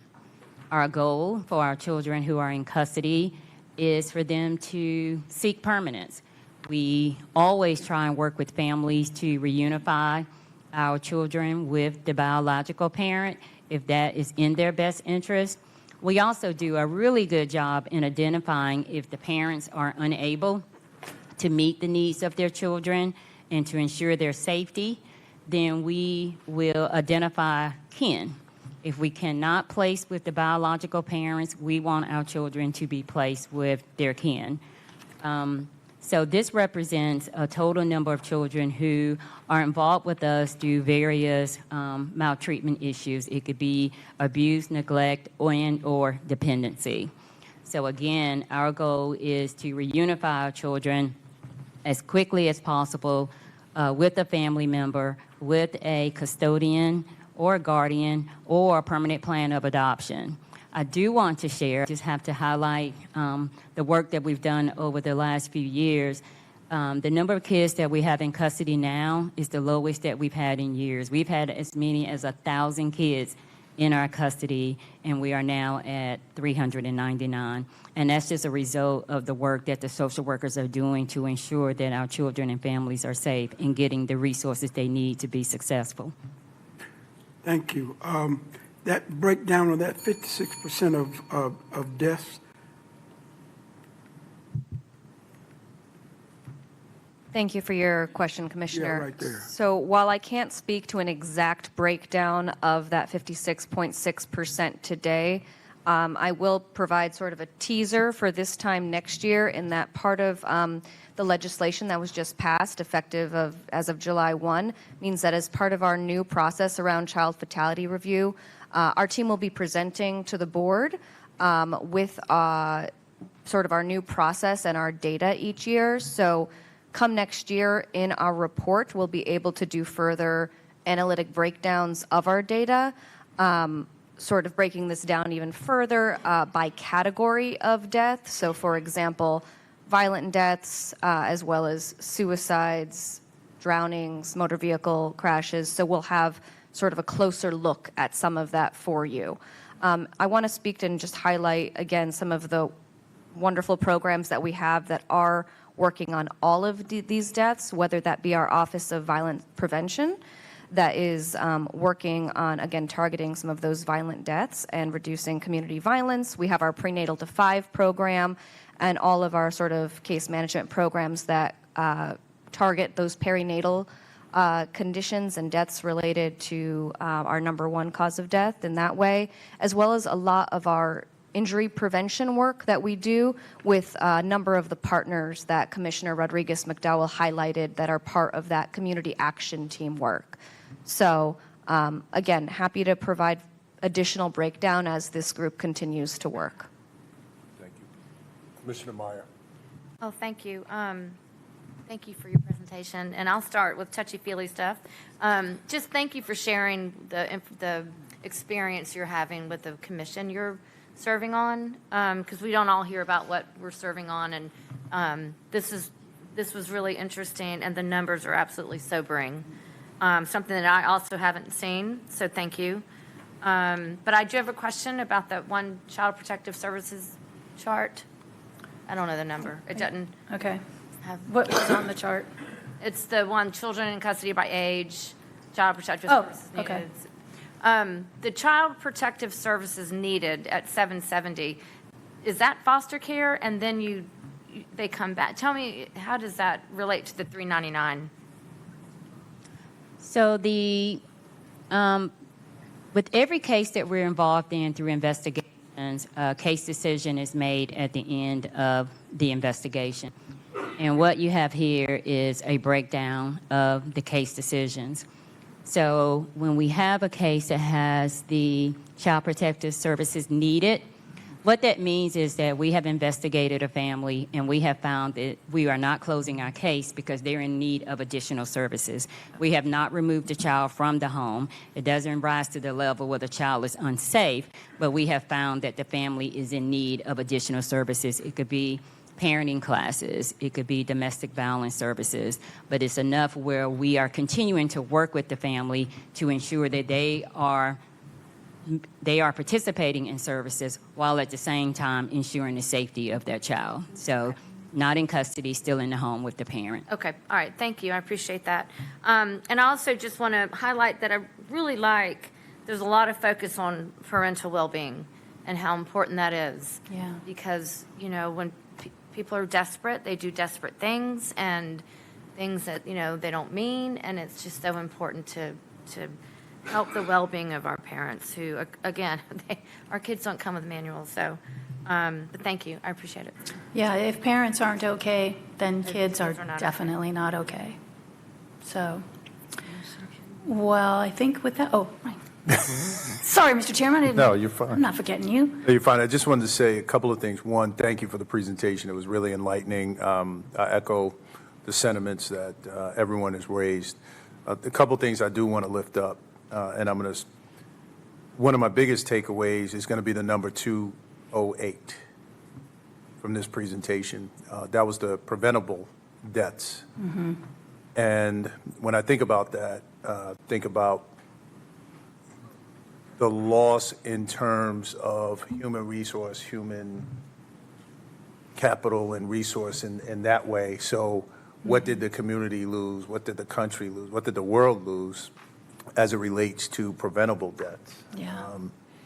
And so that sort of hit me like a ton of bricks.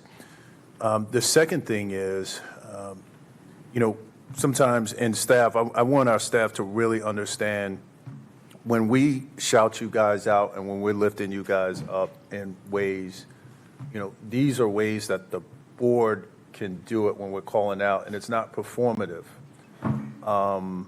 It's something that this board recognizes as we travel, as we get to talk to our colleagues that are from other places. And when I look at Child Protective Services or our program managers or our caseworkers, people that are like leaning in the community every day and helping people and meeting people sometimes at their worst, under the worst circumstances that we could ever imagine. And that also hit me from the presentation, not directly, but indirectly, because I'm constantly concerned about the work that we do in this human services space and how our staff and our team is adjusting to the mental health components that Commissioner Meyer raised earlier, right? And so what do we do to provide resources for our own that have to deal with this every day. Like, we get to go to it monthly or hear about it in committee, but we're not doing it every day. What's the toll on their families when you have to take that home with you? And so I only lift those things up to say, on behalf of the board, thank you to all of our staff, all of our team, no matter where you are, to know that we are thinking about you. We appreciate, and this community appreciates that level of commitment, because as we saw when we went through the income breakdowns, you can't really put a price tag on what you do. So I did not want this moment to pass without lifting that up in that particular way, and thank you, Commissioner. Yes, thank you. It's one thing that I think I heard over and over again was surprise. And, you know, I think maybe we should be looking for ways to share out from our committees or where we liaison or something like that to each other.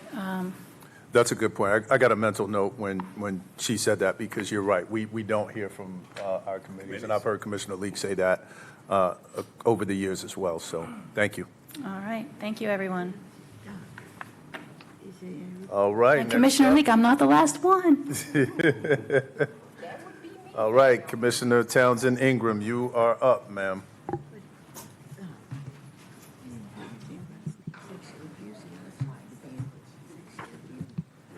That's what I'm going to take away of that.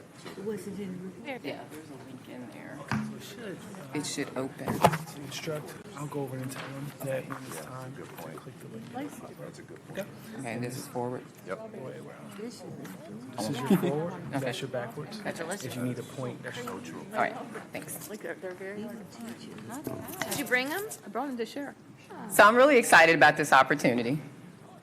I'm not excited about the fact that I had to go last, but it actually gave me an opportunity. I learned so much from everybody's presentation that I literally went home and kind of tweaked my own slides a little bit for my presentation. And I just want to say, in connection with the last presentation, and what has been said about mental state and everybody is not as strong as they think, I know my lane. The topics that both Commissioner Meyer and Commissioner Rodriguez-McDowell talked about are very close to me, so I know that I cannot stand up here and talk about those issues with the professionalism that they did. And just very quickly, another story that connects, because we're talking about interconnectability and how all of those priorities connect. The reason why I left West Virginia in 1997 and moved to Charlotte, North Carolina, I was working for the Department of Health and Human Services, so I worked in some capacity of service all my life.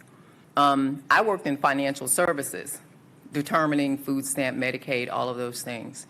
But the Department of Health and Human Services was right beside of us. And one day I saw them bring in a 6-month-old baby girl with an STD. I lost it. My supervisor had to send me home. So I found my lane. I'm comfortable in the lane of business and how to get the resources to fix those things that we need to fix. And today I'm before you, I'm going to be making a request. So it gave me time to kind of cough up the butterflies that are in my stomach, because I haven't been in front of a group teaching kind of like thing in a while, particularly in front of like adults, college-age adults who are judging, and you want to make sure that your information lands the right way. So what I'm hoping to do today is just what I heard Commissioner Powell do in soliciting the board's support in having an ad hoc committee for global trade, specifically small business global trade, with a focus on the African Caribbean diaspora.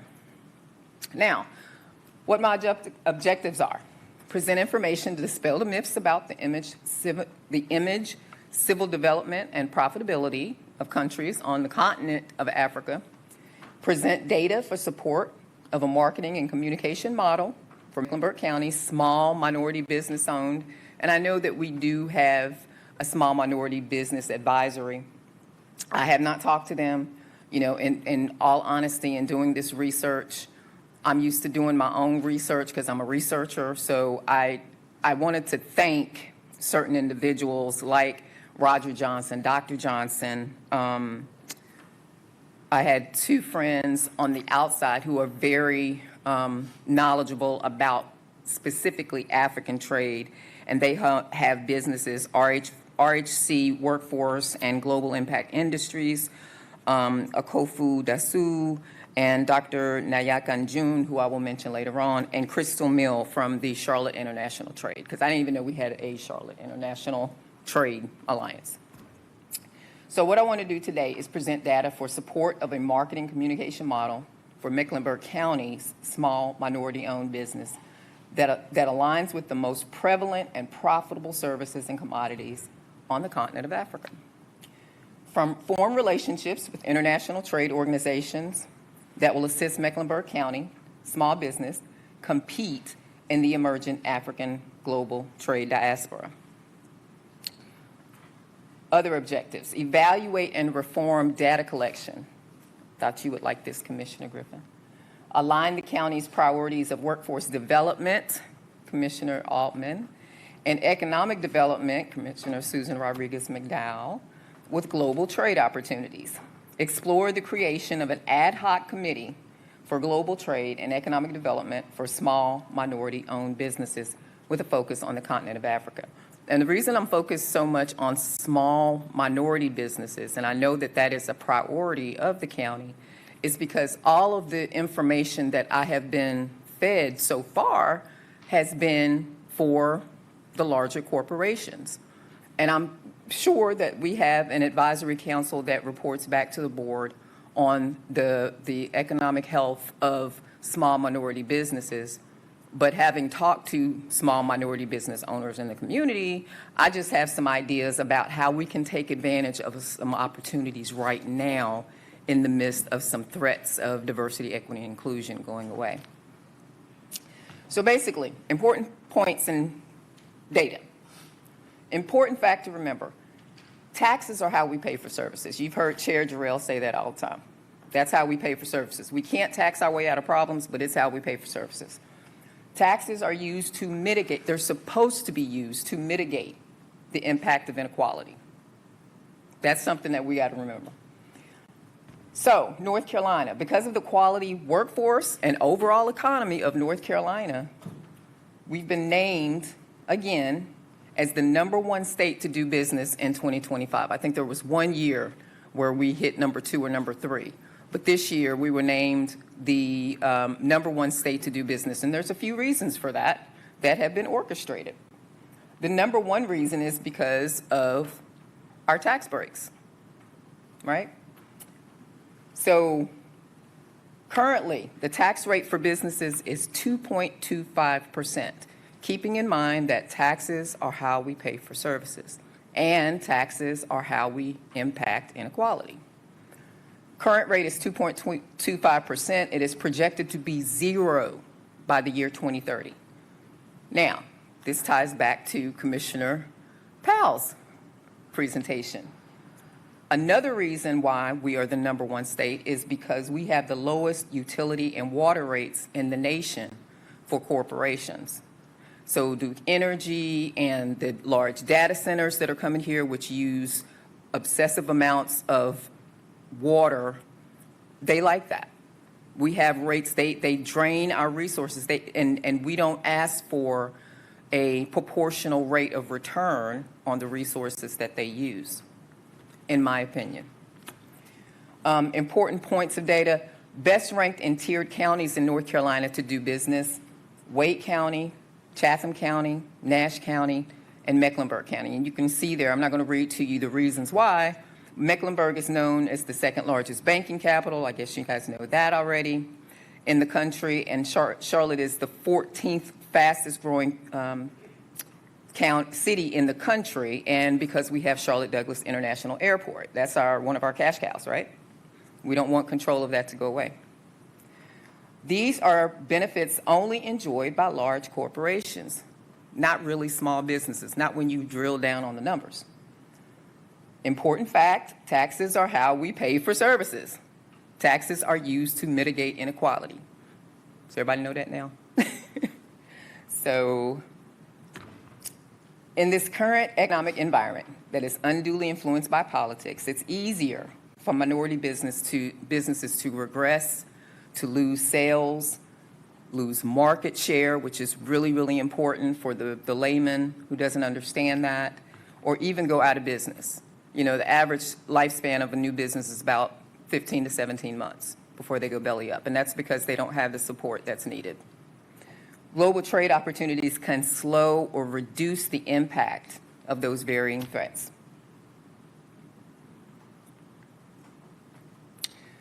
Why do we need global trade? And this is something that I really had to do a lot of research on, right?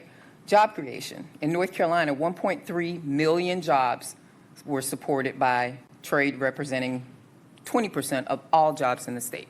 That's just from trade alone.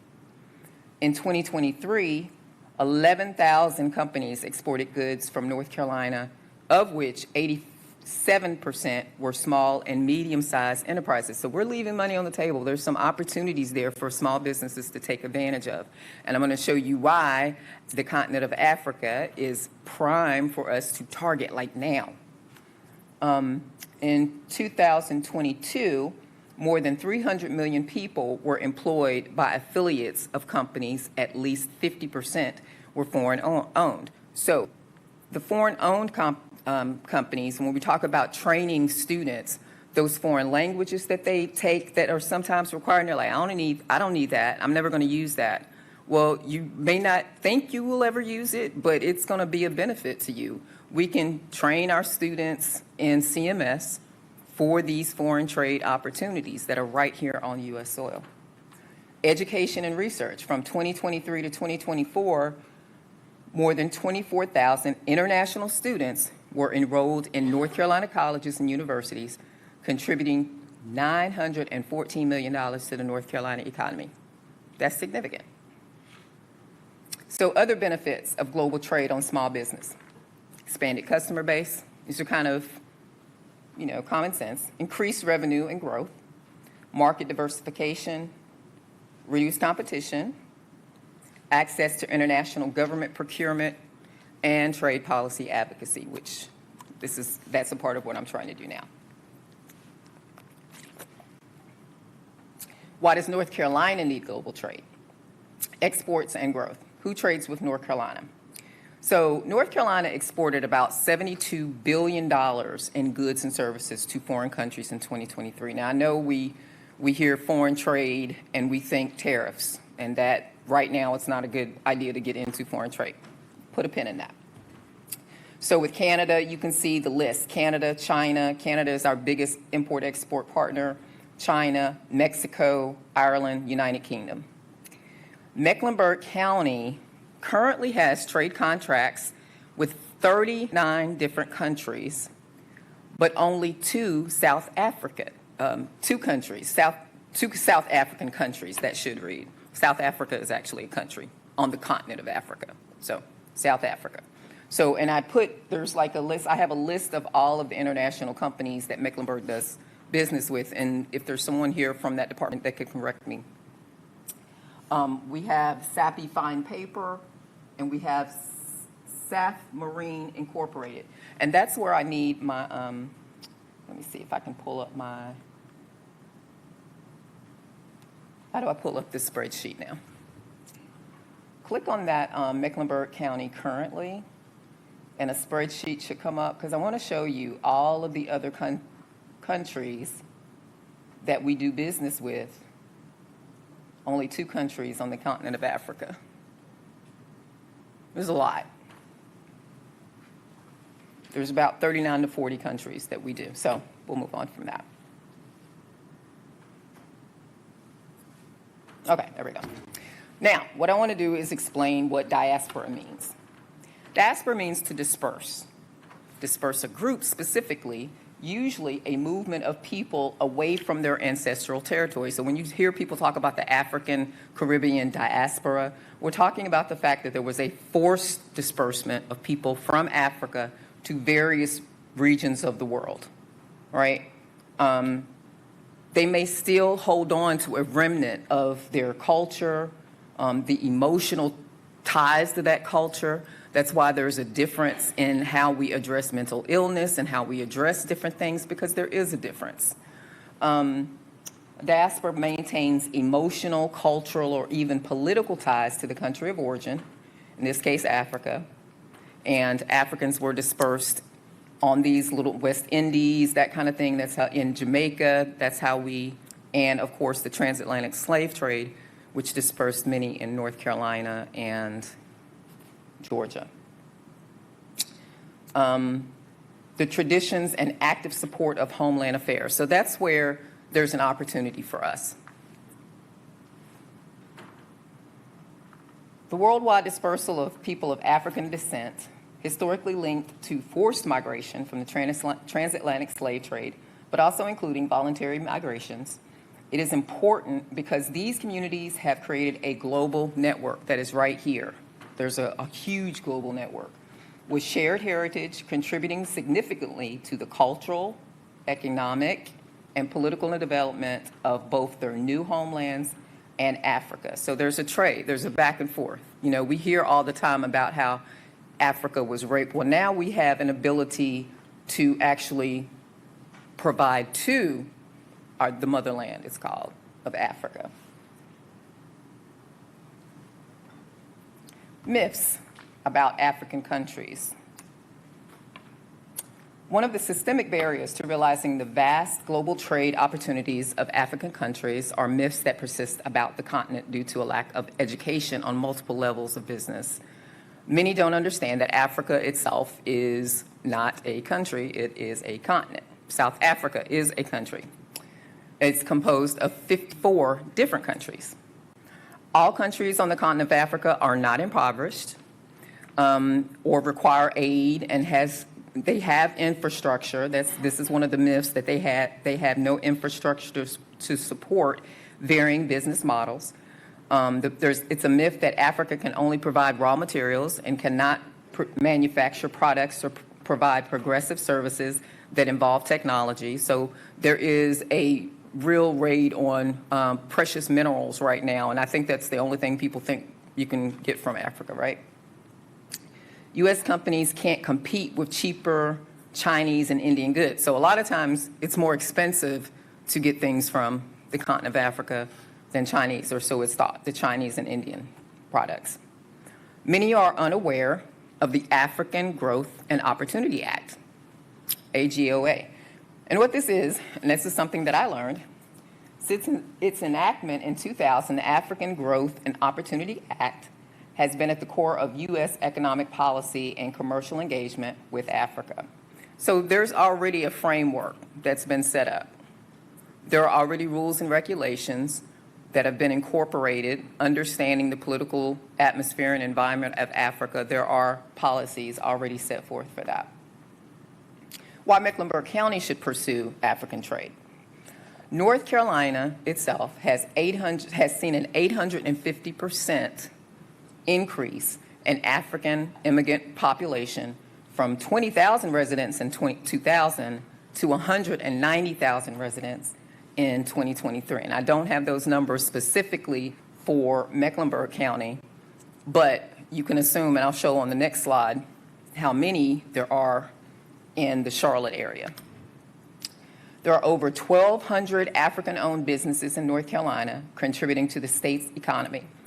North Carolina hosts 25 African cultural festivals, 450 African cuisine restaurants, and has 3,200 African students in its universities, showcasing a strong cultural impact. The Africa Growth and Opportunity Act has contributed to a 13% growth in trade volume from Africa to the U.S. from 2020 to 2023. Now, that's 13% within 3 years, particularly in agriculture, textiles, and energy sectors. Now, when you're talking anything with regarding the government and trying to set up a foundation, show me the money, right? I feel like I needed to have like sound bites, show me the money right here on these slides. So the future of U.S.-Africa trade relations will focus on sectors like technology, huge technology boom there, and lots of talent that can be utilized here back and forth. Technology, green energy, and materials, specifically precious minerals. I left that off the slide, presenting promising opportunities for both regions between 2024 and 2034, it is projected. Charlotte, we have, and this is basically the Charlotte region, about 45,000.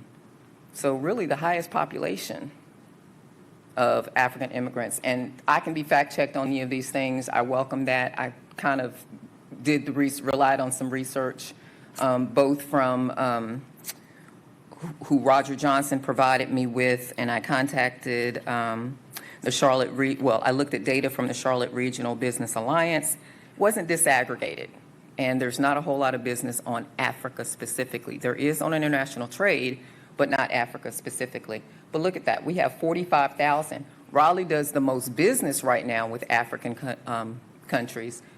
They have 32,000. So we're leaving money on the table. Why Mecklenburg County should pursue African trade. It's a platform for navigating the systemic barriers that we have right now. The barriers are getting taller and bigger every single day. November, we will run out of funding for SNAP. Medicaid is on the chopping block. Small business is the economic engine for everyone, everybody, but they get the least incentive from county, from state, it seems to me. And if there are some programs that I'm leaving out that are beneficial to small businesses, please let me know. So this is an avenue of improving small business, helping them, not just giving them, a handout one time or giving them a grant one time, but providing them constant support, technical support to say, okay, you did this right, you did this wrong, reaching out, saying what they need to be successful in this area, which is bountiful, it's plentiful, it's gaining help. But it impacts digital equity. We still have a problem with digital equity. It addresses the social determinants of health and social factors. Definitely policy reform. Imagine being at the forefront of policy reform. Mecklenburg County actually shaping and telling Raleigh what's best for us here in this county as it relates to global trade, and telling them that they should get on board for this because it brings money to the region. It's impacting them specifically. And the community connection. Like I said, we have a large African population here that we need to connect with. So, implementation roadmap and next steps. That's already been put together as well. There are other organizations that have been doing this for a while. Like I said, Raleigh-Durham has an excellent program that they've already established. So establish a county ad hoc advisory committee and ad hoc committee here. I don't know really the difference between just an advisory committee and having a committee that involves both, the Board of County Commission itself. Establishing civil society organization communities, and launch a collaborative innovations with a call to action. In May, I learned our chair invited, or welcomed rather,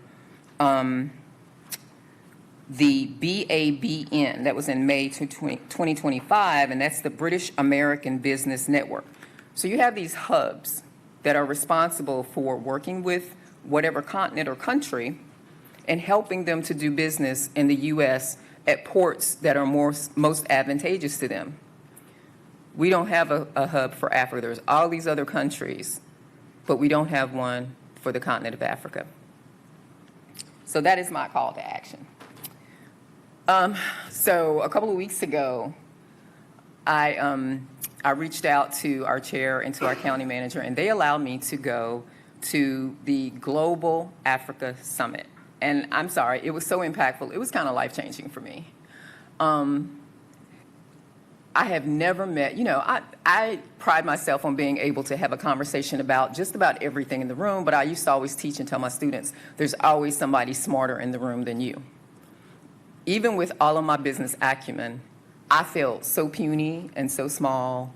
These people were brilliant, talking about trade, talking about how much money they were bringing in to the U.S. and to their states, and how much money was going back to the countries that they served in Africa.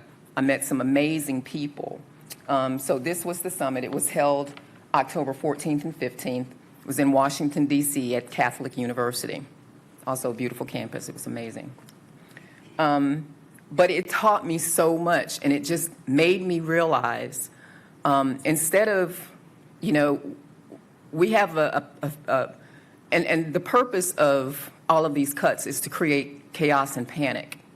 So I always want to be found having at least some options for the panic.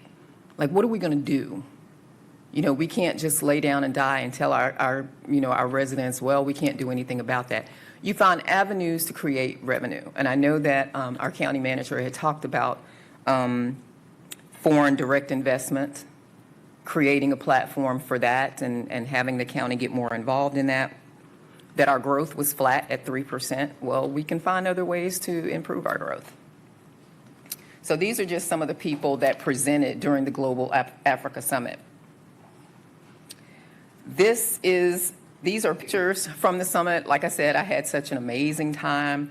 The campus was beautiful. And last week, as a continuation, because Global Trade Awareness Week is actually in November, and I will be having a town hall on November 20th,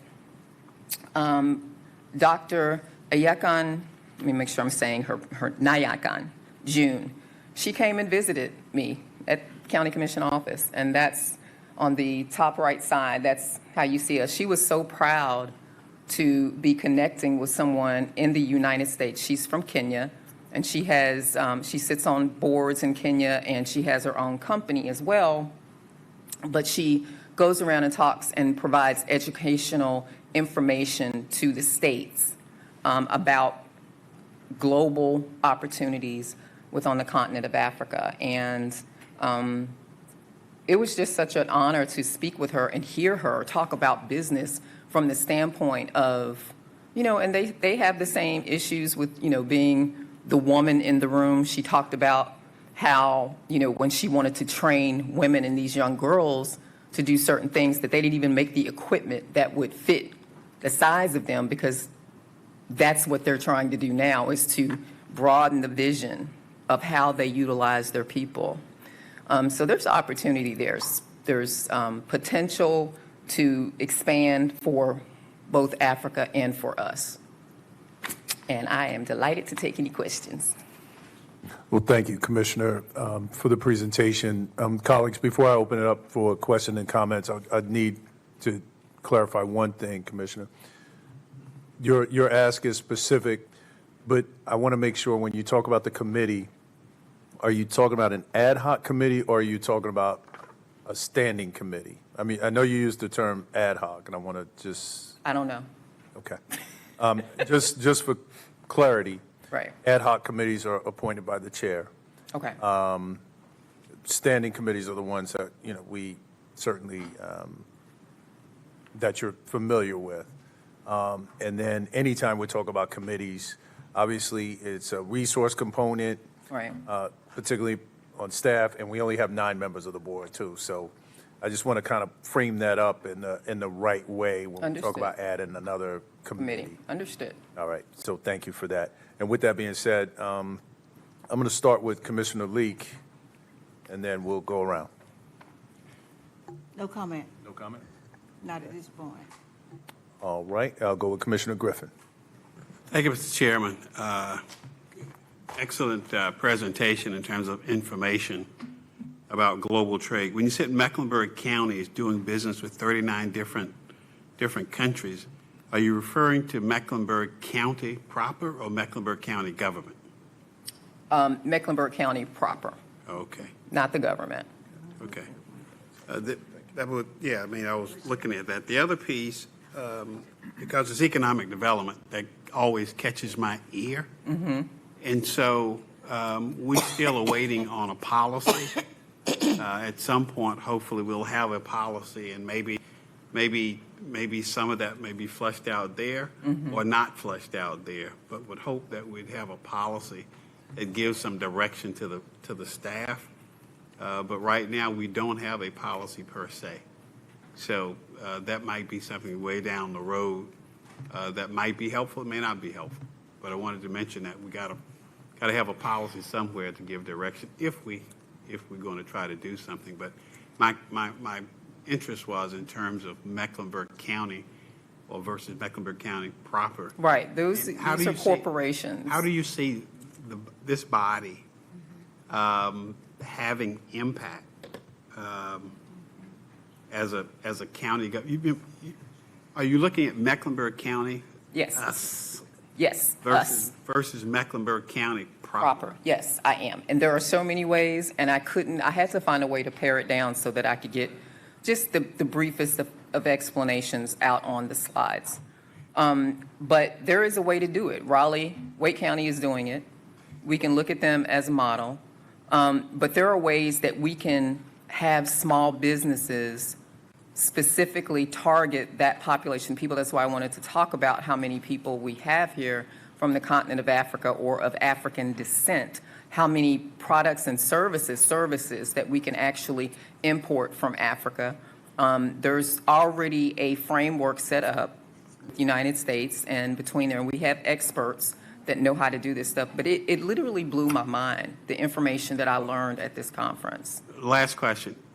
Is it Wake County government doing it or Wake County? Because we have a regional business alliance that is the engine or the leadership that looks out, domestic and internationally. Is it Wake County government or is it Wake County? It is a public-private partnership. So they're both involved. But yes, Wake County government is involved as well. And I don't know in-depthly, I don't have the numbers as to what they contribute. Gotcha. But it is a public-private partnership, and they definitely, have a hub for how to address small business entities rather than just corporations. Thank you. My time's up. Well, just if you can provide some additional information. Absolutely. That would be for clarification, because I was just feeling like some tension between Mecklenburg County per se versus the Regional Business Alliance, because it seemed like some of that, or a big chunk of that, might be, in their It is. It is. They have an FTZ, these foreign, they have zones, right? But that's why I talked about equity and inclusion and looking through a lens of equity, because they have all of these countries, a lot of German countries, and, a lot of British countries, two South African countries. Okay. Thank you. Thank you, Mr. Chairman. Thank you. Let me go to Commissioner Meyer, then Commissioner. Rodriguez McDowell. I've been there before. Thank you, George. I know. Doing the most. Okay, help me out. I'm not sure who to ask, if it's you or if somebody in the room. We'll get Global trade, and this might go to our attorney. Trade in of itself is a federal responsibility. How do we do this? I mean, are there regulations that? This is not an area where I'm familiar with. Okay, Mr. Manager, do you? Well, I'll go ahead and share my comments about this now. And I've had a conversation with Commissioner YTI about this. I'm looking for clear direction from the board relative to her interest in going down this path. To Tyrone's point, we have to educate ourselves in this space, this global trade.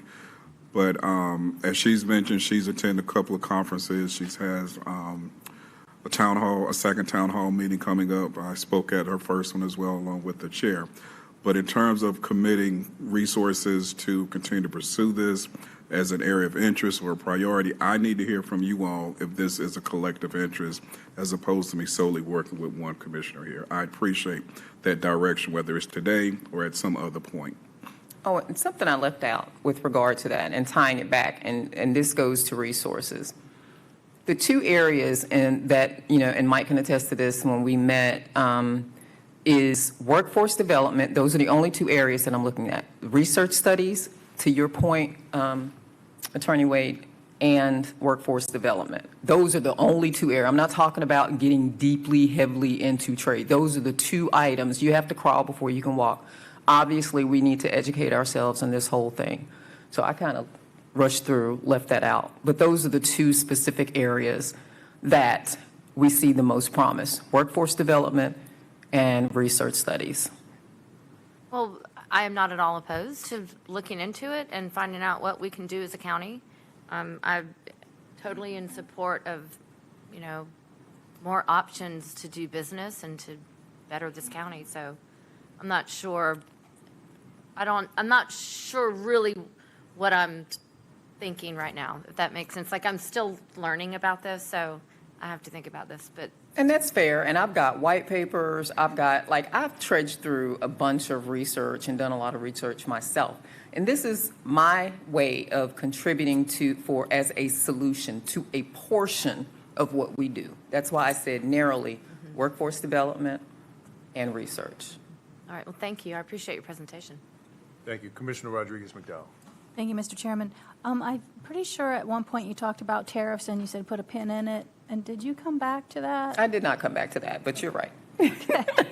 I was listening for it because I was like, okay. Yeah. So going back to the AGORA, that is connected to the whole tariff thing. There are certain countries that have been excluded from certain tariffs and things of that nature. Right now, since we don't do a whole lot of business, then those tariffs are excluded. So there's kind of an opportunity, but like I said, that is something that's further down the road. That's just my way of explaining that there is opportunity here. The two things that I want us to focus on is the workforce development, education, and research. Okay. I'm a little disconnected on the workforce development. Like how does it pertain? Like I don't get the connection. I know. And it's like I said, this was a weighty subject to just put in 15 to 16 slides. What I'm thinking, and I just alluded to it a little bit, is training our young people on what is needed to do business with these global corporations that are already here, as well as those that we could potentially partner with on the continent of Africa. Because there is a demand, a need for it. Just like we didn't know that, there's a need for certain trades, there's a need for, so we can train our young people. If we expose them to the right thing and they have that interest, they may want to travel to Africa for an exchange program. But there is a way to incorporate and increase our workforce development with the demand that is there for countries in Africa. I'll talk to you about it. Okay. Thank you. Thank you. Commissioner Powell? Well, thank you for your presentation. Yes. I always love to hear new ideas. But I'm just wondering, I feel like we need so much more information I loved Arthur's questions. I feel like we need a lot more information about what we're allowed to do and our role in this. And, really, is this the space of the Regional Business Alliance? And so I'm just wondering, if I need more clarity on, our role in this, and I don't have it. Right. And again, I'm not asking for anyone to make a decision today. I'm saying that this is something that we can pursue, number one. We have economic development. Yeah, that's in their wheelhouse too. What I'm saying is there is a lack of equity in the countries that are being targeted for development, and we're leaving money and opportunity on the table, and we can use our small businesses and train them on how to get those commodities, especially goods and services and things of that nature, and workforce development specifically, training their people and training our students. So there's opportunity there. This is in no way, there's no way I can provide all of the information that you need to make a decision, probably within the next, but I wanted to introduce it because it is part of our job. I appreciate it because, like the conversation you have to have a conversation sometimes to spur action. And I have to, I don't know if this is the right place for action, but North Carolina needs to pay attention to, who we are having trade with. And so, from your slides, it looks like they need to pay better attention to it. So how do we spur that action if it's not us? Your voice matters, you bringing this up matters. So. And I want to directly talk about the small businesses, because all of those things that I talked about impact, like on the Economic Development Committee, what I've been able to sit on before. I don't sit on the committee, but what I've been able to see so far are the benefits to corporations, not to our small businesses, and certainly not to our small minority women business enterprises. So, thank you. Thank you. Thank you. Commissioner Altman. Thank you, Commissioner YTI. I really enjoyed learning about the African diaspora, and particularly as represented in Mecklenburg County in the state of North Carolina. That's extremely interesting to me. I am concerned about the lack of ties. We certainly want to be sure that we are pursuing economic opportunities, wherever they may be, and that's quite a difference that you've got up there on that slide. So I look forward to hearing from Dr. Johnson when she's back in town. I would really like to get her lens, get her recommendations, but as a member of the Economic Development Committee, and I am interested in ensuring we're leaving no stone unturned in terms of recruiting great businesses to come to Mecklenburg County and bringing great jobs and workforce development. And again, I want to emphasize, I'm not talking about bringing corporations to North Carolina with regard to trade. There's a lot to unpack here. So with respect I'm talking to about your small comment, business. Vice Chair, before I have staff tied up with taking this on, I need direction from you all. Commissioner Dunlap.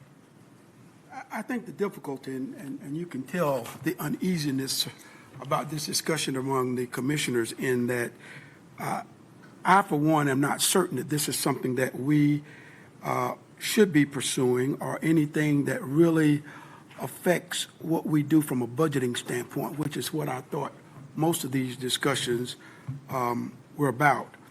Additionally, I don't know that this is even our responsibility. And I thought Commissioner Leak would talk about this earlier, but Commissioner Leak started a small business consortium, and as a part of that, there were people from the African diaspora who coordinated efforts to bring business to Mecklenburg County, but it was initiated by them as opposed to something being initiated by us, and she could tell you more about that. But in terms of setting up ad hoc committee, the chair has the prerogative to do that. Ad hoc committees are appointed for a specific purpose for a specific time. He can start them and end them whenever he wants to. But in terms of making it a board function, one of the standing committees, it would take a vote of 5 people to do that. It would be staffed by 4 commissioners. I think most people at this point are already committed to areas of interest. I know that there's some of you who are doing more than your share of serving on committees. And I don't know that there's more than we can do other than to eliminate a committee that currently exists. And I don't know that anybody is willing to do that. I think the manager is fair to hear from the commissioners about whether or not that's something that we want to invest time and money in. And I'll just speak for myself. I don't see it. And that's fair, and I understand. This is actually, as I'm thinking about it, this is my 3 minutes that Elaine talked about. Something that I'm passionate about because, again, I don't see small businesses being incentivized or helped. I feel like they're marginalized, and I feel like there is an opportunity within Africa and trading with those countries and teaching them how to get additional monies. And again, we talked about foreign direct investment and things of that nature. So it is a way to get additional revenue. And just like we see a need for Economic Development Committee, this is another avenue for that. Because economic development deals with corporations, not with small businesses. And I understand we have a small business advisory board, but do we have a report out on a routine basis from them? Yeah, sure. So I really appreciate the last part you said. I want to just put on the radar, and please correct me if needed, but my recollection is that we are undertaking an economic development to come up with additional criteria to ensure that our TIG and BIP incentives can become more accessible to smaller groups, because we want to be sure the taxpayer is always positive, tax revenue positive, but we are, I know we've discussed, looking to ways to broaden the work in economic development. I'm not dreaming this, right? To access smaller businesses. And maybe that's what it is. It becomes a part of economic development, and that's something like they can take on so that we can get them the opportunities that they Right. need. And so I just wanted to make sure that that was out in the domain here, because I do think that is, thank you, 2.0, that is being worked on by staff. Commissioner Rodriguez McDowell. Yeah, I just wanted to mention that we do have, I'm super proud of what we've been doing in the minority small business space. And I think maybe we need to, it might be good for us to do a presentation around where we started and where we've come to in economic development around, with what Jamilia's doing and Janelli and all those guys. Like, they're doing amazing work. And it kind of bristles me a little bit when I hear you say we're not doing anything for small, minority businesses, because we really are.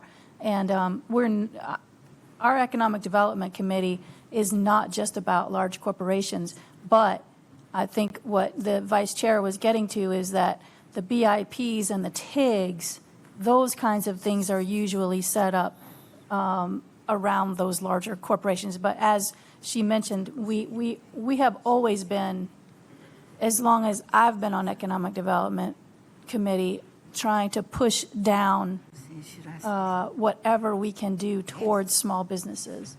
Because And I apologize. I didn't mean to insinuate or specifically state that we're not. I just feel like, just from what I've seen, again. Yeah, so I think we might need to, have a presentation around that, or maybe, we can meet with you and talk about where we were and where we've come. And it might be a great topic for us as a refresher, because like you're fairly new to the board, so maybe we haven't done it since you've been here. And so maybe that would be a great topic for us to do on one of our meetings. Yeah, absolutely. Jamila has done an amazing job. That whole department does an amazing job, and I did not mean to minimize that and the work that they've done. Yeah. It's just that I see an opportunity because of the environment that we're in right now. Right. That is my point. And I didn't want to be unkind in any kind of way, but I have to agree with Commissioner Dunlap that I think we're pretty stretched where we are, and I can't see anything that I would give up in order to bring another committee into my world. So I just wanted to put that out there. So let me go to Commissioner Leek. Let me first say thank you to the board for listening. I'm not going to get involved beyond what I've already done and still doing. I started with 4 women as a small business consortium. and it worked well. We had 400 and 500 people that would come to my meetings, even from out of the state, even from out of the country, but not to the point that you are speaking of to start a new committee. We have an economic development committee, but I would like to talk with our manager first, because nobody can speak for me but me, because I did the work. And it was successful, and it's still successful. And I sent 9 women to Africa. Didn't ask a dime from the county, from anybody. I gave money. They paid part of their way. So I don't want to go into a long discussion. And we had a wonderful fellowship. I can't even begin to talk about it. Many of you have experienced being with me with this process because I invited you to come. But it's not at the point where I would recommend that we set up a board, that we have 5 people to 9 people or whatever to set up a committee. I plan to talk to the manager first before I continue to move forward beyond what I'm doing and will continue to do without money from the county. That's totally fair, and I appreciate that. Like I said, there are lots of things that I need to learn, but like I said, I'm going on things that I see a need with. And I didn't say that for any. No. I have been told constantly about your contributions to small businesses and that you have standing room only town halls with regard to that.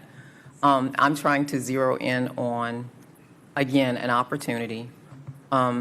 If we spend money and give incentives to certain groups, certainly, if we say we're going to do business looking at a lens of equity, then I want it to be equitable to small minority businesses and just evaluating how we provide services to them. Okay, thank you. So let me say a couple of things just to wrap this up. One, thank you for the presentation. Where I'm at right now is we're not even close to an ad hoc committee from my perspective as chair at this point. I think what I've heard from my colleagues is that excellent information, great perspective. The disconnect may be a little bit of understanding what our role would be, particularly when we frame it as global trade. Mm-hmm. When you funnel it down to small business, I think there would be a consensus here that we are working with small businesses.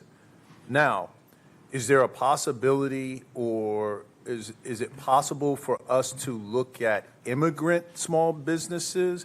I think we need to talk to Jamelia and others, which that would be on you, to figure out how do we engage with that subset of the population. We already do that, and that's what I'm saying. Hold on, Commissioner, let me finish. Okay. So if we're already doing that, then there would be a level of redundancy that I think the board has always had apprehension with respect to redundancy if we're already doing that. So what is it, and I'm just putting this challenge out there, what is it that we're not doing that you would ask the board or that staff would need additional resources to penetrate deeper in, whatever area? But I think, and to tie that to the workforce priority, if there's a tie to that, help us understand what that tie. But if we start with global trade, I think there's just going to be a disconnect with not just the board but the staff on how we impact what the county's role would be with respect to global trade. Big picture. The second thing is, if Wake County government is doing this, I would be curious from David, Mr. Manager, to see what that is. I mean, we can reach out, because I would be curious to know what that is. And to see what that does look like. But I think where most of us are right now is support for small businesses, number one, our immigrant community and what they can add to this community. And also, I think when we talk about role of government, I think it's possible that our role could be facilitation, working with our partners like the Alliance. Right. So what do they do to impact this? Because they already have this structure, this resource that is recruiting businesses and things of that nature. So what I would ask you to do is continue to help educate us. This was a first shot, to your point, this was a, first stab at this to help us through it. And then, we can continue to have that conversation. But I think it's going to be a little tough, and I want to be able to help where I can, but to facilitate staff resources is going to be very difficult until we can get a little further down the line. Yeah, I Does think that make was sense? probably too big of an ask. But just to your point, like we have, I think it's called, what's it's a Latino group. So they have like these hubs, and that's what I Spark was trying to- Central. But through the Latin American Yeah. Coalition? We have coalitions, but the one that does not seem to have any help from the Charlotte Regional Business Alliance, they couldn't help me. There's no African countries, and we have a large African population. We have no hub here. We have no direction. So again, through the lens of equity, we have a large group of folks here, and trade was way too big to dream about. But from the standpoint of workforce development, developing our students to speak certain languages, to prepare them for jobs that are already here. Like we have students that learn jobs for Siemens, to speak German and things of that nature. We don't prepare students for. So I those don't kind of think we jobs. would disagree. I think one of the things that this board, and I want us to be consistent with respect to the way we approach things. So everybody in their presentations has referenced data. You've given us good data, but then when you come down and you talk about this particular group doesn't have a hub, what would be helpful and useful with your contacts, if you bubbled up to us and said, hey, out of the 3,500 African immigrant businesses in Mecklenburg County, this is what they're saying the need is, or, giving us more meat on the bone would just be helpful, because right now, we just don't have that perspective to say, we trust what you're saying, but we don't have that perspective of the community saying, hey, we need this, and we're missing this, and this is a gap to fill. That's understood. We don't even have know what resources would be needed or investment.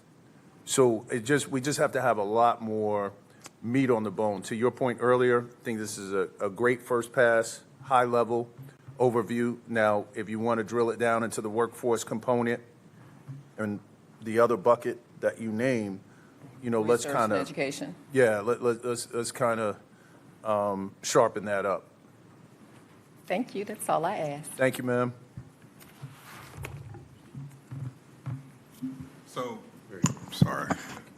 So, Chair, there is one more item on the agenda. However, if it is the board's pleasure, we can reschedule that for a public policy workshop meeting. I did speak with Adrian about it. It's about 12 minutes. However, I know we did have some discussion about leaving some time for the board to talk amongst yourselves. So we're fine rescheduling this for November 12th. This is an update on the deep dive assessment on our budget. Are you guys all right with just ended up with a little bit more of a free flow discussion, and then the manager is going to give us an update on something as well before we get out of here. But before I open it up to board members, what I'd like to accomplish in this next 15 minutes or so is just, every time I have a meeting, and when I leave a meeting, before I leave the meeting with somebody, I always ask them, and I want to make sure, did you get everything out of this meeting that you needed to, or that you wanted to? Was there anything that was left unsaid? And I want to pose that to us to say, was there something that you did not get an opportunity just to put in the room, to share, to ask for reaction, feedback, thoughts, or anything else that we should take up as a board? This is an opportunity for us to just have some family time, I'll call it. So who would like to kick us off with any particular thoughts? And I know I'm putting you guys on the spot, but Commissioner Griffin is moving his microphone. Go for it. Put me on the spot. Yes, sir. Thank you, Mr. Chairman. I'll try to be within my 3 minutes. When I spoke to the manager about this process, he said, I want to know your why. And I had, I think I sent you 5, 6, 7 different things. You got to pick one. So I picked one, which is workforce development. But let me give you my why. I don't think I gave you my why. I grew up here in Charlotte. I grew up in a 3-room house called Shotgun House. My mom and dad separated early on, okay? Had 0 reading material in the house. My dad could not read or write. He signed his name with an X. And it was my community that had high expectations and hope in terms of Black excellence. And from that beginning, in terms of my why, my last job was a senior vice president on the 12th floor of Tupan Plaza in Manhattan, supervising a whole bunch of folks, probably a lot smarter than me. We did peer work with Standard & Poor's, which was one of our businesses. And one of the things I was helping one of the senior managers with is how do we find minority candidates to work for Standard & Poor's, which is the rating agency. This is probably 2010.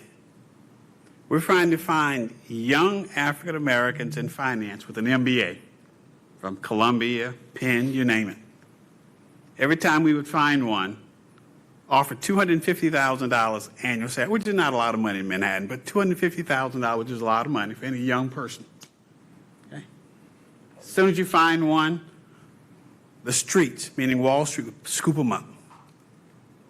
And so from my experience, which is, you inspect what you expect, my whole experience has been data.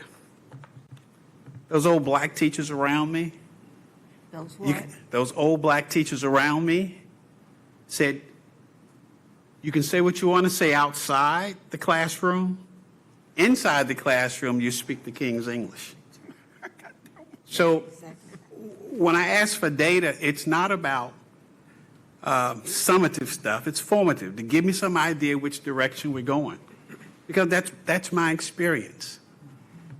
And some young folk, sometimes make the comment, Black people are resilient. You can't be no more resilient than my experience. And all the people that grew up with me have done very well. And so when I talk about data with staff, it's not from a negative perspective. It's from a formative perspective. How do we do better? And the reason why I embrace this discussion is because of what I've seen happen as a result of balanced scorecard and SMART goals. Black kids were at 30% college and career ready. We adopted this program, and in 4 years, we moved it to 60% third grade college and career ready. And we got messed up with a lawsuit on school desegregation in 1997. We could have kept moving that number because we were intentional. My why on this board is not to be a politician or to get reelected again. If people don't vote for me, that's fine. But while I'm here, it's not so much about helping individuals as it is at supporting a system that helps many, many more folk, whether I'm here or I'm gone. So you asked for my why, Mr. Manager, and for my colleagues, that's my experience. Dr. Washington, check my mom's death certificate. Mary Wimbush Griffin. She died homeless right here in Charlotte. They didn't even know what last name to put on her death certificate. So I understand African American and Black resilience. I also understand Black excellence. And what I see in this community right now is a reluctance to embrace Black excellence. So I'm going to continue to push this, and y'all might push back. I'm going to push you again. But I think hope is the aphrodisiac for change, and we're missing hope in my community, and I think the broader community. And that's why you have so many problem with juvenile crime That's right. is that youngsters have missed hope. We need to provide that leadership in what we do as a county. So, Mr. Manager, I hope I answered your question. Why You did. am I doing this work? And why do I support the approach you're doing? Thank you, Mr. Chairman. Commissioner Meyer, then Commissioner Lee. Thank you. Thank you for that, Commissioner Griffin. I really appreciate your truth and your honesty, and that just goes for all of us. I really appreciate the why, and I think that is one of the main reasons we were brought here to talk about the why, and I hope that it gives some kind of clarification to staff on why we push on some of the things we each push for and push on. So thank you, and thank you for this opportunity. Really do appreciate it. Commissioner Lee. I'm going to piggyback on what Mr. Griffin has stated. As a black woman, I came from a family of a mother and a father who was church and educated in my whole family. The first time I heard about politics was with my mother and father, walking with them to put out literature so that black people could get elected. Because if you ran 2 or 3, they would not get elected. In my high school, we had choir, debate, a segregated school. We walked to school, and the white kids rode the bus and spit on us as they passed us. And the uniforms that we had came from the high school. So the colors we could not select, nor could we even decide what books we would use. All of our books were passed down from the previous high school to the high school that we attended.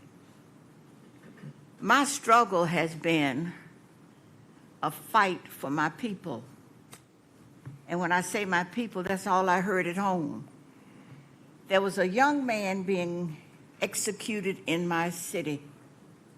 Didn't know what it was, but the community was rallying around this young man and his family because they accused him of an incident that he was not guilty of. But they executed him anyway. And what the parents did was took us to Raleigh to stand outside the gate so we could hear and see what was going on as children, so we would not forget it. I'm saying that to say this. Arthur used to come to the church my husband pastored and drank hot chocolate and had fellowship with the children and the people there at that church. So I've known Arthur a long time. I thought I was grown and he thought he was grown.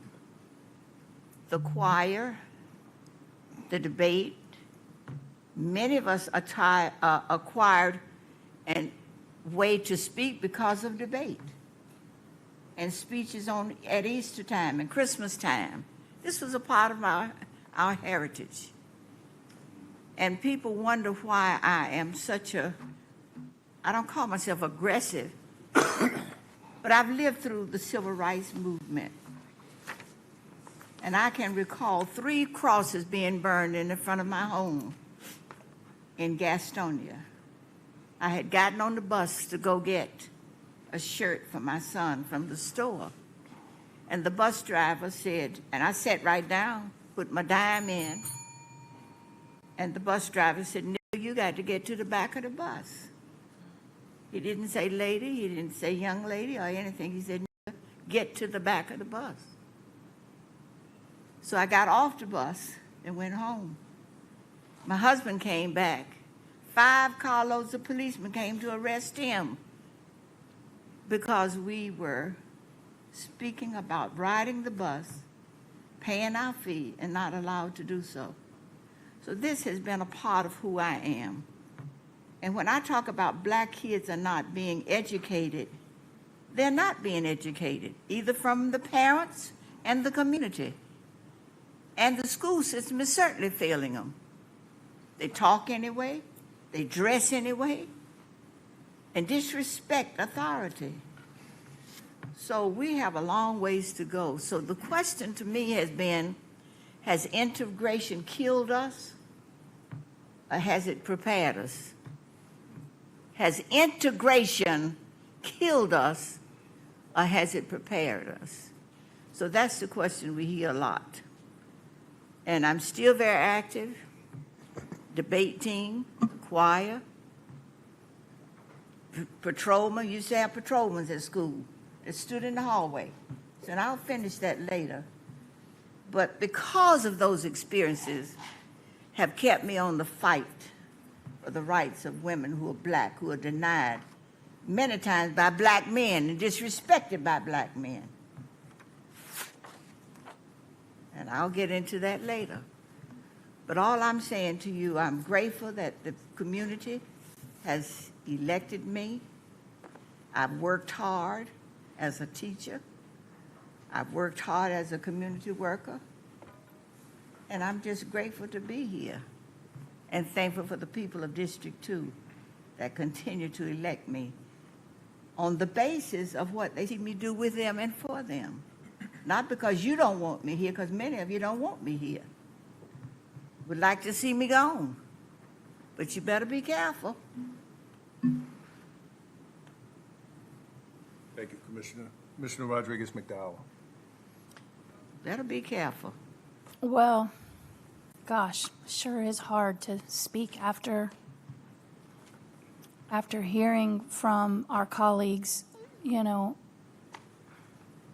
it is really great to be together and to hear the why and to hear a little nuggets of who we are and why it makes us who we are, what makes us tick and stuff like that. And so I just want to say thank you for sharing, everyone who shared some, personal nuggets and revealed, your personal passions. I think it really, I think getting to know one another on a different level is just great. I mean, it just helps. I think it makes us more collaborative and can only help steer the board in the best possible ways. And so I think for that reason, this is a home run to have this kind of time together. And I remember when we first were elected and we went on a board retreat, and we had to do some of those get to know you things, and it can be awkward, right? But anyways, I just want to say thank you for sharing who you are, and for each person who shared some vulnerability with us. I think it takes courage to do that, and I just want to say I'm grateful to be a part of this board. Well said. New kid on the block, you're not going last. Thank you for that. I appreciate that. I want to say again, I think this was an amazing idea, especially being new. I learned so much every single day. I make it a point not to come away from any event, any occasion that we're together and not learn something, if only to be able to be a better human and to do things better for the people that I serve, because I have a servant's heart. That's all I've ever done is service. I have degrees that say business, but I try to use that business to serve people. And I will spend the next 3 nights, because I'm a Virgo, thinking about what I shouldn't have put in that presentation, what I should have started with, or what I didn't. But this was a vision that God gave me to impact small businesses and a specific group of small business owners that I've heard from who said they feel left out. Now, you're absolutely right. I probably should have teed up with that.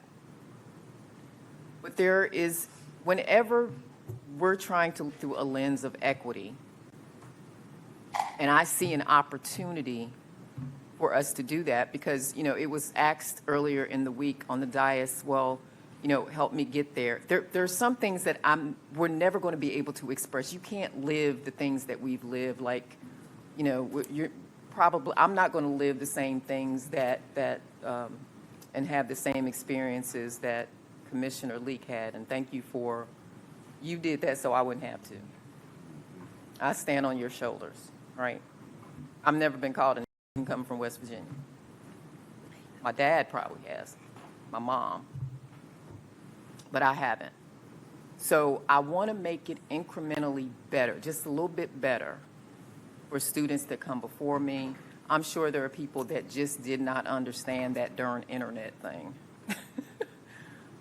before. But and I'm not saying that, and I don't want to make it seem like I'm diminishing what we've already done. That is not my point. That was not my intent. We have excellent services and points. I want to be able to make a contribution to that. I see a need. I want to help fulfill that need. And so that is my aim, and I will continue to do it and find a way. Thank you. Thank you. Commissioner Powell. So is this, like, I missed the question. What's the question? I love everyone's speeches, but I was like, what is the question? Well, there was no real question. It's just if there's anything you want to put in the room, in the atmosphere, Okay. your thoughts on All right. how you felt.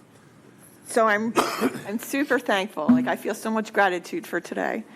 And it was emotional. Like, there's a couple times where I'm so proud of everyone. Nobody needed tissues.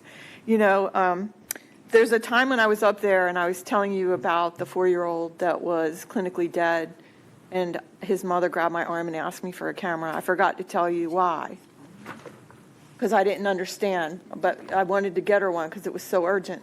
And she thought it would be the last time that she ever saw him, and that's what it was for. But he survived.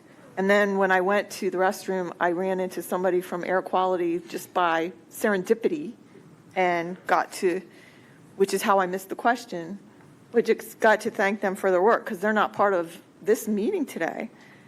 But I am reminded, I think some of you know that I grew up surrounded by nuns, many different nuns, and I keep thinking of them all day long and even what Commissioner Jarrell says sometimes, we want people to consider different perspectives and respect different perspectives and have that ability of your mind.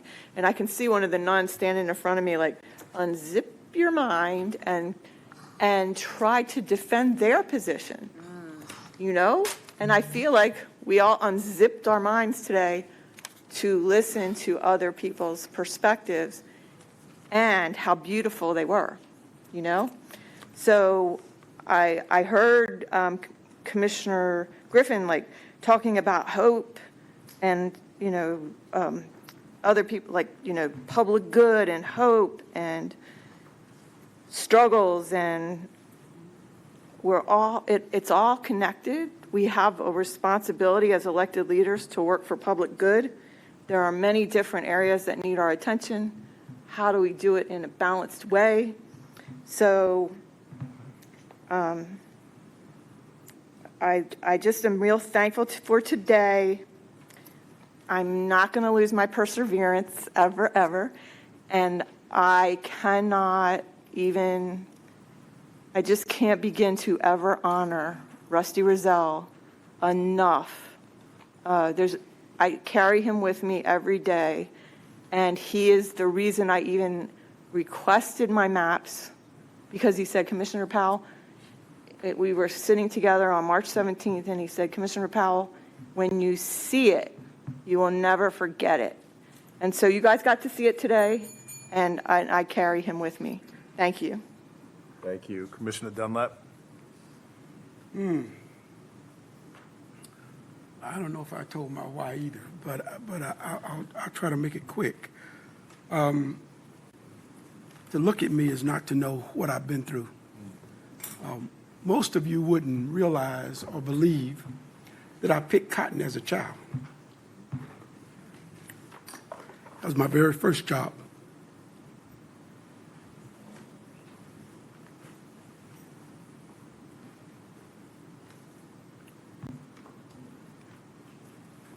I never lived with either of my parents.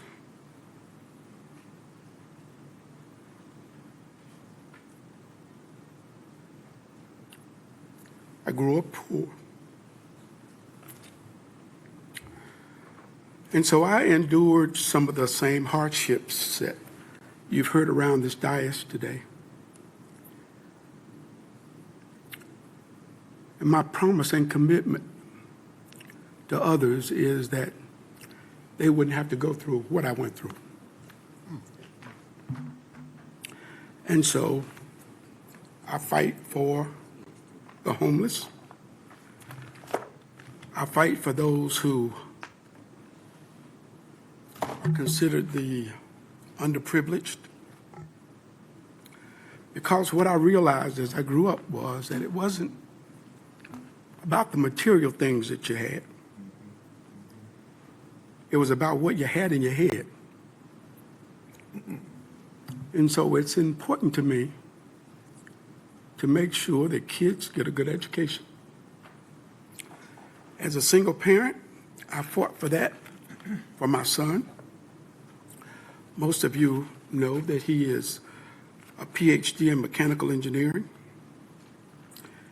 and he fights for the same thing for his children. And so that's how you break the cycle, is you fight for what you want to have for other children and for other people. And so that is why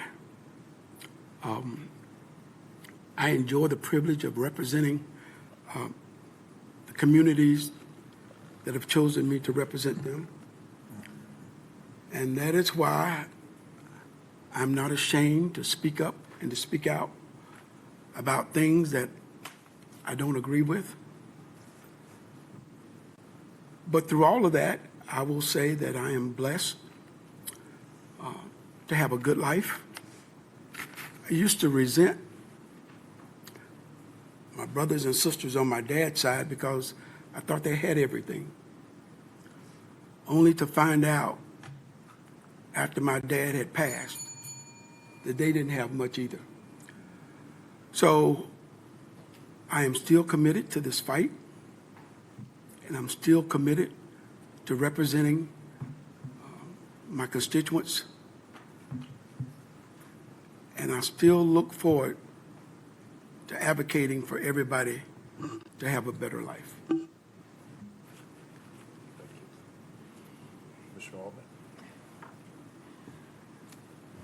I want to thank my board members.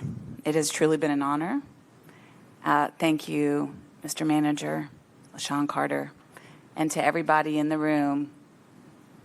I know we would hear similar such stories from all of y'all, and I look forward one-on-one to getting to hear your why. And God bless you all. Thank you. Well, I want to thank everybody for sharing, number one. Number two, on behalf of the board, I want to thank our manager, because I know, and we know, how much energy and time and effort it takes away from staff to do a mid-year retreat.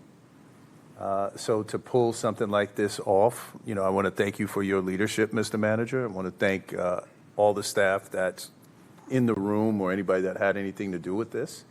LaShawn, it's very rare, and you've done this on multiple occasions with me. I have something in my head, i.e. equity investments, or I forgot what we call it now, but you're able to help me translate it, and Mr. Manager, you're able to help me execute it. And of course, I have the best colleagues on the planet. So I just can't thank everyone enough, not just me personally, but on behalf of the board. The second thing I would like the production team to please stand up for just a second.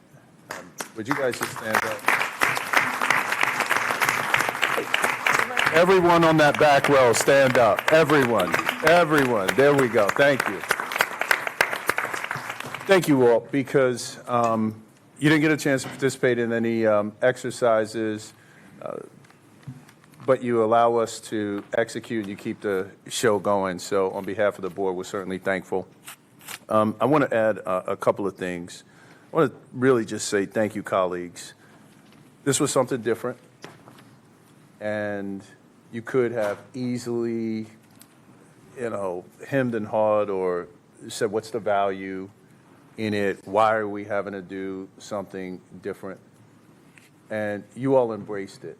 I mean, put yourselves out there in a way that showed vulnerability and it showed courage.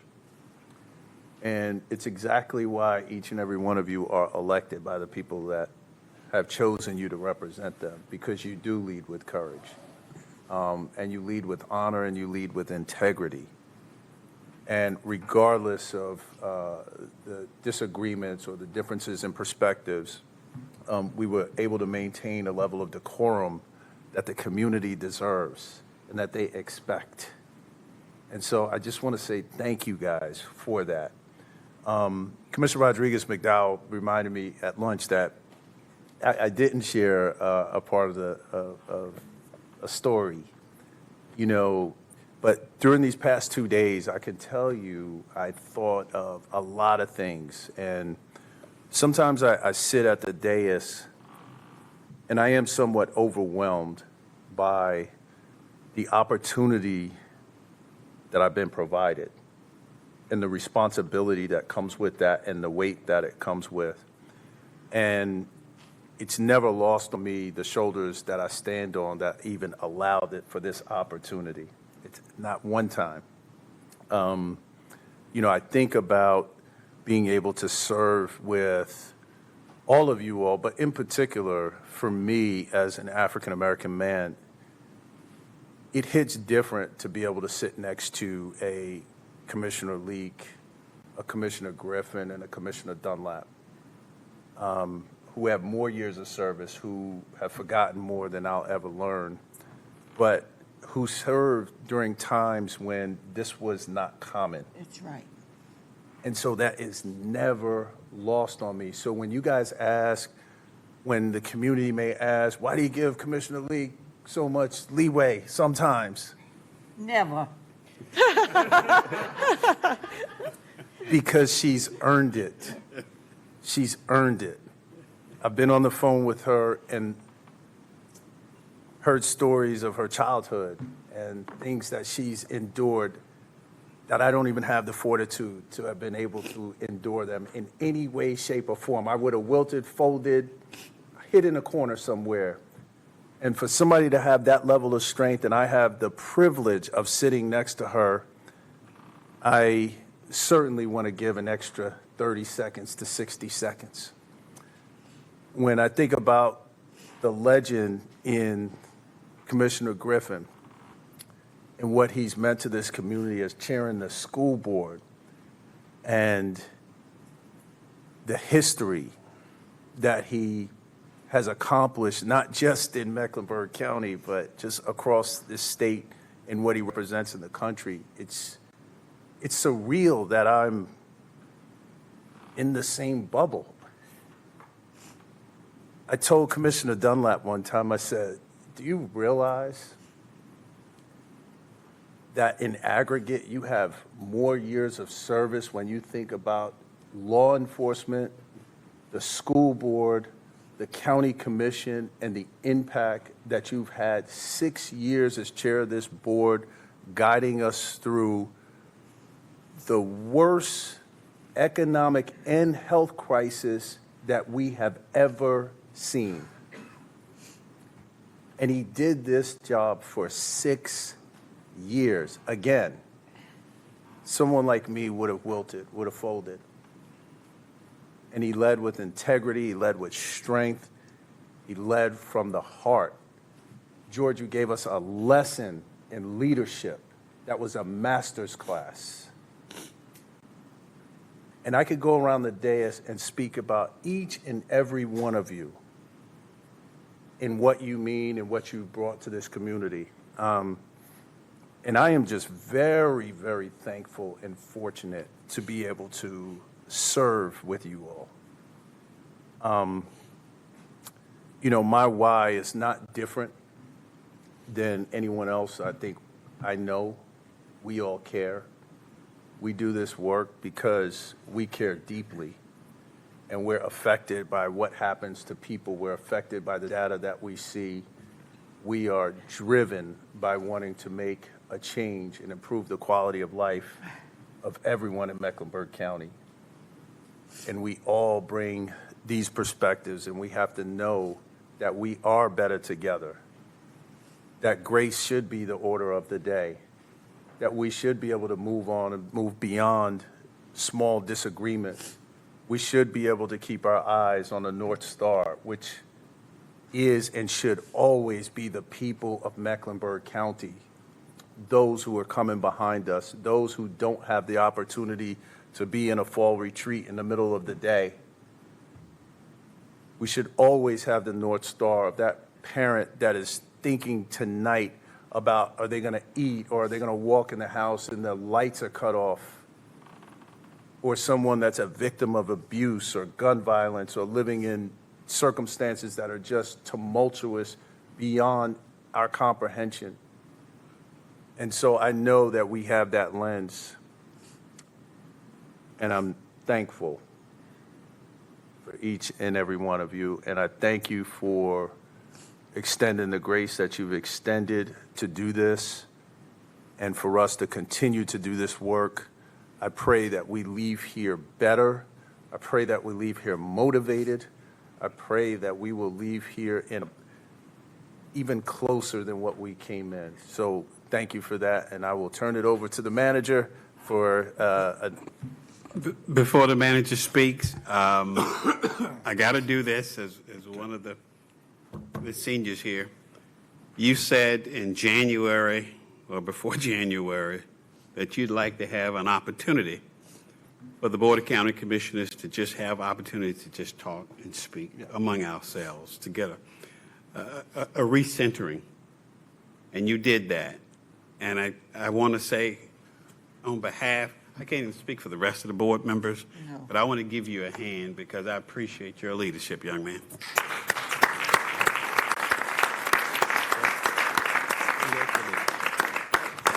You do. Take it away, Mr. Manager. Wow. Integrity. You know, sometimes when things are said, it doesn't require a follow-up, and just kind of let things be.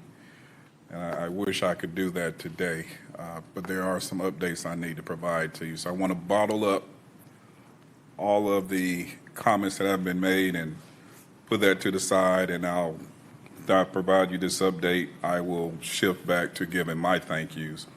I'm going to forego the recap like I provided on yesterday for today because I want to share with you a status update on where we are with the SNAP benefits situation.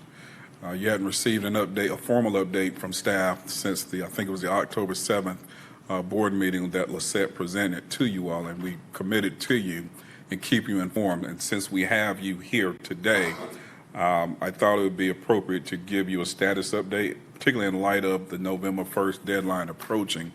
Before I share this update with you, I want to thank Dr. Campbell, Yolanda Griffin, and Lisette, and some of the others that have provided this information to me while I was engaging with you during the retreat today. So just to level set, the U.S. Department of Agriculture has directed the North Carolina Department of Health and Human Services to suspend the issuance of November 2025 SNAP benefits, here known in North Carolina as Food and Nutrition Services, due to the ongoing federal government shutdown. Per the USDA memorandum, which is dated October 24th, 2025, the suspension of benefits does not affect the ongoing determination of eligibility of applicant households. Therefore, all counties are expected to continue normal operations for application intake and processing in accordance with federal and state policies. So what am I saying? The individuals should still apply for those benefits with respect of what is looming on November 1st. So how has what I shared with you, the aforementioned, been communicated to the public? A press release was issued on yesterday, October 27th. Also, direct text messages to these participants were sent as well. And then in addition to that, social media and traditional media outreach has been performed also. SNAP benefits are 100% federally funded, as you know, States are not permitted to issue benefits using state funds with the expectation of federal reimbursement. We, the county, are currently engaging with our community partners. This has been going on, started on yesterday, actually late last week.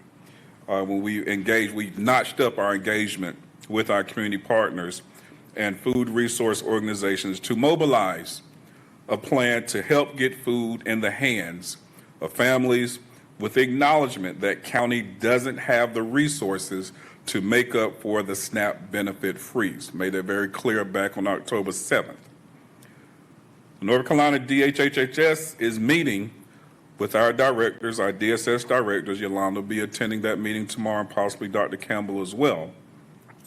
They're participating in those meetings to discuss strategies and also hear from our peer county directors in terms of how they're responding to what is going on. And then also, you recall, as shared with you on October 7th, our response will factor with how the state is going to respond to what has happened at the federal level as well. So all of those discussions will occur tomorrow. At a minimum, we will expand our food pantry capacity with our partners. And the reality is, we will not have enough food to serve the 63,000 Mecklenburg County households that are receiving SNAP benefits. The cost to provide these families a 7-day supply of food boxes, the cost to provide this would be $2.8 million a week. That's nearly $3 million on a weekly basis. And as of September of 2025, the monthly value of SNAP benefits is $24 million.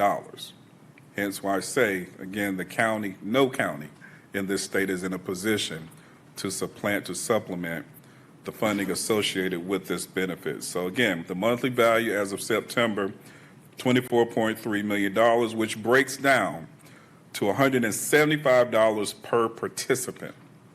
There's a total of 138,460 participants that make up that 63,000 household number that I referenced.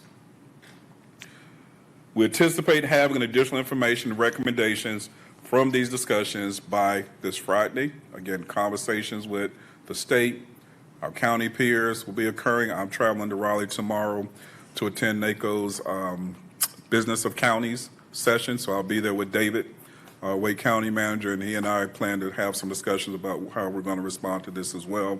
I'll share that with the team accordingly. But I wanted to give you a status update on where we are with this.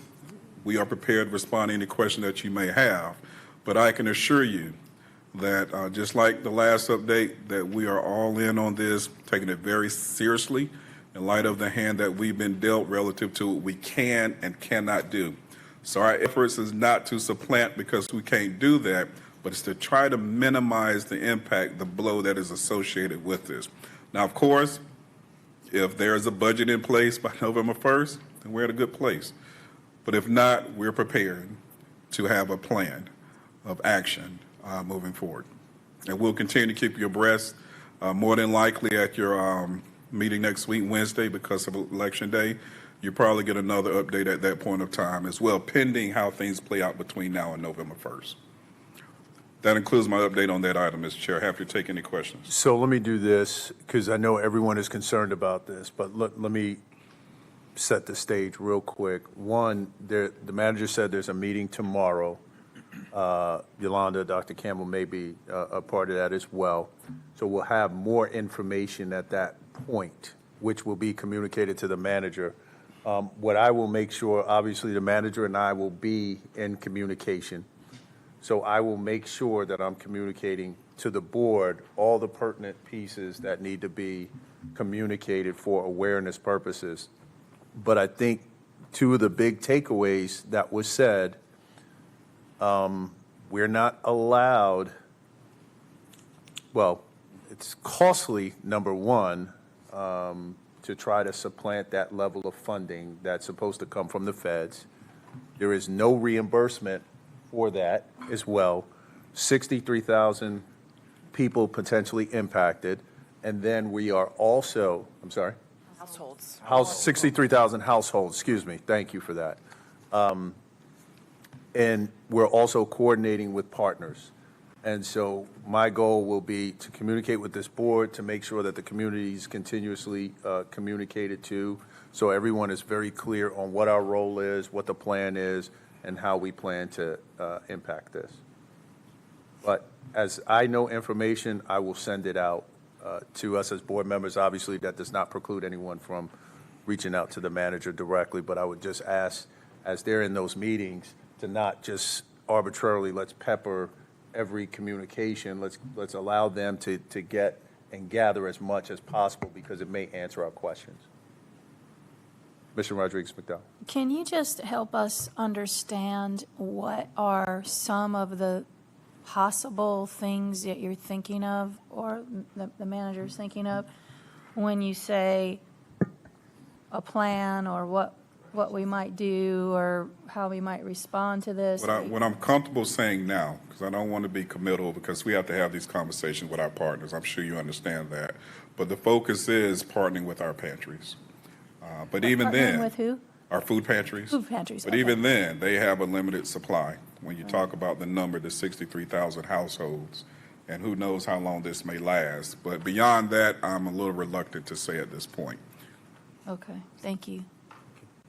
Commissioner Griffin.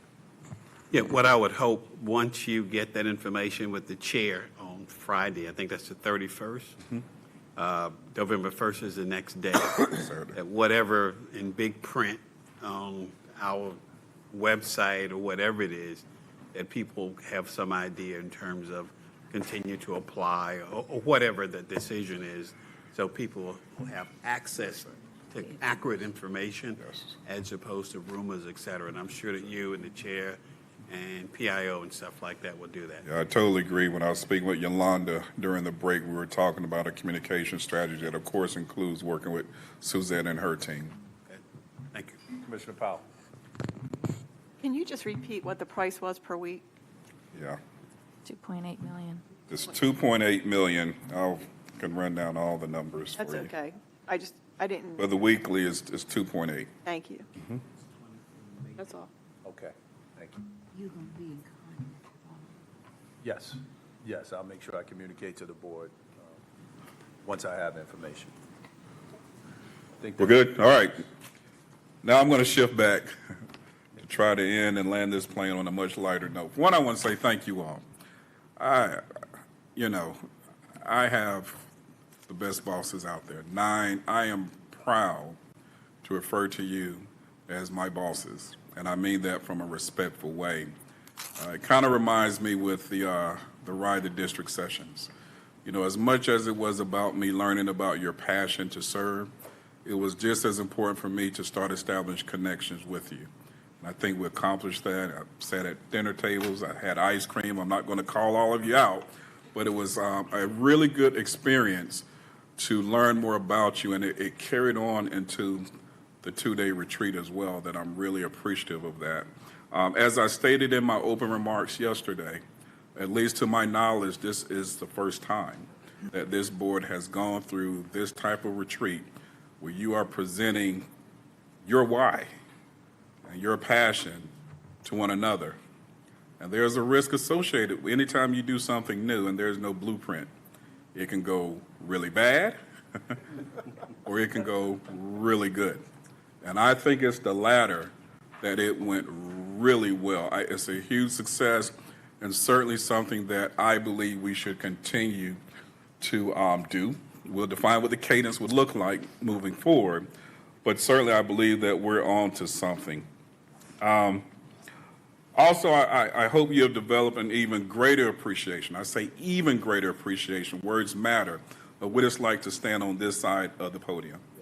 To develop, I hear some chuckles there as well, to develop a presentation, to stand before the governing body, to present with the media being present, to respond to sometimes challenging questions.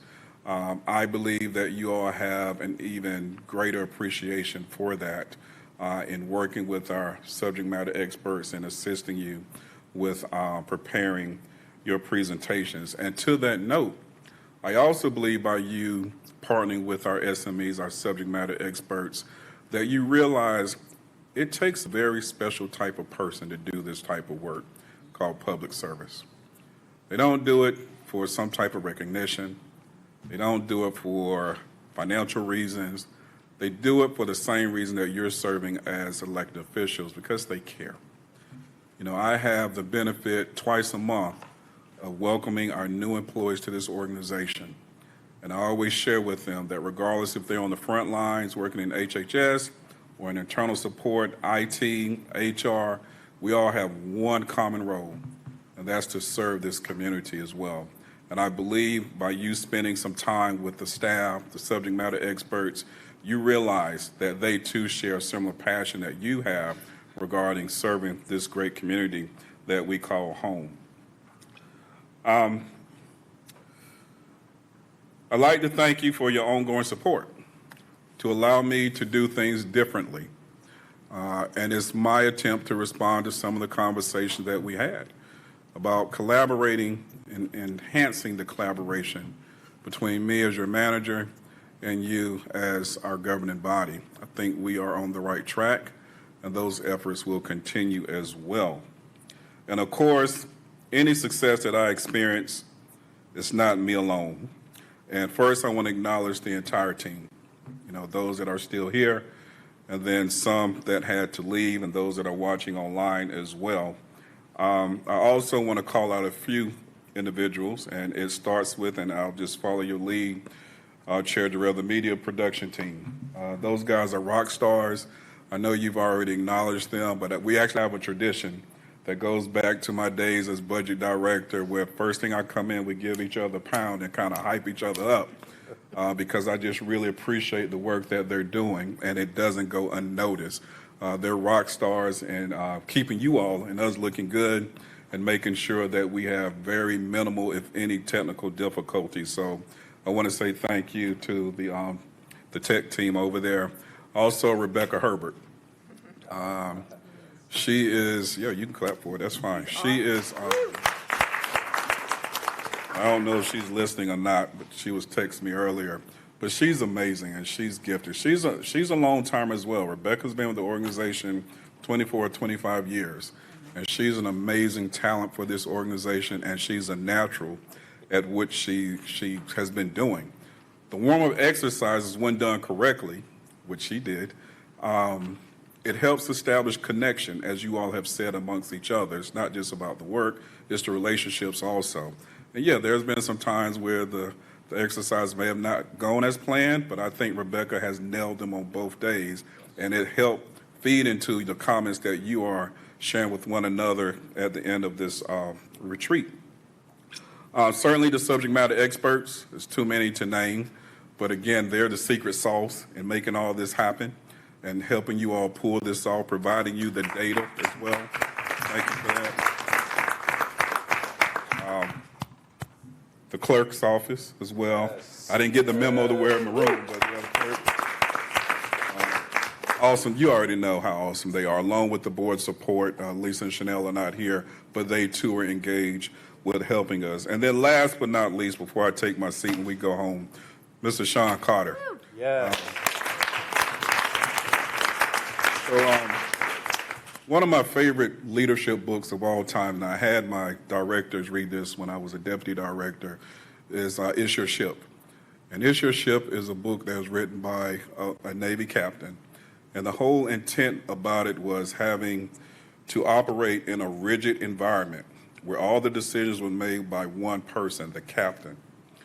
Well, the captain realized that production was not meeting expectations.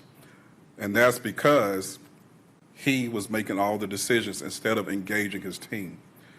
So as I admire and try to take in some of those leadership traits in terms of Is Your Ship, as I think about our conversations on how can we create this environment where you all have more time to talk amongst yourselves about your passion, about your why, to help give staff direction as we prepare for another budget cycle. And the chair and I was having those conversations over breakfast.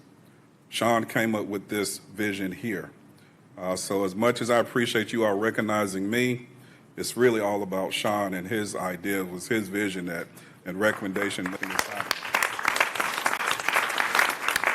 Well, the reason why I'm talking about it's your ship is because in that empowerment, in that decision-making, the soldiers, they took more ownership in your ship.